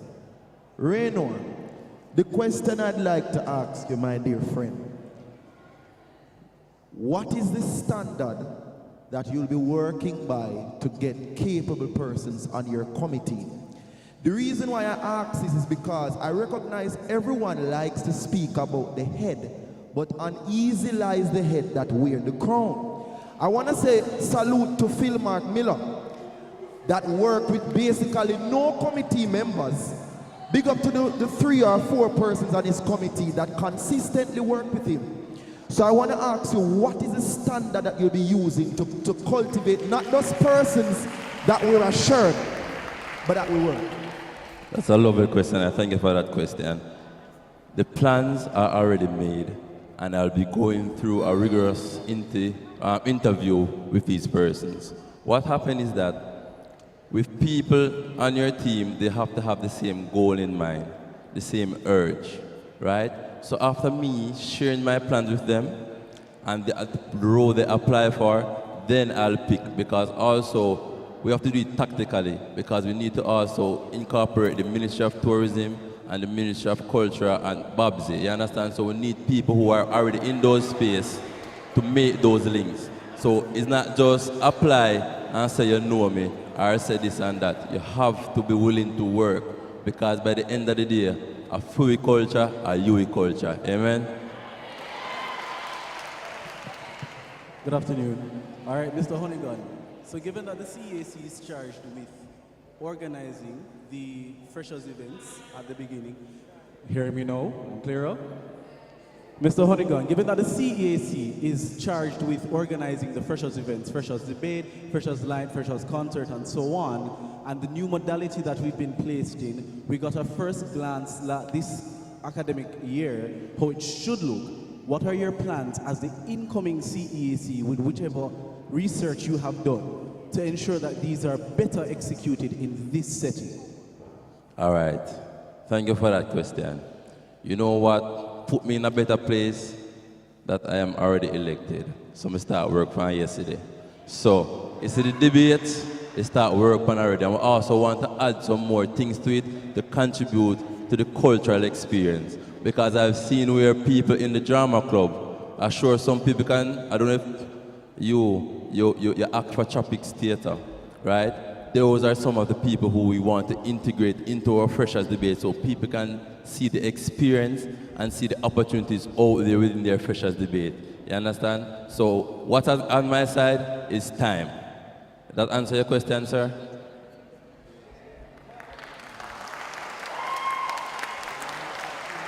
Okay, Mr. Rayner, you can have a seat. Thank you. Moving to the category of treasurer.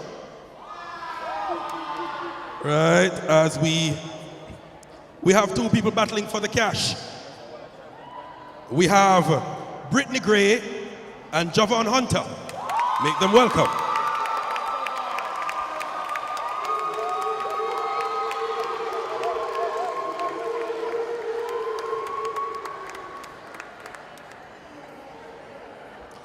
I have not seen Miss Gray, so you may begin, Mr. Hunter.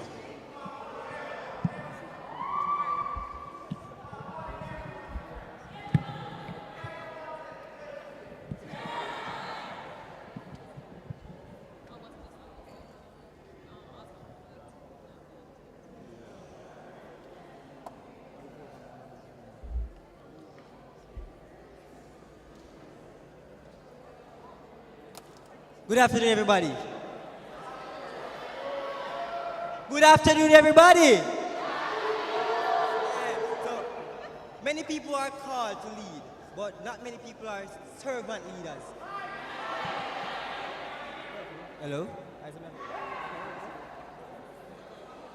All right, so many people are called to lead, but not many people are servant leaders. You are massive. What the UWI Mona Guild needs is a true servant leader who will roll up their sleeves and go above and beyond the call of duty to address the issues affecting students. As a man of integrity, tenacity, and accountability, I strive to transform the financial structure of the University of the West Indies and by extension the Treasury portfolio.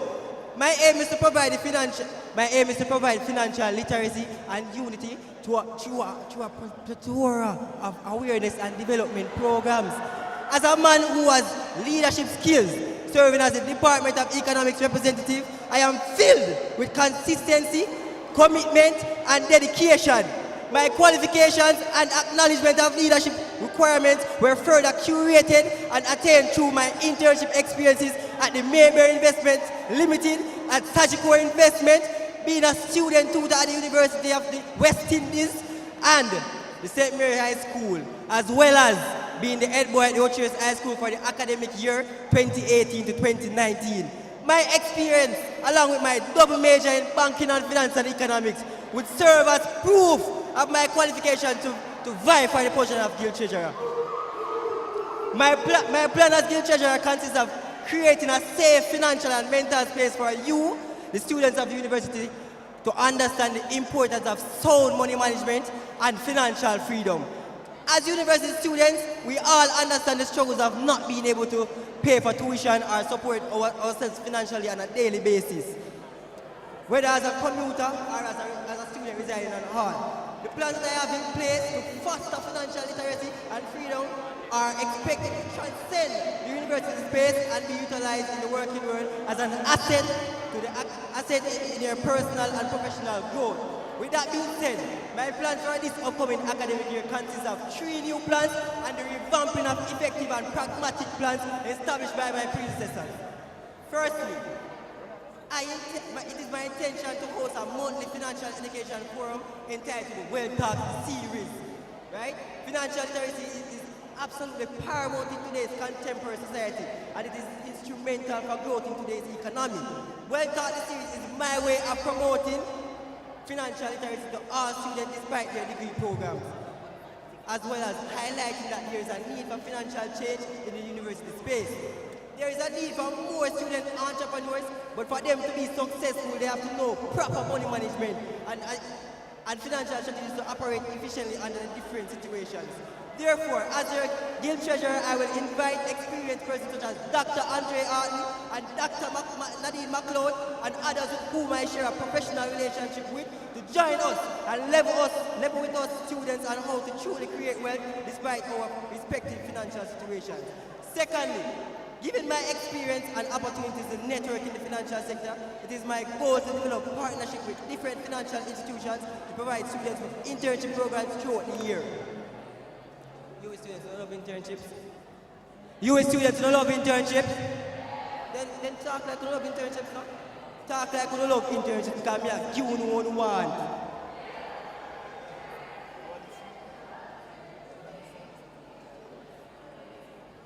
So, continue. In addition, such programs provide students with direct exposure to the corporate environment. Subsequently, students will be actively engaged in helping to strengthen and ensure the stability of Jamaica's financial system. Right? They will consequently be afforded the opportunity to perform critical functions while crafting solutions to emerging issues that challenge our financial sector. We want to partner with financial institutions such as JN, CIBC, Sagicor, and the university to provide students with the platform they need to grow and become what they envision themselves to be. Finally, I intend to promote effective financial transactions and treasury development for all the respective treasury portfolios within the university space.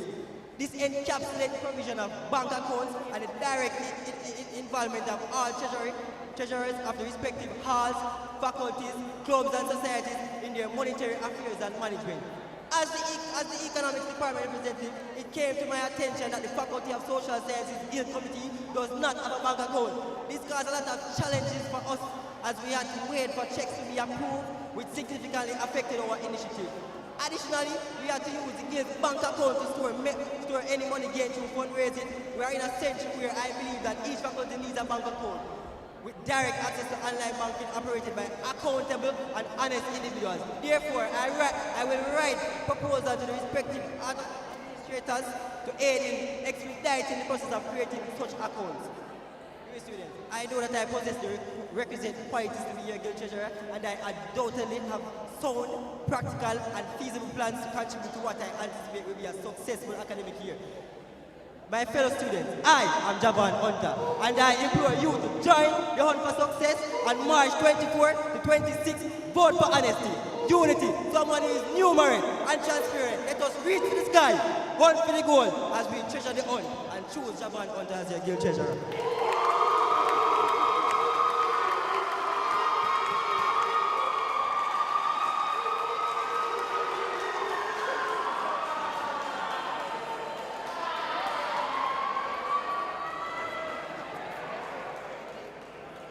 Mr. Hunter.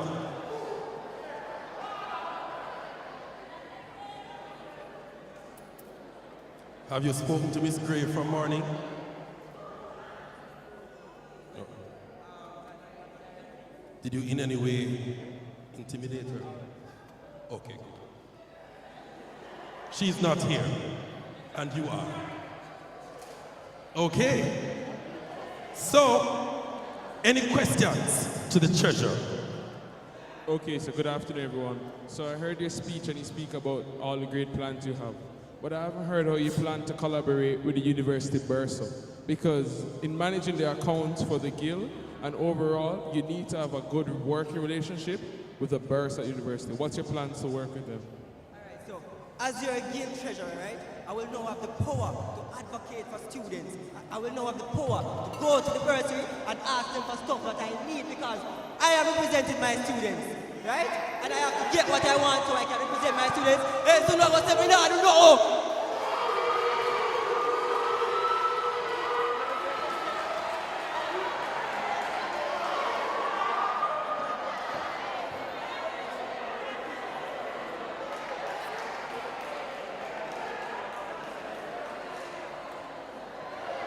Can we contain ourselves? There are questions still left to be asked on the floor. And there are more debaters yet to come. Right. Pose your question, sir. Okay, so my question relates to transparency. I don't recall any budget or expenditure reports ever being done or published by the Guild Treasury. So I believe those should be done during like town halls or any meetings. How do you plan to fix this issue? All right, ever realize? Ever realize? The speech based on transparency. So if me as the Guild Treasurer produce reports about budget and give it to the Guild Librarian, it is this. Never talk to you. Me expect him to publish them because you students even know what their money are used for.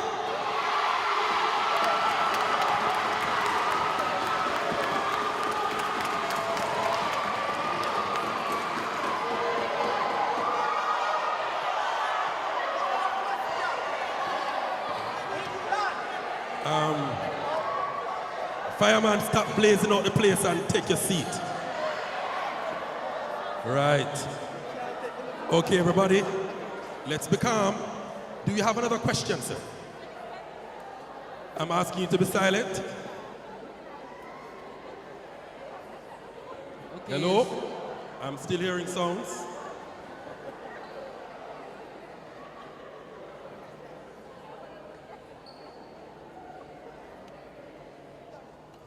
You may pose a question.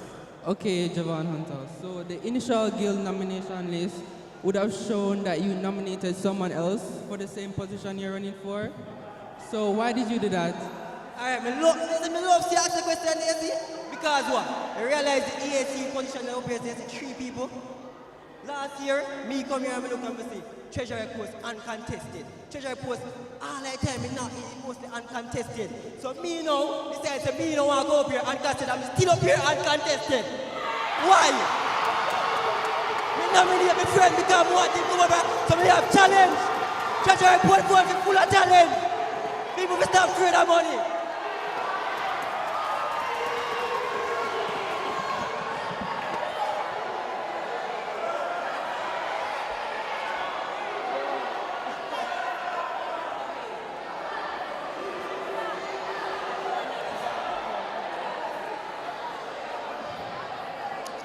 Mr. Halchi. May I? Mr. Ramsey. Yes, sir. You may ask a question. This is the final question on the floor. Thank you. So, Javon, as a Guild Councillor this year, I would have witnessed where the Treasurer and other portfolios of the Guild would have tried to make efforts to assist students directly using Guild resources. And I would have noticed, and I can say it as a councillor, that the Guild office would have prevented numerous efforts through the Guild manager to prevent assisting students. What guarantee can you give to students that if they elect you as their representative, you will do what is needed to put them first, regardless of what other opinions may come from the Guild office management?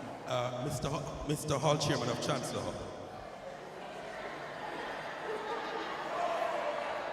I think it's a fair question.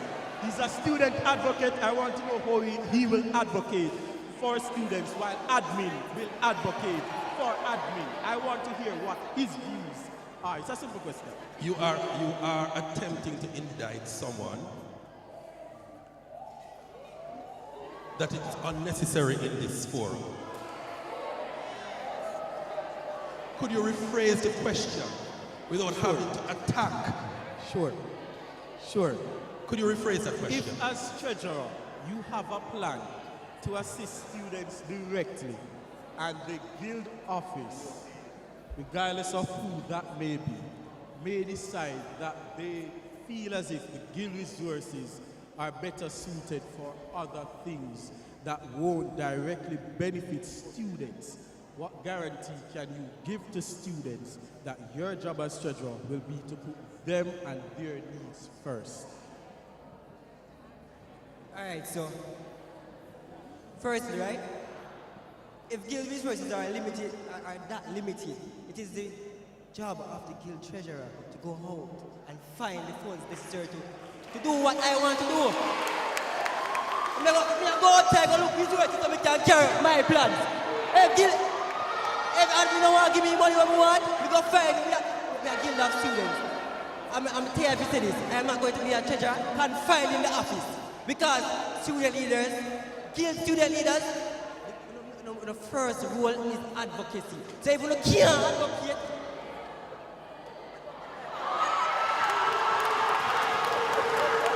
Okay. I'm so sorry. I can't take another question. Pardon?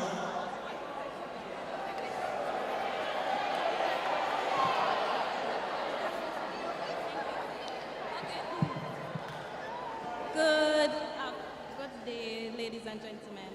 So my question is,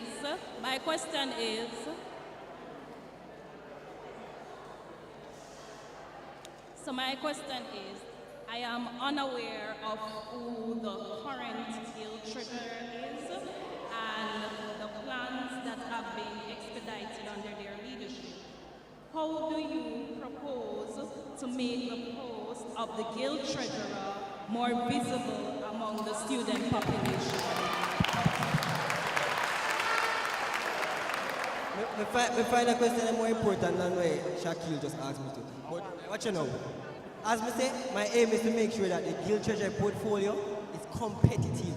So you realize I'm having well talks, meaning we are going to train people, we are going to have shadow programs, we are going to have treasurers from committees, clubs come in and watch me do. So they're more involved. They feel that they can manage the work, right? Also, all of the plans that I carry on, I'm going to post up on guild page because I'm going to go town hall and me say that now go on. So everything what I do, I post on my page and make people know. Guild PRO, elected, make people know that we are posting things on the page.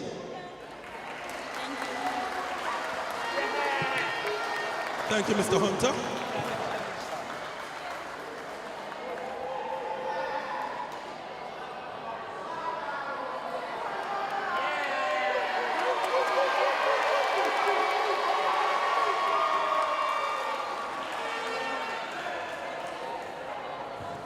We move to the next category.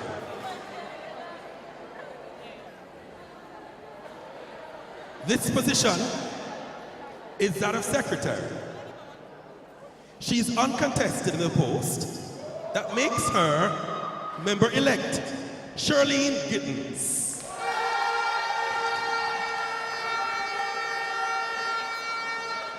Thank you, Mr. Benz. All protocols already established. Ladies and gentlemen, good afternoon. I am Charlene Gittens, currently serving as the Deputy Hall Chair of the Leslie Robinson Hall, and today I come to you as the Secretary-elect for the academic year 2022-2023. As your Secretary-elect, I plan to revamp the role of Secretary so that it is seen more as more of just a person that takes notes. Here's how I plan to do that. 1. Guild monthly newsletter compiled of reports and events to come of each month. Cohort member of the month. Resume and cover letter writing in collaboration with the Guild librarian. Proposal writing, time management and leadership workshops. Ladies and gentlemen, I am Charlene Gittens, the right choice at the right time. I thank you.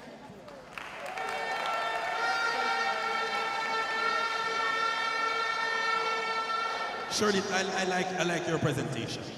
I like it. Love it. I love it. Okay. Anyone has a question for Ms. Gittens? Okay. Thank you very much and all the best. We take a shift. We take a shift because we are now in the VP room.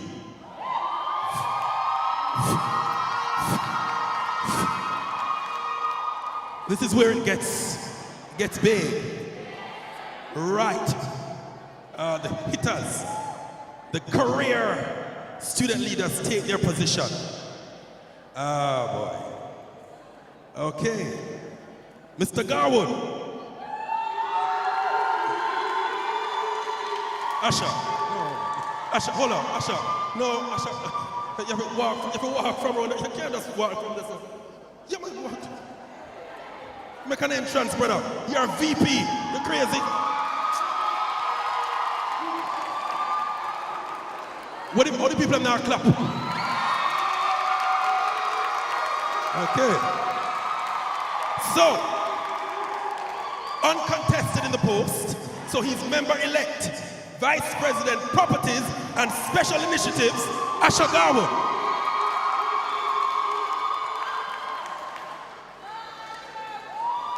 All protocols observed. Greetings, my side. My name is Asher Garwood, and I am your VP PSI elect. Now, as the Vice President of Properties and Special Initiatives, I deal mainly in 4 sectors.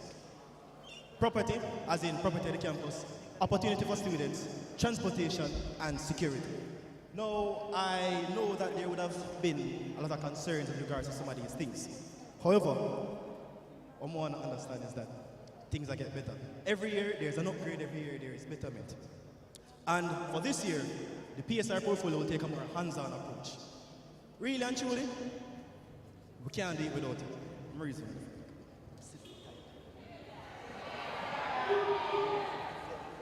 First thing we have to do is to establish a network. Really and truly, me a one man. We can't know every security concern, every transportation concern that exists on campus. So I'm going to provide a way with you. Give me a direct link so we can know exactly what is going on the campus at all times. Same thing with security, same thing with transport. So if a light blow tonight, somebody can link me and say, yo, the light blow tonight, and it fix. Same thing. Adaptability. Now, coming out of the pandemic, there would have been some hiccups as it relates to some of the posts in the portfolio. And to be honest, that is expected. As the outgoing PSI, Rujay would have, CJ would have put a lot of things into place. A lot of, as it relates to issues that he would have had and possible solutions. And just like Raina said, real and truly, I win already. So I don't work long time. I start work long time if I say. Welfare. Security is all about welfare, not just as it relates to security on campus, but also as it relates to medical security. That is a direction that we look to go in for this year. I'm going to try again. Awareness. Truth is, a lot coming out of the pandemic, a lot of people, COVID messed you up a certain way. People have not been socialized in order to socialize, and that causes a lot of issues. My aim is to raise awareness as it relates to security concerns on the campus. So starting from orientation time, we're going to sensitize people about areas on campus to be aware of, as it relates to having discussions regarding how to deal with conflict resolution, other stuff like that, because security is not just a PSI thing. Security is an all of us thing. It starts with you making the difference, making that step. And that is the aim. We're going to point in the right direction and we make that step as one. Legacy. Now, truth of the matter is, every year people have come with big ideas in terms of for winning election because, oh, I'm going to do this, I'm going to do that. Fortunately, I'm not have to do that. So simply speaking, everything was slimed up. What worked out good, we are continuing that. We are continuing the legacy. Because really and truly, we need more consistency in the portfolio. Now, all in all, I know there are going to be a lot of concerns as they say, different segments, and free for answer all questions, but as I say, you are massive. Hands-on approach next year, and we'll aggregate it done. Property, opportunity, transport, security, we are dealing with it. Thank you.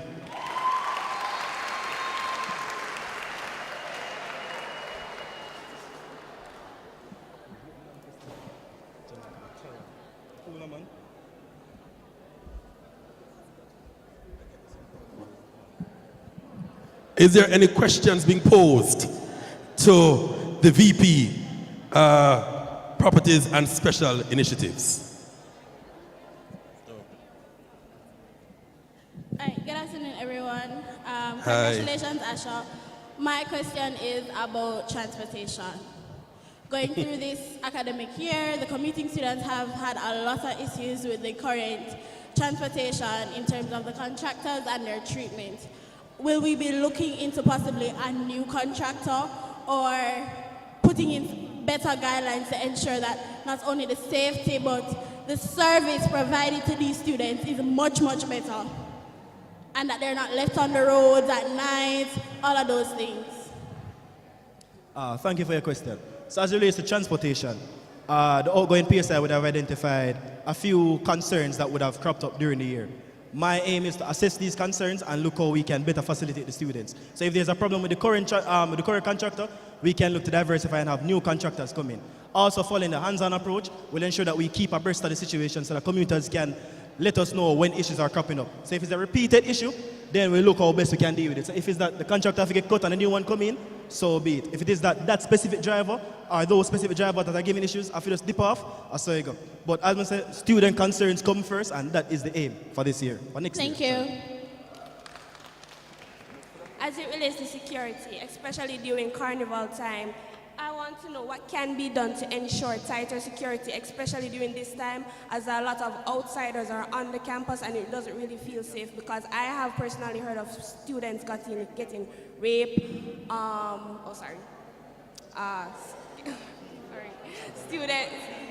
students getting robbed, and also just theft and everything else.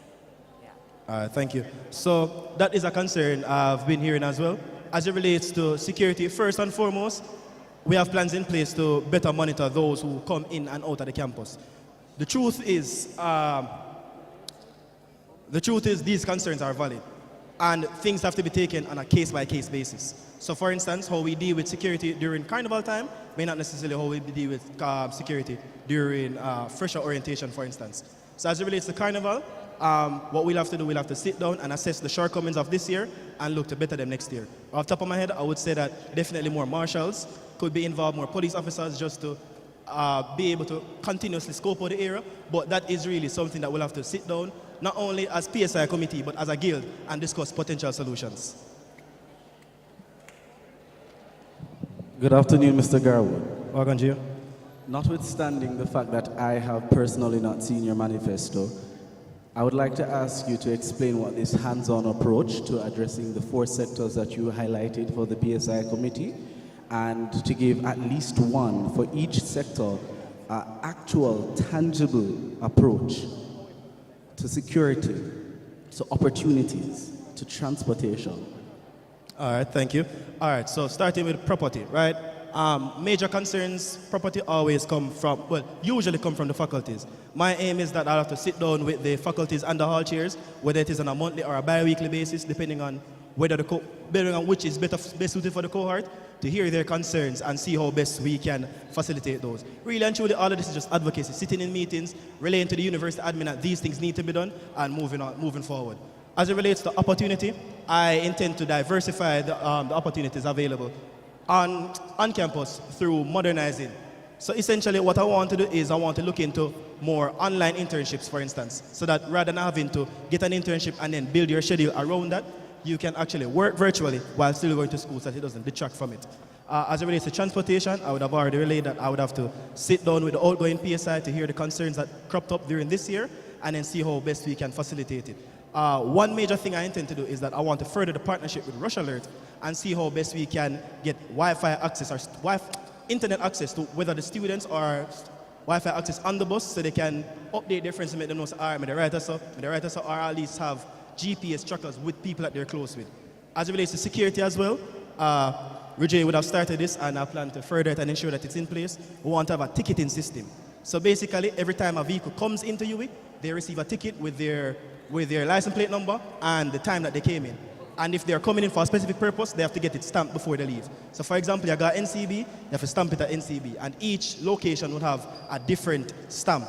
So that way we can identify, say, yes, you actually got a place here. So if I say I go KFC, and we see a stamp or say, oh, NCB, we say, oh, well, on the Virgin, what going on, so. So that is one practical solution for each of the sectors I would have identified. And then of course, I'll have more practical solutions posted very shortly. So we have a couple questions for you, Asha, online. First question is from Javid Bryan. What policies can you put in place to give exposure and opportunities for student businesses on campus, like Swift's food delivery service, White Tiger Studios, etc.? Thank you, thank you. So I would have seen a lot of student businesses on my hall and as well as the wider campus, and I've seen where they're being utilized by the guild and smaller sectors. What I plan to do is I plan to maintain the database that exists for student businesses and see how best we can work with them as it relates to events that we have on campus. So truth be told, a student business can't manage some of the events that we'll do. Like UE Carnival, you're not really expect certain student businesses to manage that. But then, as the CAC would have stated, it's not just Intis and Carnival. We'll be having several types of events, and then I'll look to build that database, maintain that database, and then see how best we can incorporate each of those systems, each business where necessary and when necessary. I'll also like to identify that we have the on-shop competition, which is an ongoing part of the PSR portfolio. So through that as well, we'll also invite student businesses to essentially oversee the on-shop competition in terms of facilitating those up-and-coming student businesses. So it's a battle on two fronts, basically. Okay, there's also another question from Javid. He says, how can you engage admin in using student professionals on campus for their services with pay and not just for favors or in an effort to use them? He says, how can you utilize student professionals with pay instead of just asking these persons with skills to do it for a favor or to just do it to use them? All right, thank you. Well, it starts at the guild level. Firstly, we have to engage them at the guild level, allow them to run off the various events so that the university admin can see the quality of their work. Once they see the quality of their work, it will be easy to lobby for them and say, yo, you see what a dog can do, you have to give my money. Because really and truly, university admin would want to make the claim that they're not just sure about the quality of work. So they'll be hesitant to bring them in and as a paid partner. But then when we engage them at the guild level, we show their quality of work and we show that, this person is competent enough and works well, then the university admin will have no choice but to facilitate payment. And if not, pressure bus pipe them. We sort it out. Okay, there is a question about security that I think you may have answered already. So Joel, I think that question was answered. What are the plans that the previous VP PSI put in place that will be continued? Well, as I would have already mentioned, the outgoing PSI, Reggie, would have already laid the groundwork as it relates to the ticketing system.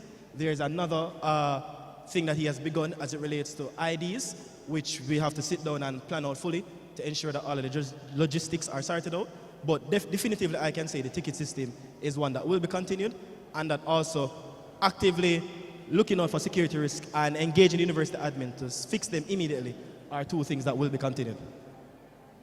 The next question is Afia Amoy, and other than aspects of security and transportation, what other plans do you have in place that will benefit students at large?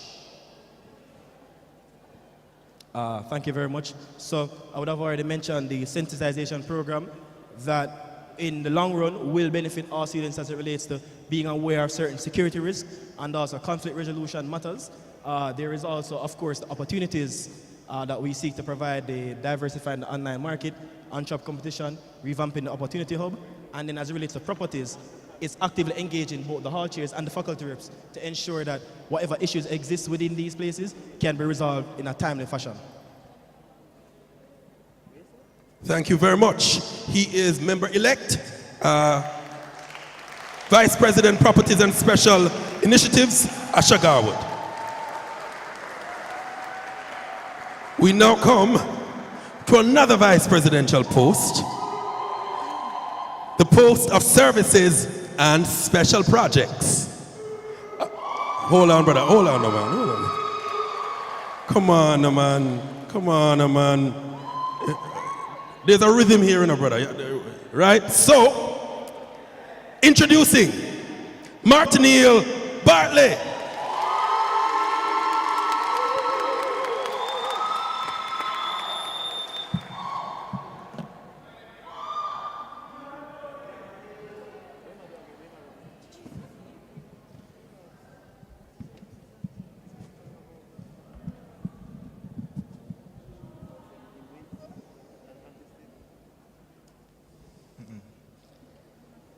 the key to successful leadership is influence, not authority. It's action, not opposition.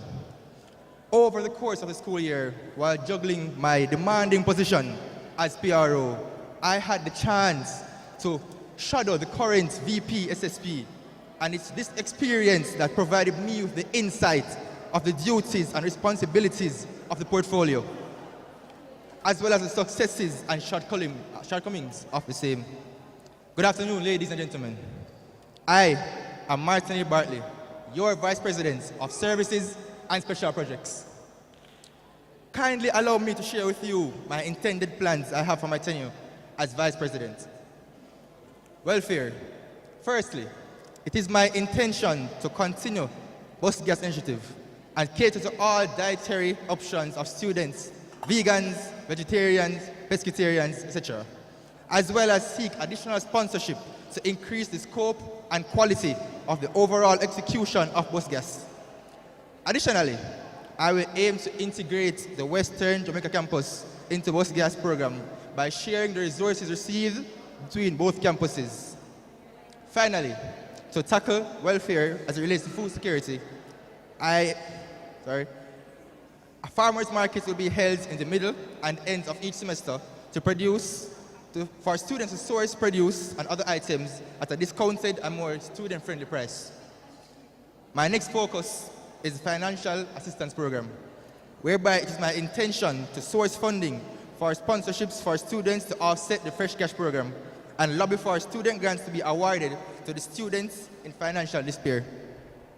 I aim to succeed in this by partnering with entities with other financial programs. Research and response. Under research and response, I will work assiduously to target one unattended welfare need affecting the largest portion of the student population each semester for additional projects within the portfolio.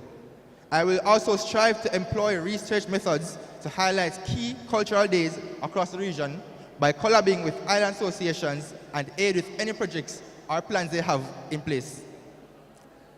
I will also prepare with efforts aimed towards regional and international students to facilitate a tour across Jamaica for regional students with the efforts to offset some costs through sponsorships and also to assist with their transition. The VP portfolio will also offer a UE survival guide, basically which regional students can use to, traverse university space. Now clubs. It is my goal to reintroduce club fusion to ensure persons can be given ample opportunity to learn about the various clubs offered here at the university, as well as to enforce a segment called Club Highlights, where various clubs will be visited to foster a closer knit relationship between the VP, SSP portfolio, and the clubs themselves. In addition, to maintain and improve upon the process of clubs to access their allocations. And finally, it is my intention to preserve the President's Society by having routine meetings with the Presidents to ensure projects and club meetings are executed seamlessly. To seal the deal, as your VP, SSP, Vice President of Services and Special Projects, I will seek to improve the overall student experience of students with special needs by maximizing their inclusion in everyday university activities such as sports. I will be looking to partner with the external entities and other arms of the Guild to execute this project. Last year, you rallied for Kneel or No Deal. Having heard my plans this year, I ask you to seal the deal with Kneel. Thank you.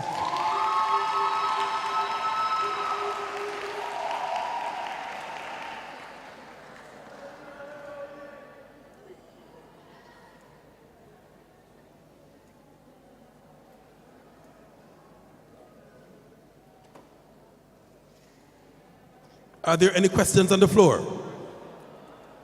One question. In the meantime, here's a question, sir, from Shannon Witter. How will you go about extending sponsorship opportunities to WJC and ensure that these opportunities are available for WJC? All right, so normally on a yearly basis, we get sponsorship mostly through like Grace and other food sponsors, so it is quite simply to based on the quantity we get to, just rationally divide up the goods we get between Mona campus and WJC, goods-wise.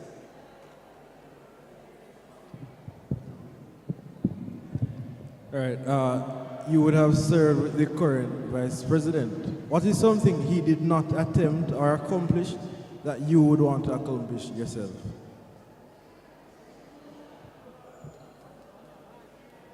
If any. All right, so I know there were a few issues when it came to the farmers market, so I'd like to pick up on those issues that were there and ensure it is held upcoming year. Hi, good afternoon. First of all, congrats, Martinil. I just wanted to ask, how do you, I know I love some of the stuff that you would have mentioned. Coming from a regional student's perspective, I just wanted to know what kind of activities or stuff like that you would incorporate this year, this upcoming year, to engage your regional students. All right, I know for one that most times the regional students associations would have their own things planned, and I won't take over, but if you guys have things planned, I'll ensure that it is brought forward, it is more of a collaboration, so we can push more to the students, to have you guys have more integration and more persons can see what exactly is happening on the side of, on your side of things, associations. Okay, thank you very much.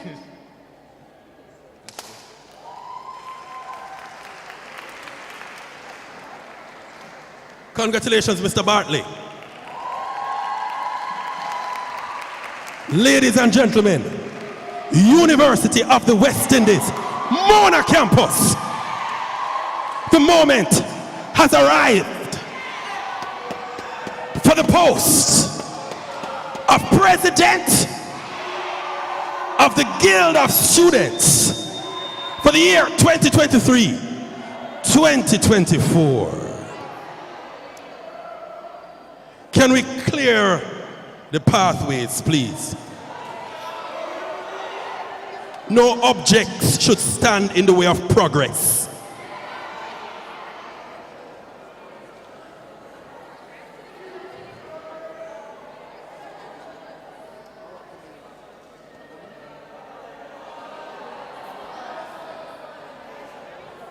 The rules have changed slightly.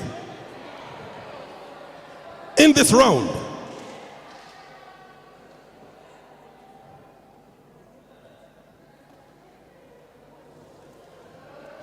presidential candidates.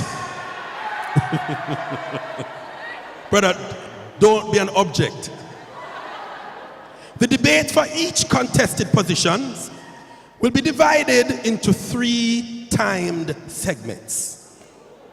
In the first segment, each candidate has an allotted time of 10 minutes to deliver an opening speech to introduce themselves and present their manifestos. A time allotted for the second segment is a maximum of 5 minutes. In this segment, the moderator will allow crossfire among candidates, where candidates will be able to pose questions to each other and are allowed an opportunity to respond to each other. And a third segment, time allotted 10 minutes. Moderator will pose questions to each candidate. Well, change that one. I'm not posing any question to the candidates. You will pose questions within a 10 minutes to be revised segment. Okay? So we have 3 segments that we have in this round, and we are about to announce, coming in alphabetical order. Objects, remove yourselves. As we now allow one of these women will be chosen to be president of the Guild of Students. They will be your chief advocate, your chief representative. They will have your voice at the highest levels of the university. One of them will be that come weekend. The first candidate is Genevieve Richards.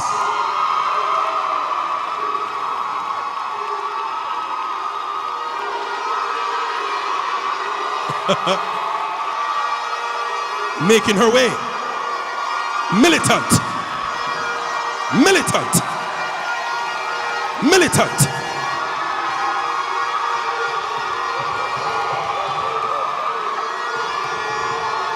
Militant.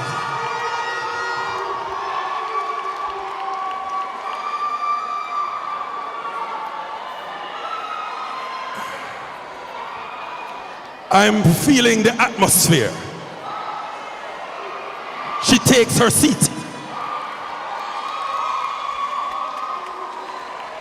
She is one of two candidates.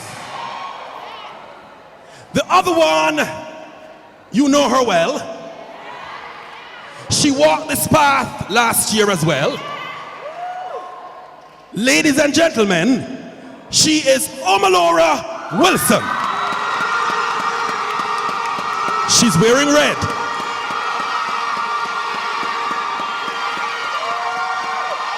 And she takes the stage. She walks to the aisle. She approaches the platform. She ascends the platform. She blows a kiss. She waves. She takes her seat. Ladies and gentlemen, in alphabetical order, as we've been doing so far, each contestant begin their first segment of 10 minutes presentations. Please welcome Genevieve Richards.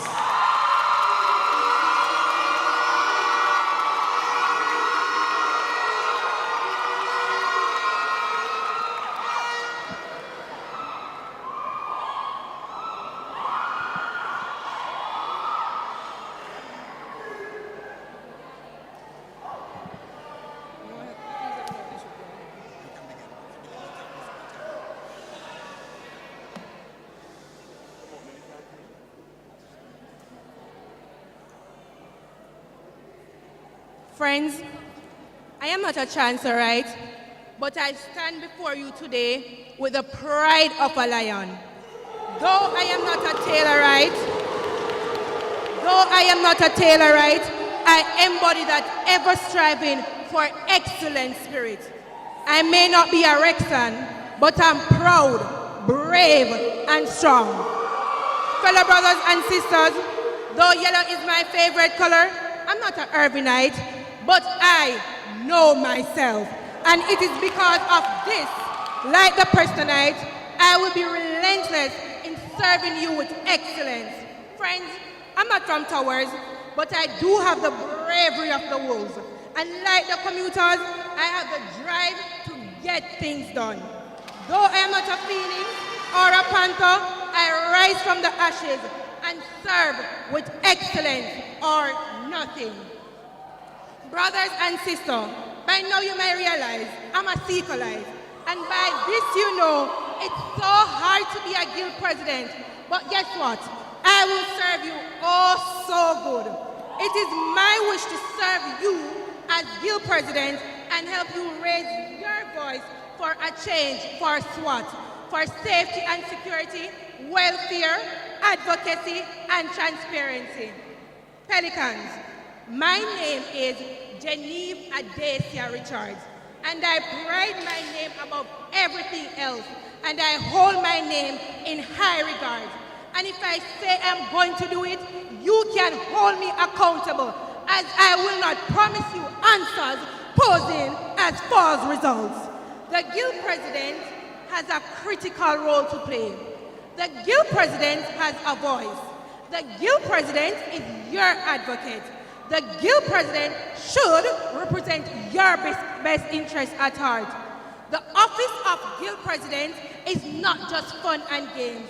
The office of guild president is not just hosting events. The office of guild president is not just catchy and buzzy phrase. The office of guild president is about representation, strong representation. Pelicans, as a student of life, you are guided by what should be. Siobhan Williams, guild president, said, Chev can, Chev must, Chev will. Christina said, Mama see. And Sujay said, all is well with Boswell. Danielle Mullins said she don't know the runnings. I want to bring it to your focus that while they have catchy phrase and catchy names, they actually had real results. And it's because you deserve real results. This is why you should believe and vote Genevieve.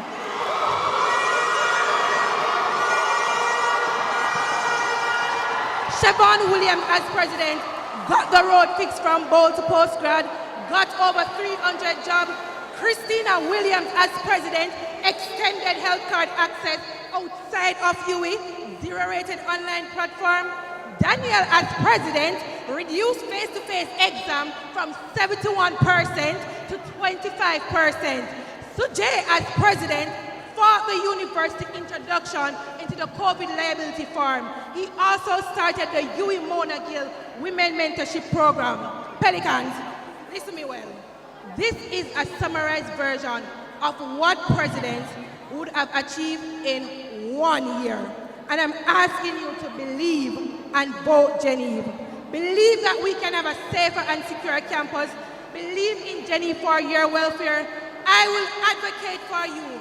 I will be transparent in not just some matters, but all matters, Pelicans. Safety and security is of paramount importance. I know my friends from urban and commuters have to walk from Scotia to Backgate. Our friends from Georgia and Rex, they have to walk along the spine. Security is multifaceted and it can be either preventative or reactive. As your guild president, I want to limit the possibility of you being robbed and increase preventative measures. I will be introducing solar-powered floodlights. Yeah, man, we are light up the place in hotspot areas on campus. I've already engaged companies such as Fosrich in providing such lighting. Crime Stop UE. This is to tackle the issue of crime on campus. I will allocate $1 million, Pelicans. Yeah, you heard right. $1 million to the UE Crime Stop Fund through the UEDEF annual contribution and through the funds from the Guild to promote a greater sense of community for anonymous reports in return for a cash prize. Pelicans, given the seriousness of this issue, I am willing to forego the stipend of the presidency and to donate it towards a crime stop and commit $100,000. Campus Community Watch. This is a space in which students can report suspicious activities on hall and on campus through the Crime Stop unit. Pelicans, I'm tired of this. Gender-based violence is a serious issue on the Mona Bay campus. The review of the harassment policy must be done and publicized on the campus. Additionally, I will partner with Bureau of Gender Affairs to launch an educational campaign on gender-based violence. We cannot turn a blind eye to the injustice that are affecting our women on the campus. As Popcorn would say, hanging tree for rapists, hanging tree for abusers. We cannot condone these actions, and I will not condone these actions. Under welfare, we have Project Hope, helping others progress in emergency. This will be an emergency fund of $3 million to assist undergrad and postgrad students who may fall short in funding. Project 600, I will be providing work experience and financial opportunities. As president, I will work to secure at least 600 employment opportunities for Mona and WJC students. The work has already started. 200 spots for first year, 200 spots for second year, and 200 spots for third year. This will be partnership with Hard Trust NTA, TEF, and PSOJ. Bus gas expansion. This will cater to the nutritional needs of students. My guild will provide breakfast by partnering with Nardos and other established business through the VPSSP, OSF, and OSSD. Be for real now, students. Come on. We can't really learn from Hungry Belly. I don't know for you, but I know I can't learn on Hungry Belly. And this will be funded through partnership with the guild and external entities. For WJC, I'll be implementing Mona, so that's reconnect with a focus on marketing, communication, opportunities, Nardos and joint ventures, and advocacy. I will represent your voice at the highest level.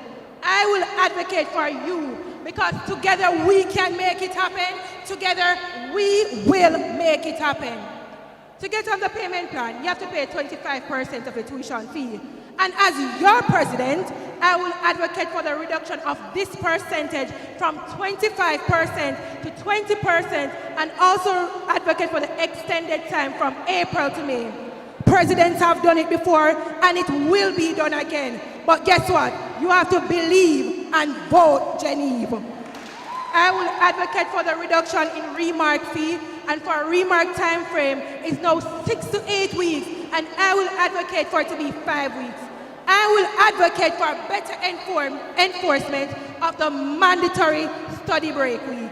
I will ensure that we hold our lecturers accountable and advocate for exam and class schedules to be inclusive and done properly. Deregistration task force.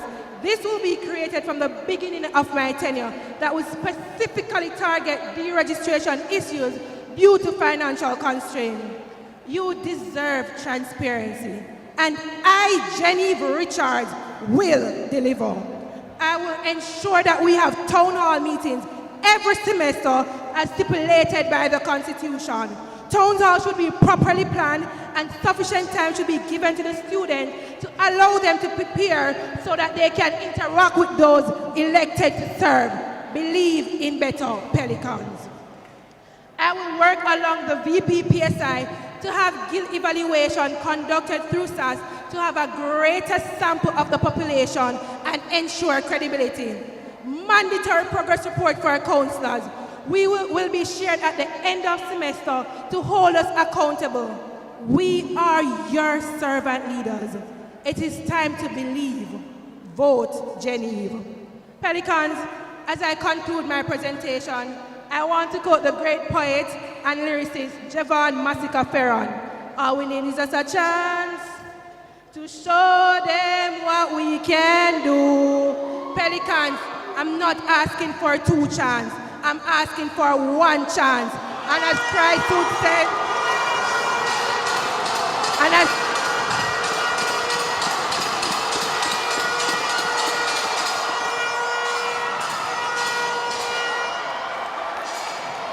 and as Kraft would say, and as Kraft said, believe no man, vote Geneva Richards for your next guild president. Pelicans, believe.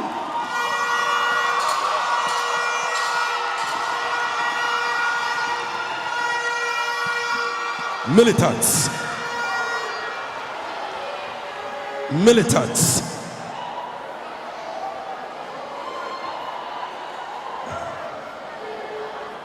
Coming to you in blood red. The next woman in this race, UWI, Yui, Oma Laura Wilson.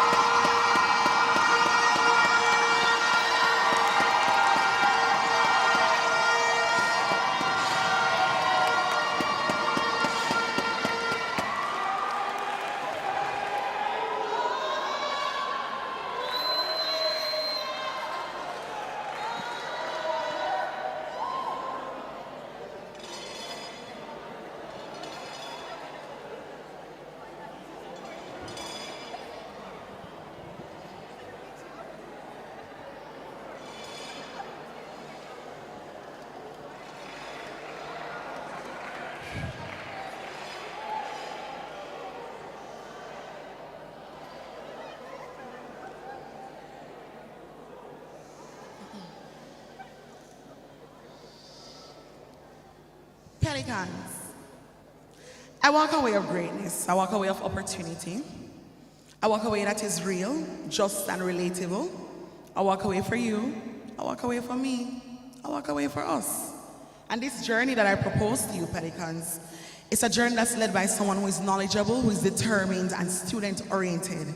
It's a way that will ask you to be present in a meeting 8 a.m. during class time with admin and at 3 o'clock in the morning with a student who simply needs a shoulder to lie on. Pelicans. It's a way that is tried and proven and workable. And that, ladies and gentlemen, is the Wilson way. Moderator, members of the UWI Mona Guild Council, candidates, the University of the West Indies Pelicans, I Laura Wilson, Auntie Omi, your candidate for Guild President 2023-2024 bids you good evening. You see me?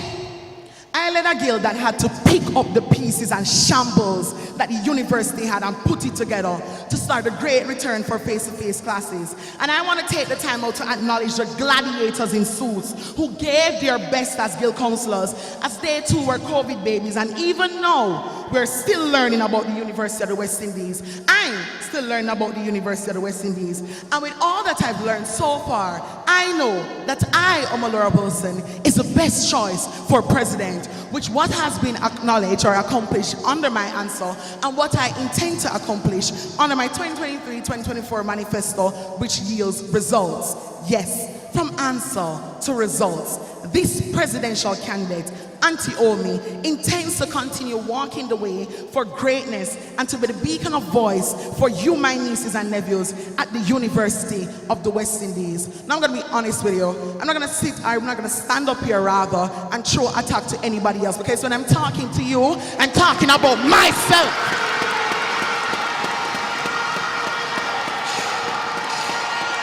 I'm giving you my plans, my actions, my answers, my results. And if you can't do that with throwing knife or throwing rocks, you are not a leader. But we digress. We digress. Because guess what? The Wilson way is a true way, it's a just way, and it's a right way. My result manifesto ventures into resources, education, security and accountability, unity, leadership, and transformation. Now let's walk the way, the Wilson way, by first looking at resources. As a UM1 Guild president, one of the biggest things I've learned is the importance of resources. Yes, resources. Our University of the West Indies is one of the biggest institutions in the Caribbean, and through my research and experience, the management of resources is poorly thought through. You've seen it. Firstly, comes the allocation of the miscellaneous fees. I realize alongside my VPs that the financial policy of the university dives into a central account. That means that all funds that you pay for your miscellaneous fees go into a central account, and only one account is used as required. I am determined to remove that policy that is borderline scamming the students of the University of the West Indies, and to ensure that the breakdown fees of the miscellaneous are allocated as such. What that mean? Let me tell you what that mean. If you pay $2,500 out to your miscellaneous fee, that $2,500 must go into an account, so the university cannot tell you that there's no Wi-Fi here because you put on the Wi-Fi money there. If the University of the West Indies decides to tell you, they decide to tell you, so the bus on campus now work anymore, that don't make no sense. Can you put on the bus money to start work? But ladies and gentlemen, I walked in on a policy that caught me off guard, but I'm a researcher and I'm an experimenter, and when I see something that works, I can walk a way of greatness. We walk the Wilson way. But guess what? I'm gonna move a little bit more, because guess what? We're pressed for time. I also want to look at resources in terms of job opportunities, business promotion, and brand creation. I tip my hat to companies like UCA and Campus Elite, and the conversation with both entities. As Guild President, I wish to create a path for students to these entities. In this era of Benz, Beamer, and TIDA, I want to ensure that our students at the University of the West Indies are not placed at a disadvantage for simple things as learners and driver's license, business registration, and stuff like that. That is where partnership with companies like UCA and Campus Elite come in terms. That is walking. Matter of fact, that is driving the Wilson way. But guess what? I invite you, my nieces and nephews, to walk the Wilson way and get the result with education. We never need to look, as a matter of fact, turn to the side. I want the students to know them constantly feel statistics, physics, financial management, crit, calculus, or mathematics. But the issue that the university keeps saying is that we're not learning. The issue is not us. The issue is the course. I want to continue to ensure that heavily failed courses are reviewed and prioritize our academic support moving into the next academic year. Yeah? I did that for Foundation 1019, and I'll do it again. So lecturers have to set up and start doing what our tuition pays them to do. The Pelican's way for education is the Wilson's way. But walk with me again for education. The commuting students have made it clear as day that the night class is just not working for them. They're just not working right now. And Wilson wants to ensure that a day stream is provided for students, especially in heavily populated class, and streams that pass 7 p.m. are executed in a blended modem. I'm expanding the blended classes that I have so far, and my commuters, the Wilson way includes you too. Yes? No. Let's walk the Wilson way of results for security. No, Pelicans. Security and accountability has been a task and a half, I won't lie to you. But I want to give my utmost respect to Roger Blackwood, our VP PSI, for his recommendations that we want to see happening moving into the next academic year. The university must account for those accessing the campus after certain hours. I want to continue Roger's proposal of a ticket system for all persons accessing the space after 8:30 or 9 p.m. Why? Because university students are required to walk around campus with their IDs, which means that everybody must walk around on campus with their IDs. In addition to this, I have been in conversation with Campus Escort and numerous auto companies in obtaining a bus for Campus Escort services. The car and the van just won't do. And so far, I've identified 3 interested companies, and I'm happy to say we're on our way, the Wilson way.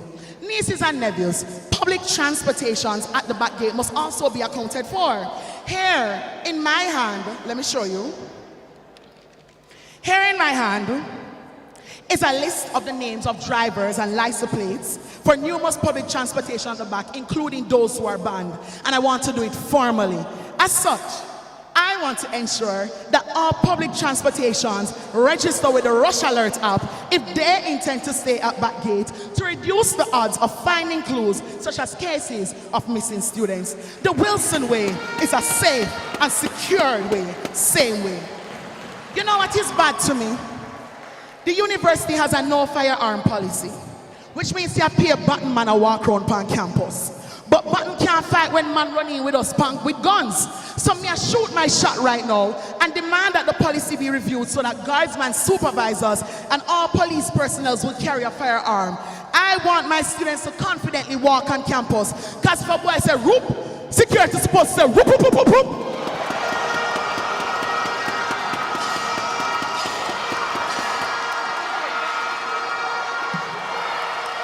Safety and security with anti-Omi. So we walk the Wilson way.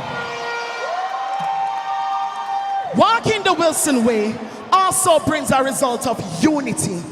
Firstly, my WJC family is not different from us here at Mona, and we need to show that. Hence, this year, I made it a priority to get my local student exchange program supported and approved by the university, which gives UWJC students the opportunity to integrate with us at Mona and vice versa, bringing light to a whole new idea of the diverse university culture, unified in the Wilson way. Students must also be motivated by the unity of the guild and how we support students' events, where you see one, you see all. One guild and a Huey guild. Nah, man, a lie. I also want to walk the way of unity for support for our athletes. Since this year, coming from COVID, the Guild's GCC has made every effort to ensure that intramural events are executed, given the little assistance from administration. As such, walking the Wilson way for unity includes removing the recreational sports department from the Faculty of Sports and aligning it to the department and portfolio back to OSSD office, along with the funds, so athletes can run, throw, swim, ride, score, and win the Wilson way. We also want to put unity in sensitization and knowledge of the issues that we face here on campus by ensuring that university makes sure that all halls and all students within all spaces are educated on the different issues we've been facing on campus so far, whether it's GBV, whether it is stealing, whether it's anything that students are facing at the moment, we want to know that students are sensitized across the board. So you know what to do, how to do it, when to report it, and why you should report it. But guess what? This walks me into the point of leadership. A big lesson I've learned is that counselors must also be cared for too. And I want to focus on the leadership and management development of counselors, which will better help serve the students. When that is done, we have competent leaders that can assist with the development of students. I also want to ensure that the Guild has a designated regional representative in the advocacy space. But I realize that this position may need to start off by being appointed. I aim to include it through a referendum for students to make the decision. The Wilson way is not only the Jamaicans' way, but it's the Pelicans' way. It has been done before, and it will be done again. Last page. I want leadership to be an active change at the University of the West Indies, and it will be only if you walk the Wilson way. I, Auntie Omi, take you on the final step of result, final step, through transportation. The university is poor in communication and transparency, and I got a first-hand experience of that. But for transparency and communication, we must transform. Transformation has been done in opportunities where we move away from just UE being the only communicator to SLB and having SLB on campus for you to talk to them yourself. Transformation was done for information where I organized diligently the US Embassy to come right here for visa application so we can rough up foreign and rough up form. And I will continue to transform the structure and access for the Guild with shadow members and ambassadors from the student population to hold our counselors accountable. Last page. Walking the Wilson way means acknowledging and improving what we've done so far, which is why students at the University of the West Indies, I am your best candidate, the only candidate, the right candidate for Guild President. Vote Omalora Wilson for you, your Mona, Guild President. Thank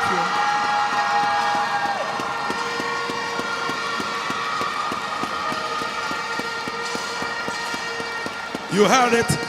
You heard it. Ladies and gentlemen, you heard it all. And now we come to segment number 2. In this segment of Crossfire, both candidates will be asking questions of each other.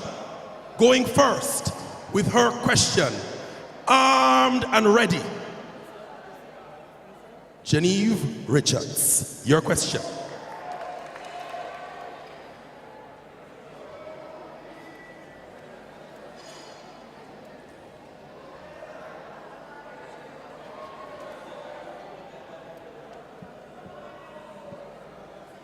I listened carefully and I thought to myself, I heard you said something about students are allowed to swim, but there's still a restriction on allowing us to use the pool.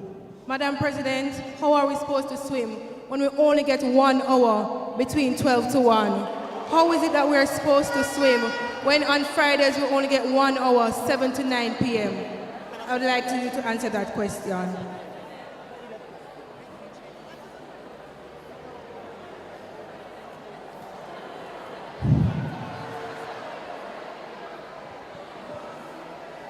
Thank you so much for that question, Genevieve. I would have expected, when they go low, I go high. But I would have expected that counselors who sit in the UA Mona Guild meeting the first Wednesdays of each month would know the situation behind the pool system. The University of the West Indies don't own the pool anymore. They can't afford to keep it up, and we learned that. And as such, they had leased the pool to other entities who are allowed to, or who are in a better position to fix the pool and take care of the pool, on the basis that they would give us some time to access the pool space. When we found out it was 1 hour a day, we spoke as a guild and decided to go to Mr. Mackenzie and request that it be extended and that club time would also be facilitated, which is Thursdays 2 to 5 to use the pool. If it's a case in which you go down there, that will also be the case, Genevieve. So I'm assuming that you're either out of reach or you're not paying attention to what we're discussing in the guild meetings. But where you are right now is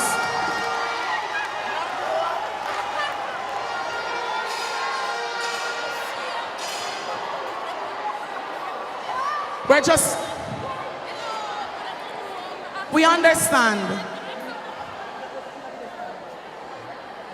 I cannot pretend that the University of the West Indies is not in shambles.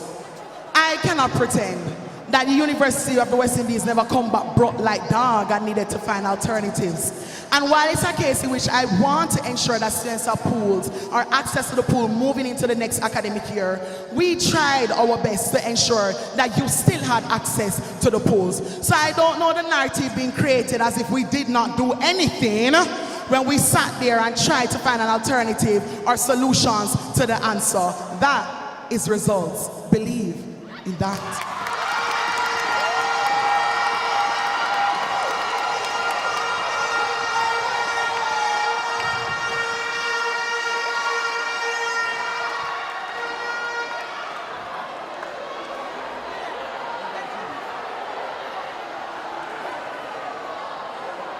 Miss Wilson, could you please return to the microphone and pose your question to Miss Richards?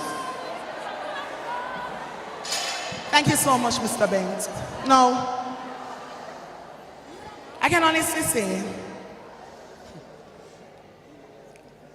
yesterday I released my accomplishments, and they opened space for ambiguity and questions, to which I was honestly happy that I could clarify. And moving forward, I've been countlessly attacked about not doing anything, including the policies that I would have executed alongside my guild, including the absent minors penalty and the separation of tuition fees and residence fees so students could sit their exams. So my question in this moment, I want to put forward one of the things that I said I would have done, and I want to see, Madam Richards, how you would address that matter. One of the things that I did is aim to unify the campus here. And that included me going to parties, as you would have stated, and that included me vibing and socializing with my students, as you have stated, because whether you believe it or not, that makes you a president. So my question is, how do you plan to go forward unifying the students at the University of the West Indies campus? Thank you.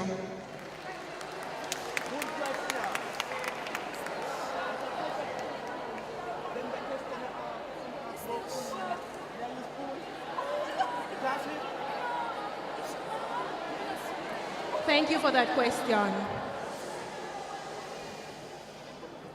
First, I will work with the CEAC to ensure that Integration Thursday is inclusive and to also ensure that a regional and international student can plan their own Integration Thursdays in which we can come and learn about their culture. I will also ensure unity in the sense that Integration Thursdays can be something you can come play a domino, come sit and you come lime.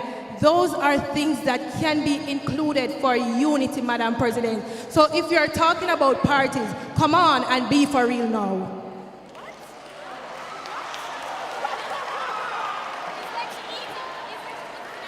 We would like to thank the candidates for expertly navigating the rough seas.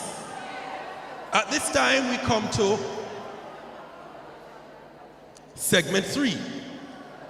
In this round, you may utilize the microphones on the floor, and there's a rush to do so.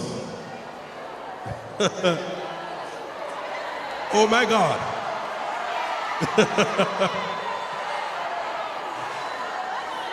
As much as the fire is in here, I want you to know that the fire is also online.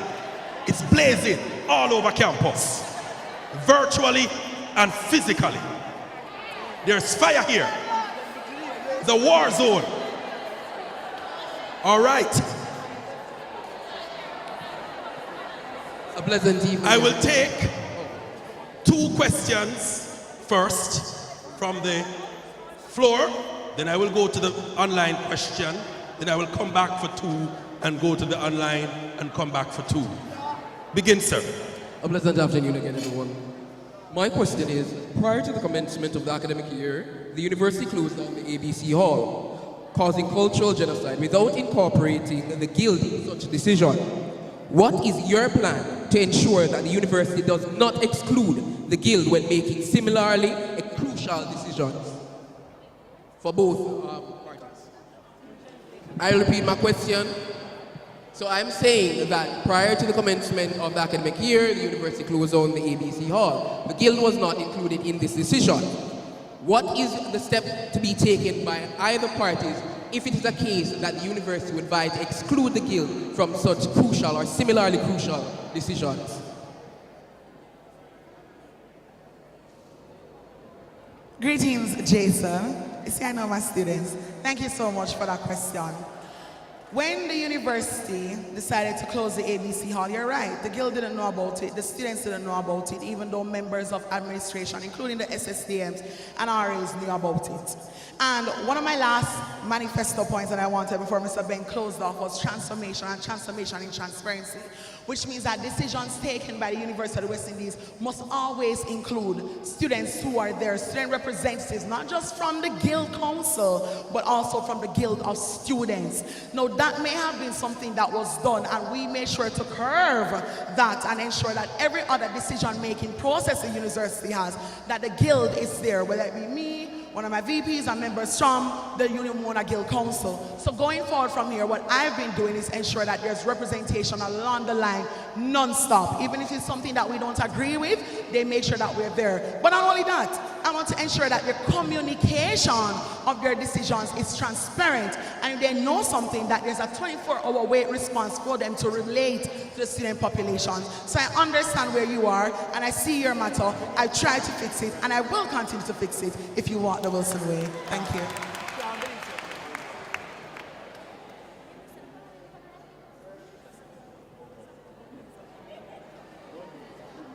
Regarding your question, one thing we must do is to hold the university accountable when they are making decisions about students. I did not know about the situation of ABC Hall, but guess what? I will ensure to advocate that every decision concerning students, that the university is held accountable and that we as student representatives is included in those conversations. So because of that, I want to apologize because I did not know. But going forward, I will ensure that students are represented at the highest level, and every conversation, every meeting, there will be a representative to represent you as you elected us to serve and serve you well. Good afternoon, everyone. My question is to Omalora. So my question is, what have you done to ensure that students get exposed to opportunities that they can tap into, whether it be building their networking or entrepreneurial activities? You're asking what have I done? What have you done? Okay, thank you so much. Shanice? Yeah. See, I know my students, I joke. I know you're from a long time, Shanice. But as a guild president, there are two things that I would have done. I'm a lover of creatives. I love performances. I love to see students out there expressing themselves, whether it's book, paper, art, you name it. Auntie Omi likes it. And when I ran for president last year, the first thing I wanted to do was bring light to creatives on campus, because I feel as if there's not enough platform for them there. And platform is not literally platform, but just a space for them to express themselves.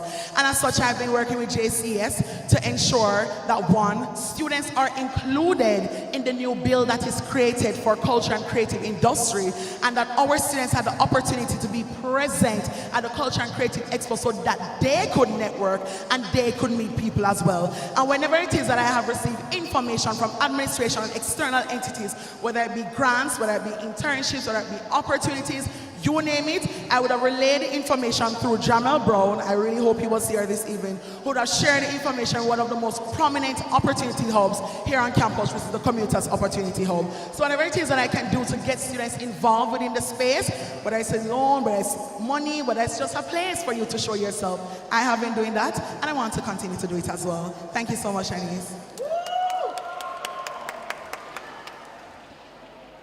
Online is blazing, and it says, Omalora, this year, a proposal that students sit the same percentage of exams as the percentage of payment made was done.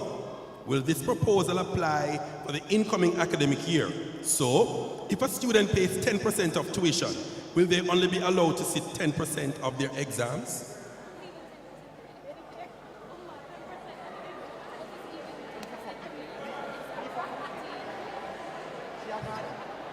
Thank you for your question.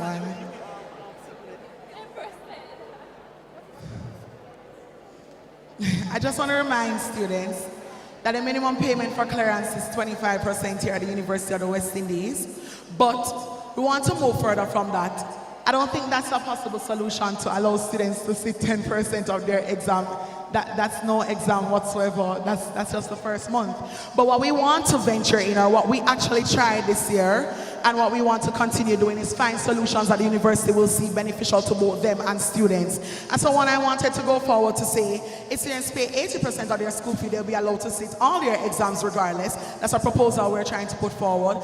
And in regards to the percentage paid, if you pay 25%, you're automatically in a position to sign up for an installment plan, which clears you for the opportunity to sit your mid-semesters and also to have access to facilities here at the University of the West Indies. When I push it a step forward, I had asked this year as the UWI Guild president that 50% payment from students will allow them to sit their mid-semesters, because mid-semesters is mid, so technically you're halfway there. We want to venture into feasible, workable options for students so that they can sit their final exams, moving away in once you're on an installment plan and you're paying in a feasible time frame, you're capable to sit your final exam. But for the 10%, thank you.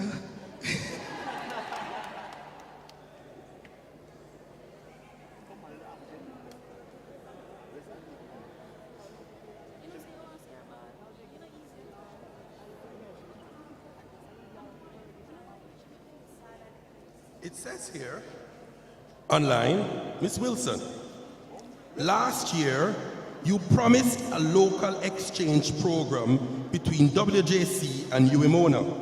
Was this done, and how was it?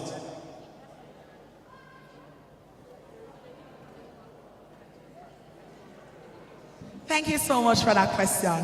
Yes. Last year as Guild President, I wanted to execute a local student exchange program which allows students from WJC to spend a semester here at Mona and vice versa, on the basis that if you're a WJC student, you would have to pay for hall fees, you just exchange since you're living at hall on campus. When I came up with that proposal and I approached the University of the West Indies, I was told that there's a process so it could be set in stone, which means that you have to draft it, you have to do your research, you have to bring it to FNGPC, you have to bring it back to academic board, etc., etc., etc., etc. I am pleased to say that after all the running up and down, the University of the West Indies did in fact approve the local student exchange program, and they are allowing it to go in full effect.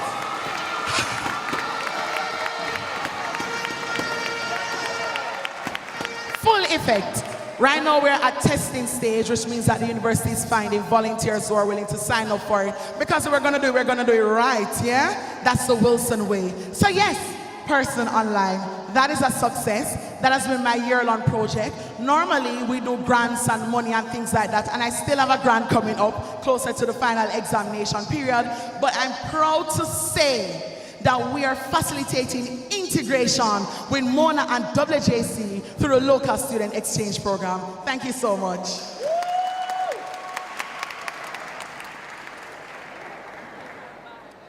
Candidates, moderator Aro, my fellow Pelicans, good afternoon or good evening, sorry. Forgive me, right, you guys can hear me now? Love that. So I have a question for both candidates, if that's okay. Firstly, since Omolore just went, Genevieve, a major part of your presentation was being transparent and, transparency. What steps exactly would you have implemented to ensure visibility and transparency during your time as External Affairs Chairperson?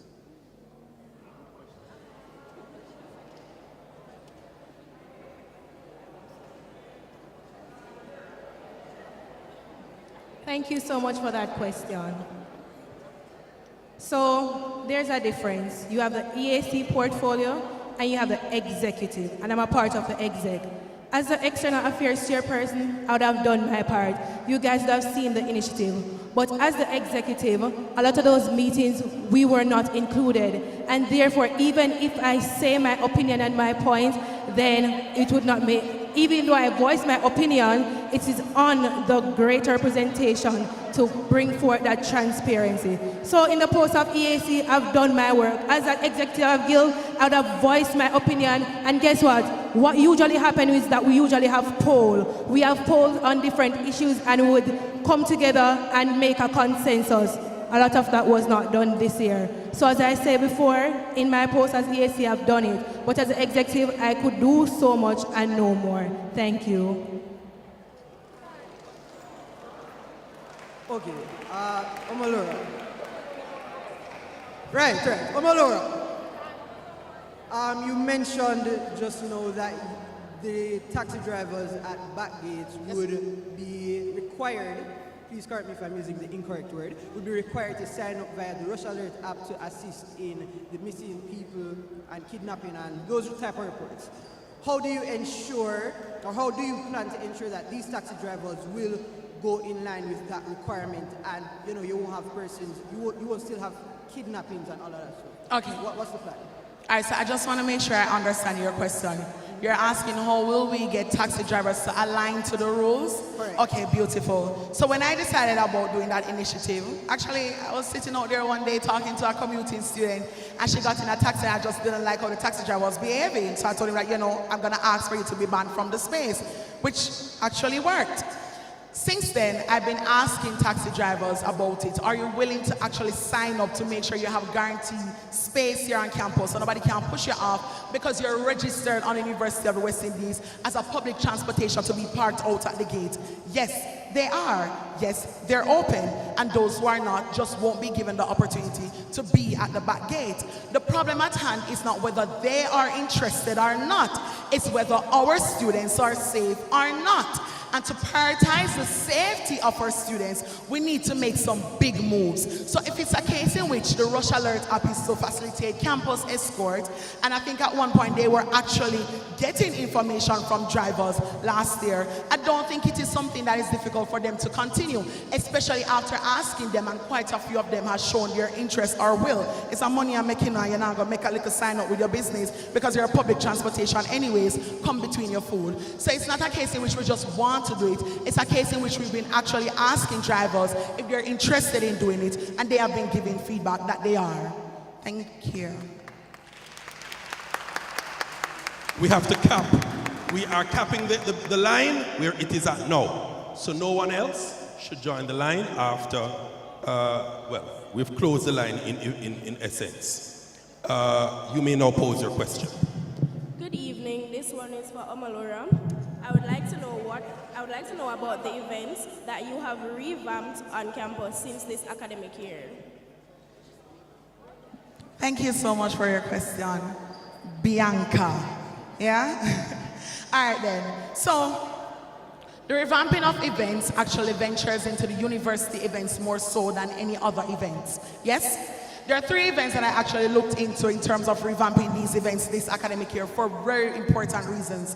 1, I believe that SLB needs to have access to campus because the middleman thing just wasn't working for us. We left our information at the University of the West Indies at the Dropbox. They bring it to SLB. We wait for months up until examination time and cannot hear if we move from A, gone anywhere else. So this academic year, what we had was SLB sitting right underneath the undercraft for the first 2 weeks of school, so students could come, talk, and actually rally their information, get to know where they are with the process. The university would have sent out emails to you as well. Secondly, in this very assembly hall, we had the US Embassy come all the way from those big walls to come here and tell students how they can sign up and actually pass their visa interviews so that they could get to go on their J1 work and travel. I believe that was an important initiative and something that we needed to start off and bring back to campus on the basis that we have a significant amount of students that rely heavily on the J1 program, again, to rough up foreign and to rough up yard. And then we move forward to one of the initiatives that University of the West Indies actually wanted to stop, keep, in this year, and that was homecoming. I sit on the U 75th anniversary board as well as the CEAC, Mr. Phil Mark Miller. But the university decided that they're not going to do that. They don't have the funds for that, which to me was nothing short of blasphemy. I believe that something as important as homecoming grabs and seals and puts together students' welfare and their pride in the university, the very little we have. And as such, I wanted to ensure that that event came back with a bang.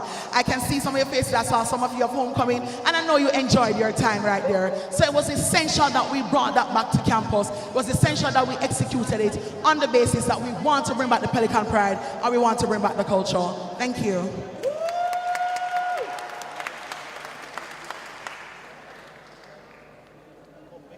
All right, good evening, everyone. I have a question for both of them, but it's... Sorry, I'm going to go back to online, Tutu. So you're coming back to you. WJC and Mona students no longer wish to vote.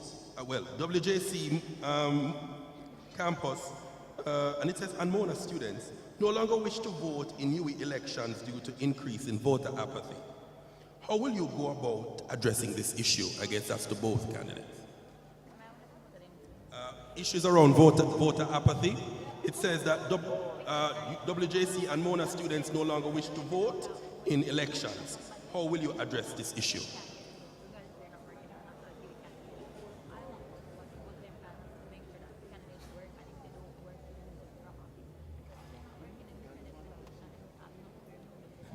Thank you for that question.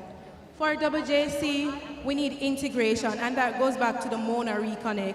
We need to go to WJC and also to ensure that they are integrated in the space and to ensure that they feel included. And one of the things I'm definitely going to implement is ensure that WJC is a part of every major activity that is happening at Mona, like Sports Day. WJC wasn't included, and because of that, they feel separated. So I'm going to bridge the gap between Mona and WJC, and then we'll see more WJC students being involved in the voting process. Thank you.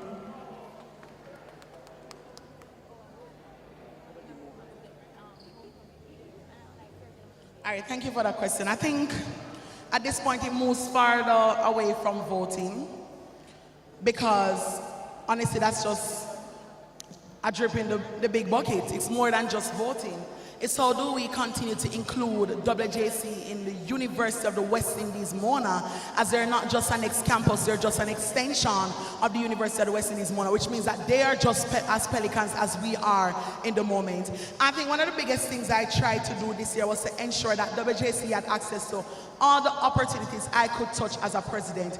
If the Guild got invited to an event, somewhere in the line, the WJC campus would get invitations too. If the Guild was having a seminar, the WJC would be invited to the seminar as well. Carnival, homecoming, you name it, WJC should also be a part of it, and that's something that we prioritize nonetheless. So I don't think I'm looking at how do we include voting or improve voting, but how do we ensure that we include WJC students amongst us? Simple. We use the local student exchange program to ensure that they're integrating with us across the board as well. We ensure that our academic affairs, just as how we prioritize them here, that they're prioritized at WJC, which means that we want a personnel down there working as a SAS personnel, more so than WJC have to send emails all the way up to Mona. So those are the things that I believe that WJC needs to feel integrated, involved, and will more so push them indirectly to vote. So we're not trying to directly get WJC to vote. What we want to do is get WJC involved. Thank you so much.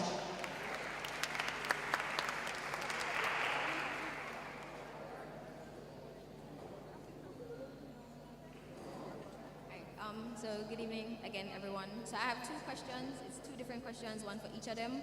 The first one I would like to address to Jenny. My question is, what exactly did you do as EAC, and how did that help to integrate the commuters and persons that live on campus as well? So what were your EAC initiatives?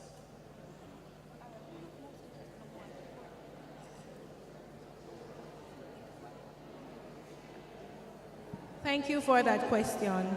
One of the major things we implemented on the External Affairs portfolio was the Volunteerism Hub, in which we have over 200 students sign up for that hub. And through that said hub, students have the opportunity to participate in paid and unpaid voluntary things. One of the things that happened was that we see that the voluntary opportunities provided students with opportunity to integrate outside of 5 to 6 hours. So they could come at 8 a.m., 6 p.m., so it was inclusive of commuting students. Additionally, under the portfolio of the external affairs, we saw the back-to-school treat in which we had a lot of commuters came out and they volunteered, and we also had the hall included. We have a WhatsApp group for the hall EACs in which we facilitate all the different activities, so every hall know what is happening, and students have the access to participate and to become involved. Thank you.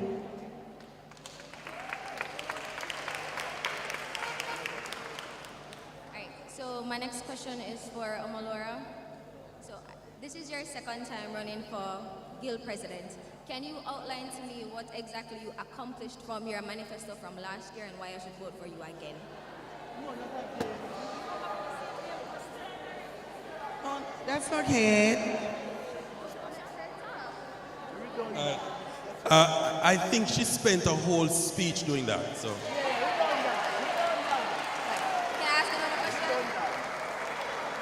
So, right, and we're short on time, so for efficiency's sake, let's not do the obvious.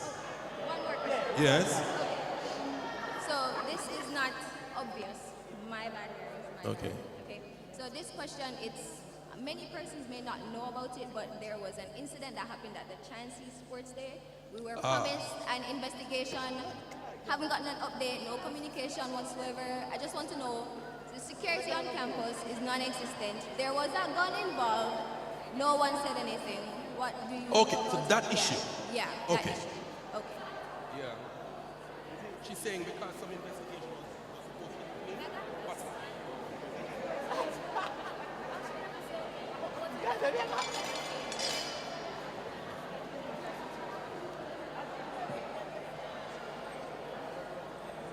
Mike. Thank you so much for your question, Ruth Ann. Thank you for the first one too. I would have been happy to explain it nonetheless. So we move on to the investigation that happened at the Chancellor Sports Day. After going back and forth with students to get the reports, one, and also to ensure that administration was doing their proper investigation, we decided, rather, I had given Javane Brown, he's our legal consultant, the ultimatum or the reason or the opportunity to ensure that both councillors, hall chairs and deputies, right Shaquille? Hall chairs and deputies of Royal Circle Hall and Chancellor Hall could sit down and come to a decision about what they want for their students who are directly affected by the situation. The Mercy Cole Hall and Chancellor Hall are the persons who are now getting the information together to write it up and bring it to administration about what exactly they want to become from this particular incident. So in this moment, Ruth Ann, I charge you as a student here at the University of the West Indies and as a Secolite to hold the councillors who are in charge of you accountable to play their part in getting the reports from that investigation. Thank you. On a point of clarity, we can no longer have the luxury of you asking two questions. Make it succinct, combine, and ask as one. Okay? You may pose a question, sir.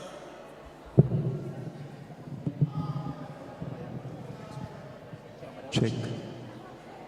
Greetings and salutations to each and everyone that is here. I go by the name of Fabian Morris, and I would like to pose this question to both candidates. VP PSI, VP SSP, CEAC, Treasurer. These are important and vital positions under UWI Monaghan. And we would have recognized that these positions are all uncontested. It begs us to now believe that the student population is no longer interested, all right, in student leadership. And so I want to ask, what is the plan apart from, and I would have heard a lot of us speaking about, I love Omolora being in parties, I love Genevieve walking on the roads and stuff. However, we still have a sect of people, our Christians at UCCF, they feel like that nobody's coming to their meetings. They say that nobody's not coming to their meetings. So we understand, but integration still needs to be worked upon. How are we going to make our students feel as if student leadership is actually working for them? It's actually relevant in today's society here on the space. How are we going to solve this? Because we cannot have executive posts being uncontested in this day and age. As well as, I have here that reports were sent in. So as Mr. Ben said, I must fuse the question. My residents were allegedly assaulted by an associate of a university administrator who had a firearm. And this semester, we witnessed one of our residents being assaulted once again by an associate of the administration who also had a gun. Both of you were aware of the situations, and both of you would have seen the runaround the residents of Chancellor Hall would have gotten in the quest for justice. Now, based on what I just would have received, the reports have been in. What are the updates on the matter? What will be done concerning the situation? Those are the questions. Okay. Fabian, I think the first part of the question is really the same issue relating to apathy. Yes, sir. So I don't know if it needs to be answered again. The second part of the question is, you are now saying that reports have been sent in? Yes, sir.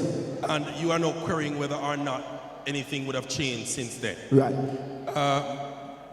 Guild President, are you able to speak to that or not at the moment? Okay.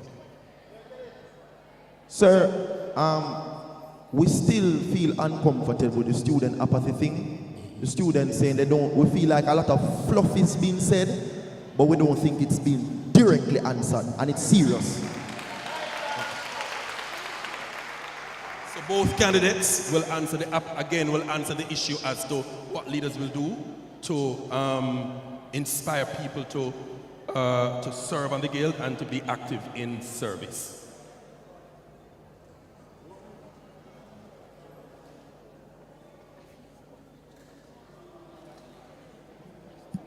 Thank you for that question, Fabian, and I agree wholeheartedly.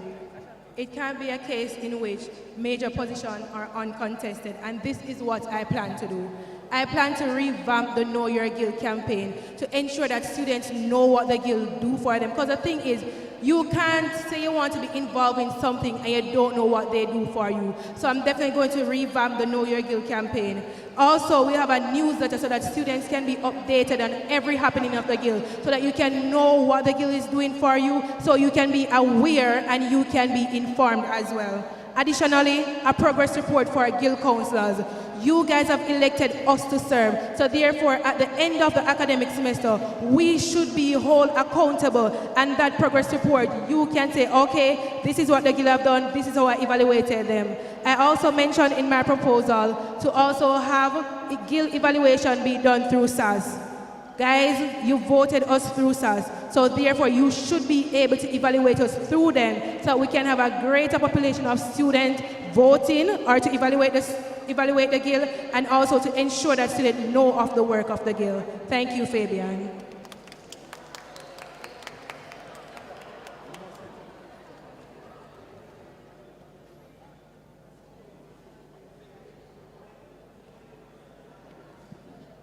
All right, thank you so much, Fabian. To answer your first part of your question, I do believe that it genuinely deserved an answer. How I've been looking at it is, yes, we do have Know Your Guild, and yes, in fact, we have been promoting our councillors on different pages. But I think it's time that we move away from just being on social media and actually be in the streets with the students. That's one of the things I did as a Guild president, you know. They love to send me there everywhere, you know. But it's because I want my students to know that this is who I am, this is what I do, and this is why I'm in this position.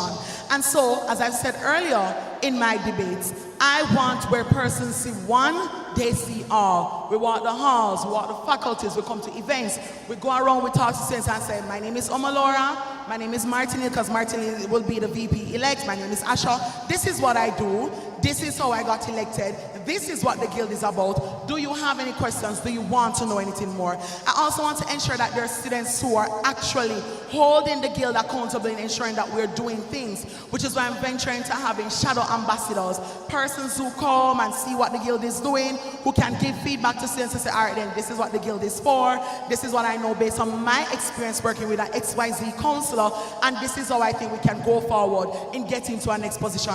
I think that also fosters the zeal to run back for a position for a student who has that interest. And I also want to charge students too, because I want to see us do this going forward.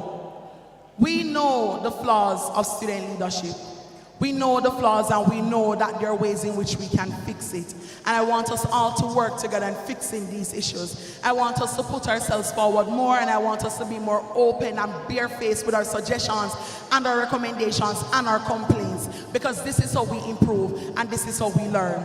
In regards to the investigation itself, last time we checked out, we're told that an investigation takes time, and they're doing their questions and they're getting their information so they know what exactly to do. I am promising you this, that I will provide an update for you before the evening ends so you know exactly where they are with the investigation. But currently as we go, there is an ongoing investigation. They say it's taking time, and we have to wait until they get everything nipped, snipped and cut so we know exactly what happened and how we go about it without leaving any stones unturned, and to ensure that our students, who is the #1 stakeholders here at the University of the West Indies, are prioritized. Thank you so much. Good evening. My name is Courtney McGregor. I have a question for the current guild president regarding blended classes for classes after 7 p.m. As an MSBM rep, I have received multiple complaints from students regarding the late classes and requesting that they be online or blended. This problem has been brought to the guild multiple times in the beginning of the semester, that was in September. And to date, we have seen no changes. So exactly how do you plan on implementing this initiative for the upcoming school year, seeing as 2 semesters have passed and we have yet to see a change? Thank you so much for that question. Actually, are you okay, Saji? Okay, good. You stepped on our toes. Moving forward from here, what I was actually doing was talking to my social students, FSS, MSBM third years, because we're all in the same WhatsApp group. And one of the biggest things they were saying to me is, girl, you can't see if we can get summer school online, because if we do it online, we can go up and work and travel and start out with things and get with degrees. She's saying yes, because she knows, you know me in the group, that's true. All right, and that's something that I've actually brought forward to administration about how can we move our courses for the summer semester online. Administration made it clear to me that the policy of the university is how we start is how we will end. And if it's a case in which we started physical, we have to go into semester 2 for the same assessments to be physical. We have to go into the summer semester for the same assessments to be physical. So what we want to do is to ensure that as soon as we finish this academic year, that we venture into blended classes going into the next academic year, so it won't be a problem for students, because that is how we started off, and that is how we'll be able to end it on that foot. So that is why we didn't get to do it this year. It's a question that we've consistently been asking, but the policy of the university means how you start is how you will end. And they started off physical, which means that they couldn't switch back online. So going forward from here, with the hope that we tweak the policy, we'll be able to ensure that students can actually have their blended classes going forward from here. Thank you. Okay, thank you. Good evening, everybody. My question is for Auntie Omi.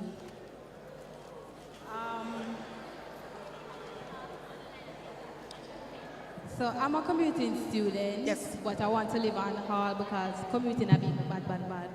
So you had mentioned something about separation of all tuition. I'm not fully aware of it. Yes. And I want to know it's important to the students. So what is this separation that you're talking about? Okay, no problem. I can tell you about that.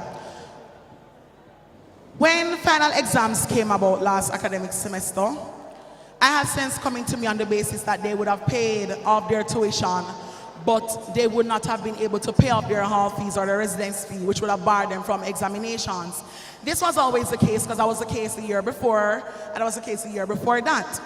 And I saw it a problem because half fee a half fee, and school fee a school fee. And commuting students who do the same majors as students who live on hall pay the one tuition fee and get cleared to sit their examination.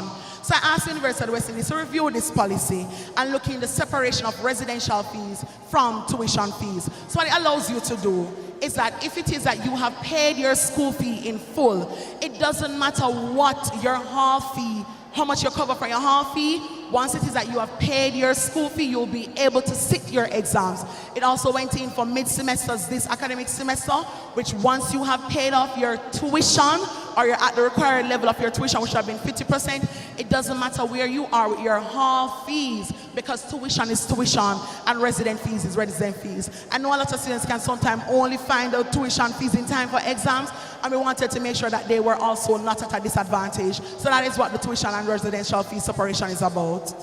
Thank you. Good night, Mr. Bennett. The questions that I have is two, but they're not in any way able to be fused. May I ask two questions? All right. So my question is posed to both candidates. Currently under the Guild Constitution, the Guild has been operating outside of it. The selection of the External Affairs Committee not following the conventions of the current Constitution, as well as executive portfolios not following the many committees that are established in the Guild Constitution. In addition to this, the Constitution lacks a provision for proper democracy, including in light of the fact that there are so many uncontested roles. Students have suffered from subpar leadership. How can we ensure that the next Guild Council will finally have us having a vote of no confidence and ability to recall officers clearly when they're not performing? Additionally, how are we going to ensure that you're operating within the Constitution, or will it be amended? Thank you.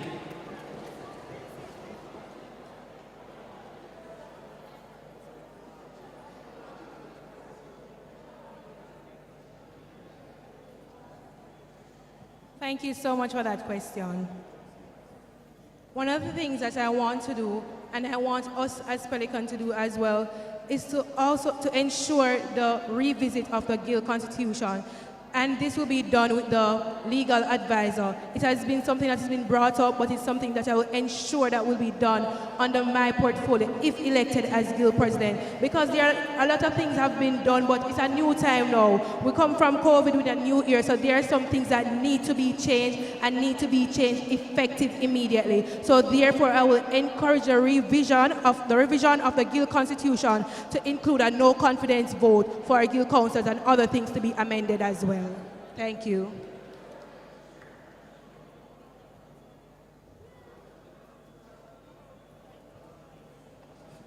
All right, thank you for your question, Trev. I think one, you do have a point on the basis of the standing committees that are there in the Constitution, even though quite a few of them have been outdated, which means that there is, in fact, a call for the update of the Constitution.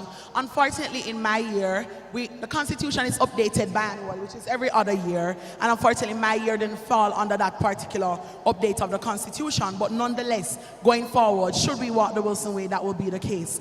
When it comes on to the no confidence vote, I think it's a question that students have actually been talking about a lot since the release of the nominations. Not on the fact that the candidates are not capable, but just on the basis of democracy itself and giving students the voice to pick and choose. I want to move not just into no confidence, because that would mean that there would be an extended time frame for that to be done, but more so to reopen the ballots for uncontested positions, should that be the case that we want to venture in. It is students of the University of the West Indies demand or see that there's a need for us to actually ensure that there's a democratic process in the voting. Instead of going for no confidence in the different candidates, I would venture more into reopening the different positions per se, which means that once the names have been released, you get a week since vote if they want to reopen the position back again, so that other candidates can run for the position, and then we go from there to ensure that there's a democratic process, because we will have candidates who are actually interested, and those who are interested from day one to actually be there to show that they're worth the run, they're worth the race. So I understand the frustration of students. I understand that this year may have seen that there's a lack of democracy for students, but nonetheless, going forward, once the student population, because all of this can come from research from students, once we get the feedback that the majority of the students see the need from that, then of course we will align as such. Thank you so much, Trev.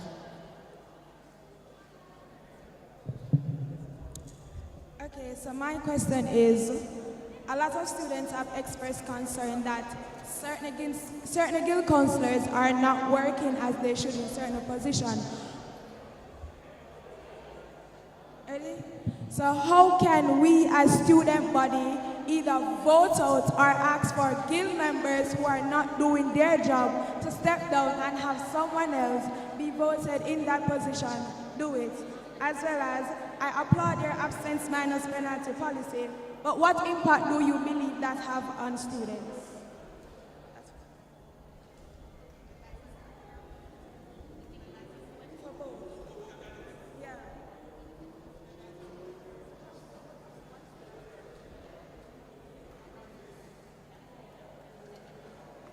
Thank you for that question, Akira.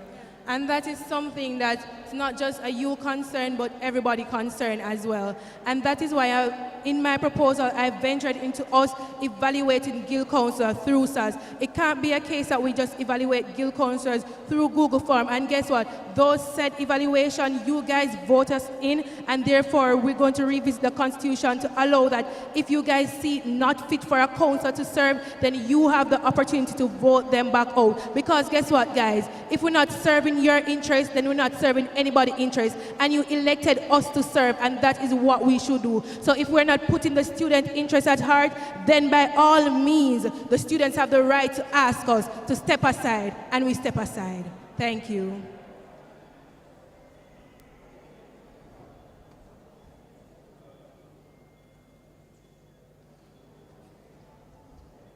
Thank you for your question, Akira. I feel like I did so much exercise that I've done the past 2 months, but we move. So let's address your issue first, yes? The one in terms of asking counselors to step down if it is a case in which they're not doing their work, right? I have been doing my research, Akira, to find a way in which we could do that, or to find a way in which, we could allow students to do that. And the closest space I've gotten to see that being done would have been at maybe a town hall meeting per se, in which we have the student population there, the proposal is made, and the vote is done from there, so students can go into disciplinary, and then that matter can be discussed. So I think that would be one of the best spaces in which we could have that particular aspect at a town hall meeting, because that's where you voice your concerns nonetheless. So that would be the perfect place for you to highlight a counselor who is not doing the work, or somebody that you want to step down. In regards to the absent minus penalty, you asked how does it benefit students? Okay, beautiful. So the absent minus penalty policy allows students who are not financially clear to sit their exams, instead of receiving a failed absence, they receive an absent minus penalty, which means that even though you have not sat the examination, your GPA on a whole will not be affected, which will put you at, below 2.0, or overall just mess with your whole GPA grades that you've been working so hard for throughout the academic year. So we want to allow that opportunity for students to be given the chance to get decent grades and not have their whole entire transcript to be in a position where, we have to start over. We actually pushed a step forward this year and had asked that deans express their discretion to allow students, once they have paid off if they're full-time and they have paid off their school fee from the last academic year, with a dean's discretion on the basis of your coursework and your dedication to your class, to be given the opportunity to sit the exam-only option when there's a next sitting for that examination. So all of those benefits come behind the absent minus penalty to ensure that 1, your GPA is not affected, 2, you get the opportunity to clear off your finances, and 3, should you be doing well in school and just be barred because of your financial disability or your financial shortcoming rather, forgive me for that use of word, then you'll be given the opportunity to sit your final exam at the discretion of your dean. So that's the absent minus penalty. So if I'm hearing correctly, just a clarification from both candidates, you're saying that we, the students, if we see that a guild council is not working, we have the right to either take a vote and remove them effective immediately and not wait a second longer. Is that right? No, that's not what I'm saying at all. But I do like that you broke it up into pieces, yes? The process that the UWI Mona Guild use at the moment is that we rely on the hall committees, on the faculty committees per se, and on the different committees to ensure that they update us about what the committee is doing or what the particular councillor is doing. If a councillor is not working in their position and they're not working their position well, the onus is on the committee members to alert the Guild Council so that we can step in to ensure to find out what is happening, why is it that you're not working? 2, is there discrepancies or issues with you and your committee? And 3, when all things fail, to ensure that you and your committee have a conversation and the Guild VP, PSI, and the Guild President and Secretary serves as middlemen or mediators so that we can get an open grounds in communication. If it's a case in which it doesn't work at all, what I'm saying is what we can look into in adjusting the constitution, should that be the case, is to allow students to hear these concerns at town hall meetings so we can go forward about what we do with these councillors should they not be working. Yes? Okay. Good evening, everyone. As a representative of the UE female football team, we would have won the intercal competition, and it is sad that from our achievement there is nothing to continue our legacy and encourage us to do so. So my question to you both, how would you as the student representative advocate and provide back scholarship to the student athletes?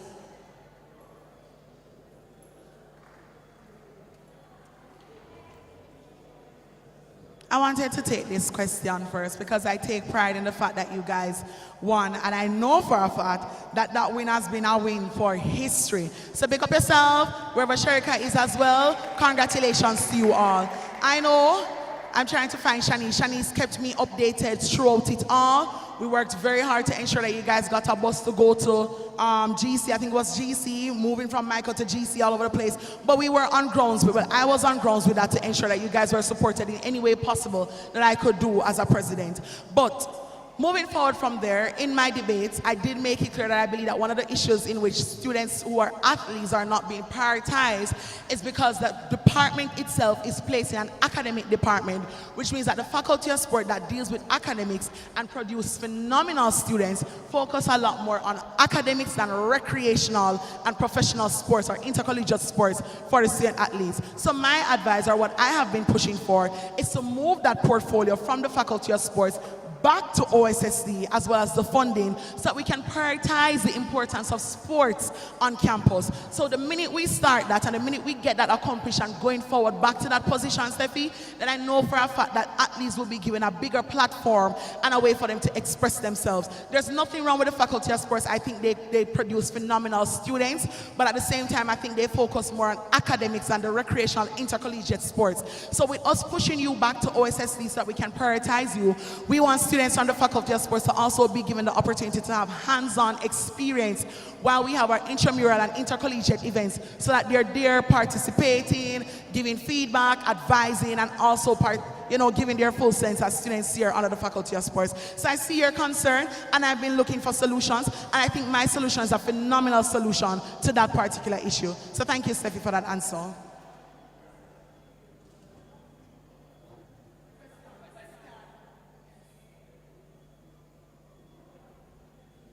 Thank you for that question, Stefan, and I just want to reiterate congratulations to you guys. What I will do is that I will use funds from the teams and also get more funding from public and private sector to ensure that you guys have scholarship and to also ensure that sporting entities collaborate so you guys have gear. So when you go out to play your football, you don't have to be worrying, okay, I need to purchase shoes out of my own money. There'll be a set aside fund for you guys to have access for gears to ensure that when you guys play, that you guys are appreciated and it's not just, okay, you're playing for you, but you are playing and you are being compensated through funding from different entities, and also to ensure that you guys have all the necessary requirements to effectively play and to do well and to make us proud like you guys have always done before.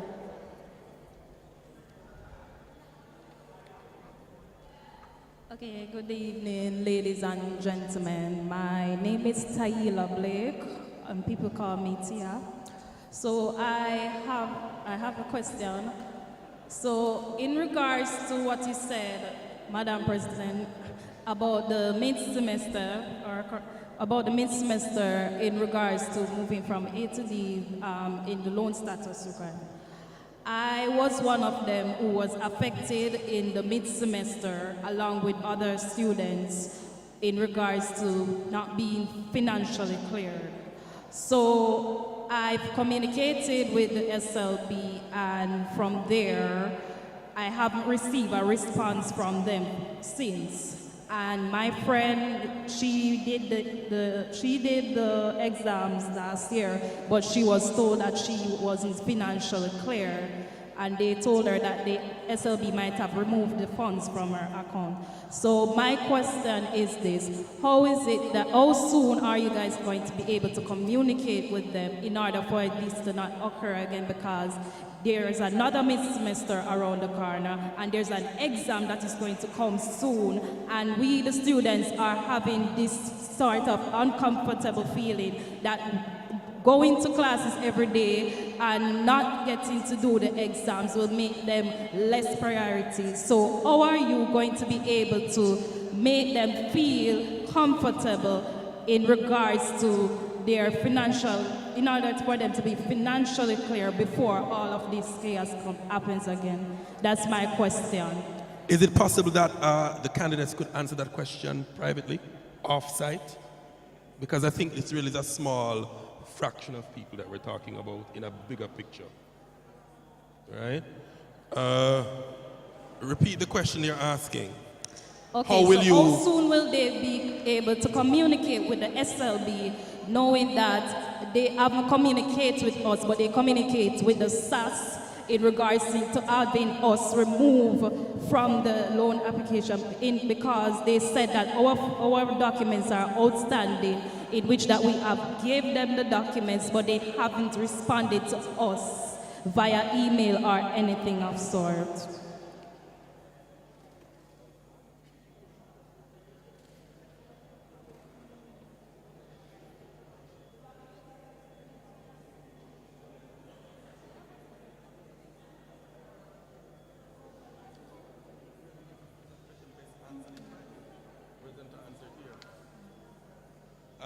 So I'm going to take moderator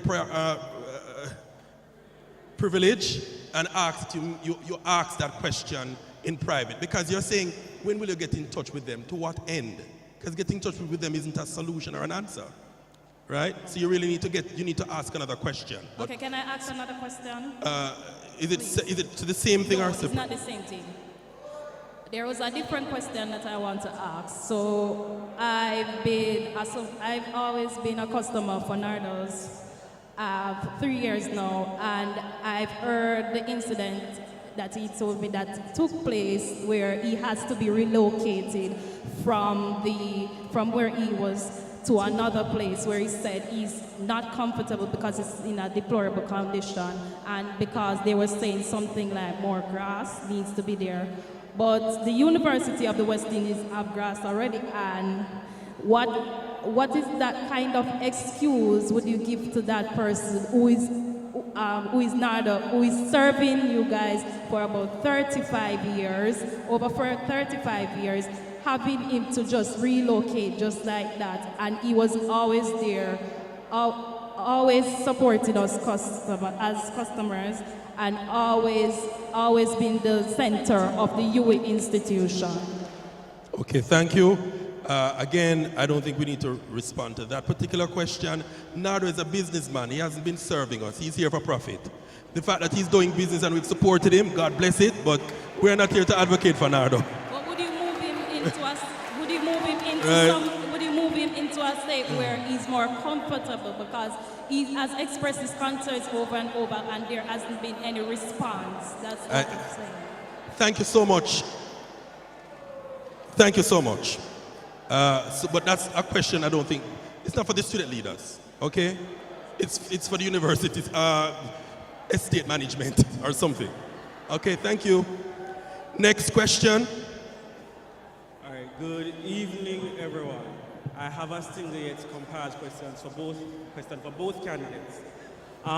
Being a finalizing student within the Faculty of Science and Technology and having to complete my degree, I would have had to do prerequisite courses specifically within the Department of Chemistry, which notably has one of the highest failure rates in the university. What, as a president, will you do, any one of you, to work with the faculty representatives to ensure that this issue is properly advocated for? How do you plan to advocate for it? And also, how will you work with hall committees to ensure that strained relationships between hall chairpersons, deputy hall chairpersons, and members of administration are solved and a more amicable environment can be had?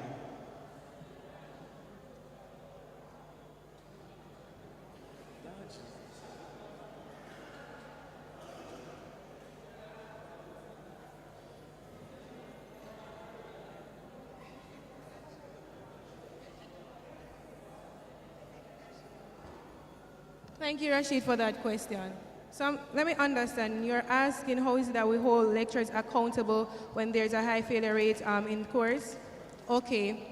So what happens, and it's in the handbook as well, the Board of Undergraduate Study, if there's a course and it's a high failure rate, what they do, they put that lecturer on probation and to see what happens. So they go through the lecture teaching method and they look through the different assessments and they said, okay, what is it that go wrong? And that's the case that they have been doing, and I will continue to advocate for them to do, because it can't be a case in which you have 90% of the class failing. There must be something wrong, and that is where the Board of Undergraduate Study comes into play, in which they evaluate the lecturers, and if there's something wrong with the lecturer, or if the majority of the students decide through evaluation, as we have evaluated our lecturers, they will be put on probation, and the university will take into consideration to remove that said lecturer.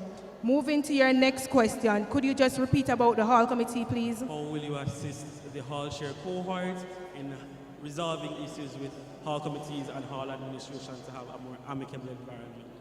Okay, thank you for that question, Rashid.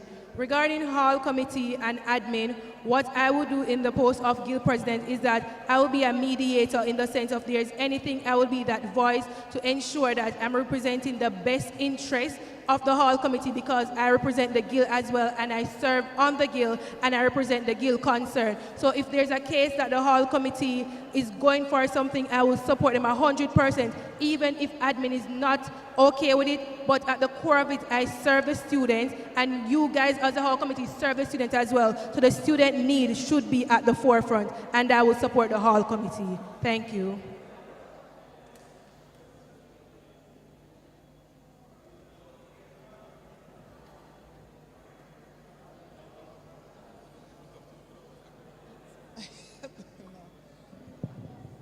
All right, Rashid, I know it's a 2-point question. So first we're gonna go into the high failure rate for courses here at the University of the West Indies. When I turned president, there was a gentleman who came to my office to let me know that he's been here for quite a while because of one course. When I was in first year, I met this woman who was married, had her kids, and on her way, but she was here because of Econ 1005. And I've come to the realization that there are courses that actually have a high failure rate consistently across the board. As I've stated in my debates, I want to get these courses together, and I want to bring it forward to administration and different deans in the faculty so that they can do the reviews of the courses. As I said, I don't think the problem is the students, I think the problem is the courses. Whether it's the teaching style of the lectures or just the massive amount of information there for students to take on, but there must be some sort of review for the courses. Over and over and over again, we have students who fail the courses, but there's not enough time given for lecturers to review the courses to see where their flaws are. So going forward from here, I want to use the summer semester to attack and look at all these courses, especially the courses at SciTech, because I know there's a high failure rate in quite a few courses at SciTech, and also on the Faculty of Social Sciences. In regards to the issues that are faced by hall chairs, hall committees, and resident advisors, I want to say that I believe that resident advisors and students have to do some sort of evaluation about how they work together. Hall committees should be able to evaluate the work of advisors. Advisors should be able to evaluate the work of hall committees, and then go forward can make a report to Mr. Mackenzie, who is the head of OSSD, to make sure that there's a better relationship working with each other. So those are my recommendations. Good evening, everyone. This is a question for both candidates. So everyone talks about being an ally to the LGBTQ+ community. However, when given the opportunity, nothing is being done to display said allyship. There's also the issue of lack of inclusivity towards the community in the university space, as well as safety concerns.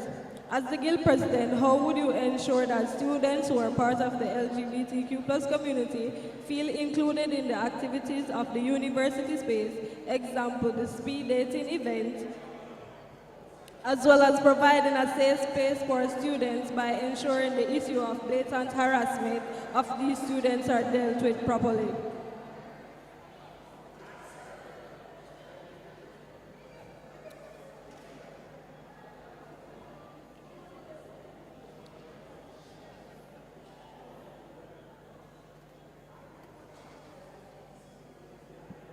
Thank you for that question. I understand that you guys don't feel included, and I stand here to say that this is something I am going to implement if elected as Guild President. We have We Change, which is an organization for LGBTQ, so that they can come on campus and they can start their own club so that you guys can have your space within the university space. You can actually have a society/club specifically for you guys, because we include everybody else, but we don't include you. Going forward, that speed dating will have to change to be inclusive. The university have an inclusive policy, and we are going to ensure that you guys feel at home, because the university is our home away from home, and I will provide the resources for you guys to feel comfortable and for you guys to have a space and for you guys to be proud and pride.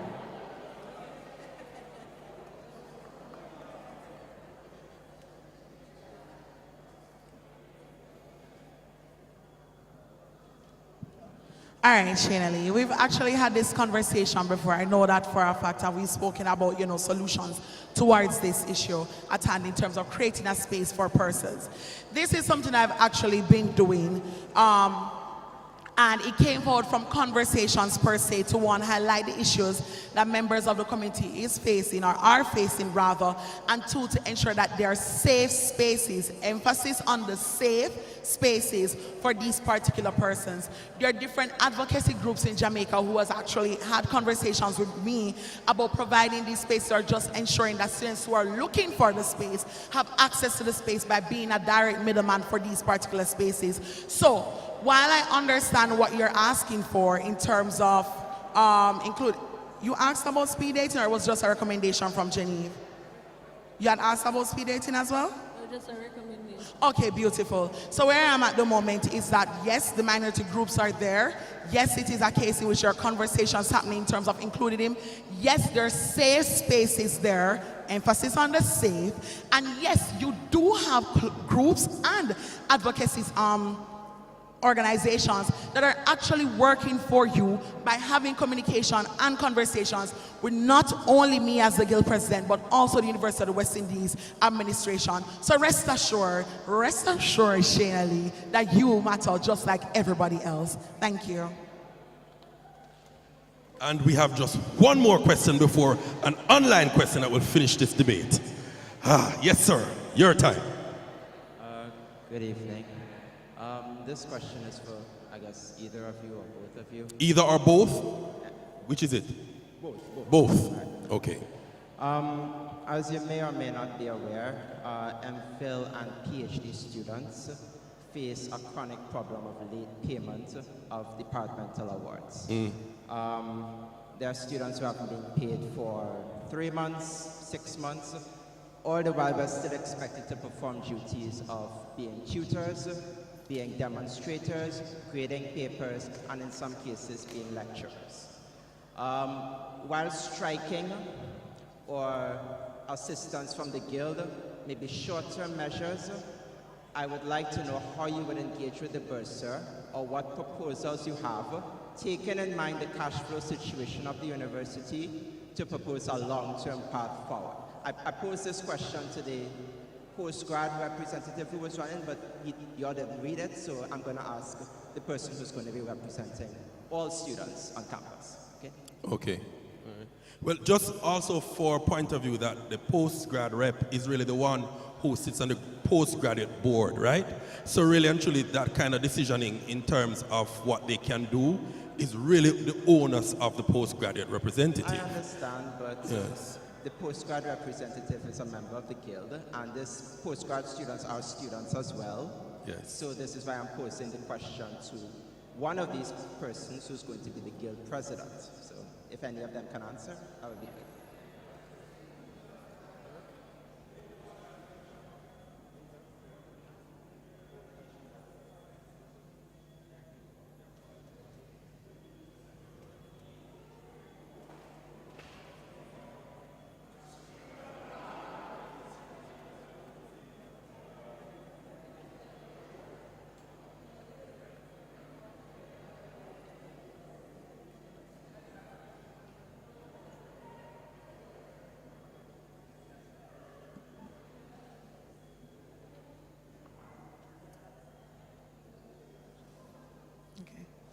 Thank you so much for that question.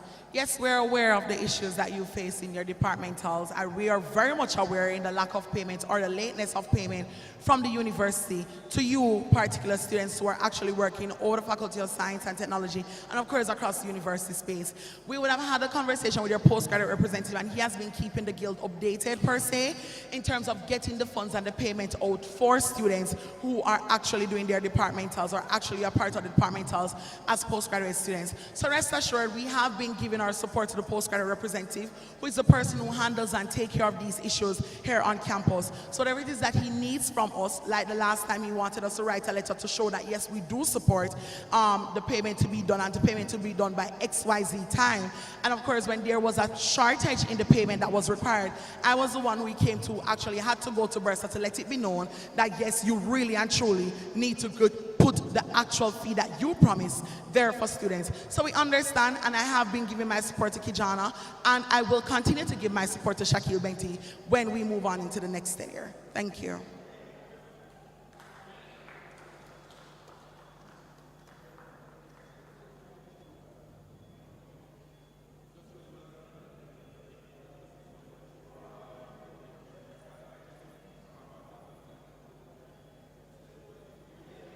Thank you so much for that question.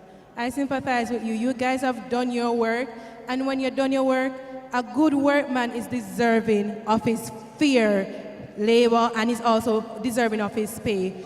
And guess what? I will support the postgrad rep 110% to ensure that you guys get your payment on time. Because when you show up to work, you show up to work on time. And as such, the due respect should be given to you guys, and your payment should be on time. It shouldn't be something that you guys are worrying about. It shouldn't be something that you guys are saying, okay, it may come this week or it may not come this week. I am in support to have it being fixed and the date being fixed, and also that you guys can also have your payments and you can have your slips and you can have a specific date so you can know that, okay, I work and this is when I'm going to get paid. I will support the postgrad rep 110% in ensuring that you guys are fairly compensated and on time. You guys work hard. You should be compensated on time. The final question comes online from Danielle Mullings, former Guild President.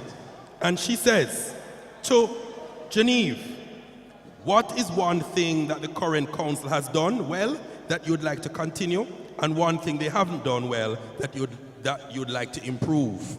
To Omalora, what is your biggest accomplishment as president, and what is one weakness that you'd like to improve on?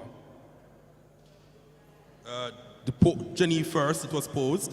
What is one thing that the current council has done well that you'd like to continue, and one thing that they haven't done well that you want to improve upon? And then Omalora, what is your biggest accomplishment as president, and what is one weakness that you'd like to improve on? Once you have answered these questions, would have come to the end of Guild debates for the year 2023.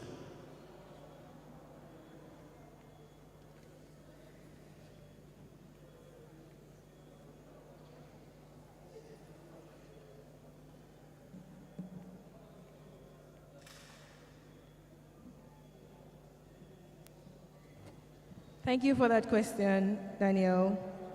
One of the things in which I think the Guild Council has done well this year is to ensure the 50%, ensure that 50%, if you pay 50% of your mid-semester fee, that you can sit your mid-semester, and I like that advocacy point. And because of that, I will continue to advocate for students.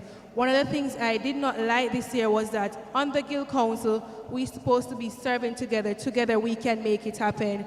There was a lack of unity because of several different reasons. And going forward, if I'm elected as Guild President, I will ensure that I reach out to each councillor to say, okay, even if we have personal issues, we are serving the students. So we can put personal aside and come together and work business. So I'd love to see for more unity among the council. And because of that unity, it will trickle down in the other committees and the other initiatives that we execute as councillors, and the student body will see it. So I will emphasize on the unity, and also I actually love the advocacy point about mid-semester, because guess what, we as students, we have a lot of different financial issues, and if somebody can help us with our mid-semester, if we can have 50%, that is good, and I will continue it. It is not about destroying a foundation, but it's also building on the legacy and to continue with that foundation. Thank you, Daniel.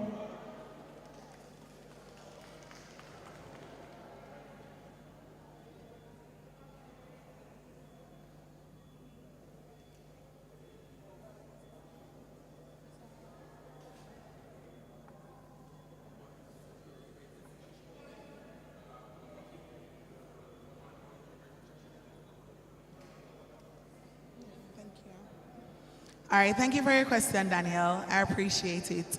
One of my greatest achievements, and I'll continue to talk about it because I think for me that revolutionized the idea of integration per se, and I'll always be proud of the fact that I had WJC students and Mona students to be able to now do the local student exchange program.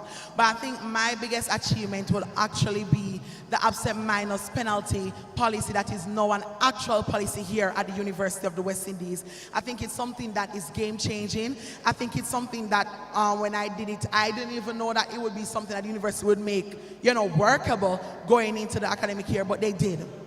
A weakness I have and a weakness that I intend to improve is that I am not the best at communicating. And if I say that to you, I would be a liar up here. I am not ideal at communicating, but I want to be better. I've been taking notes. I've been asking some counselors, tell me the flaws about me, and they've said it. That's one of the first things they say. You're not good at communicating, and you must better your communication. And that's something that I want to do. I believe that, every good leader has their flaws. Every good leader has their flaws. But great leaders are leaders who can acknowledge their flaws and aim to improve their flaws. And going forward, if I am elected to serve you again, my intention is to ensure that I communicate and I communicate with the student body well. So that is one of my biggest accomplishments, Danielle. And of course, that is my biggest weakness that I want to improve on going forward from here. Thank you for your question. And thank you to both candidates. We have completed the Q&A for the category of President of the Guild of Students.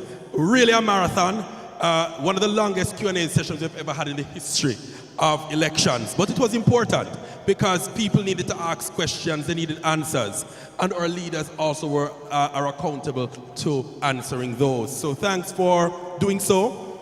We have really concluded, but to end officially, I'm turning over to our returning officer, Mr. Ryan Kelly, who will close officially. Good evening, everyone.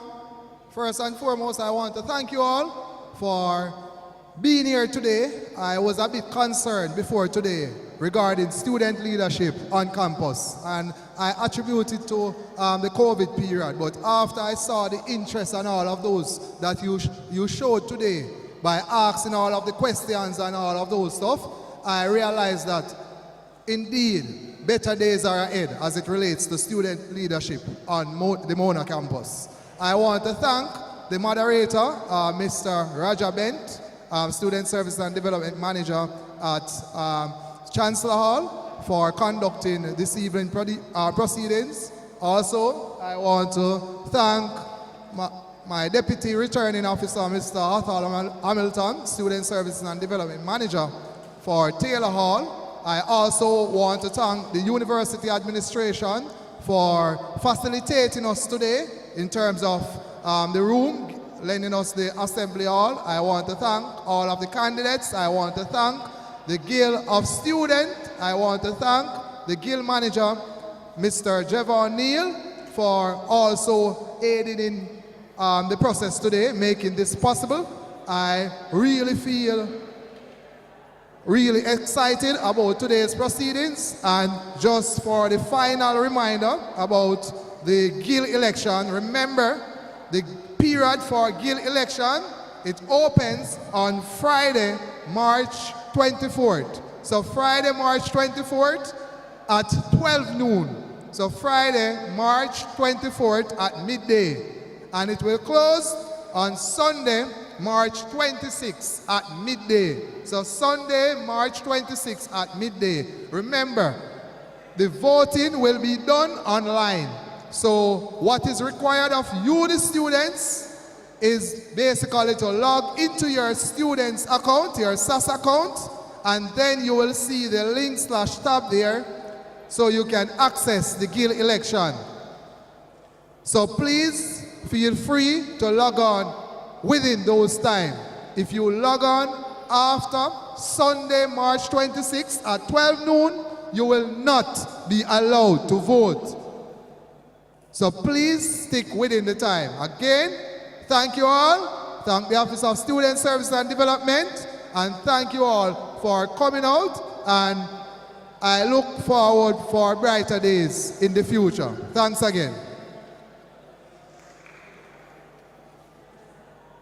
Sorry about that. I also want to thank the security officers, the police from Mona Police, who assisted throughout this evening proceedings, as well as the MITS staff. They have done an excellent job in ensuring that we could do live streaming and so forth. So we really want to thank you. And just a reminder that the MITS team, they are the one who will be facilitating the GIL election in terms of the voting. They have set up the infrastructure, so I want to say a special thanks to them. I want to say a special thanks to the EMD department as well, in particular emergency stores, for assisting us regarding the furniture this evening. So thank you again.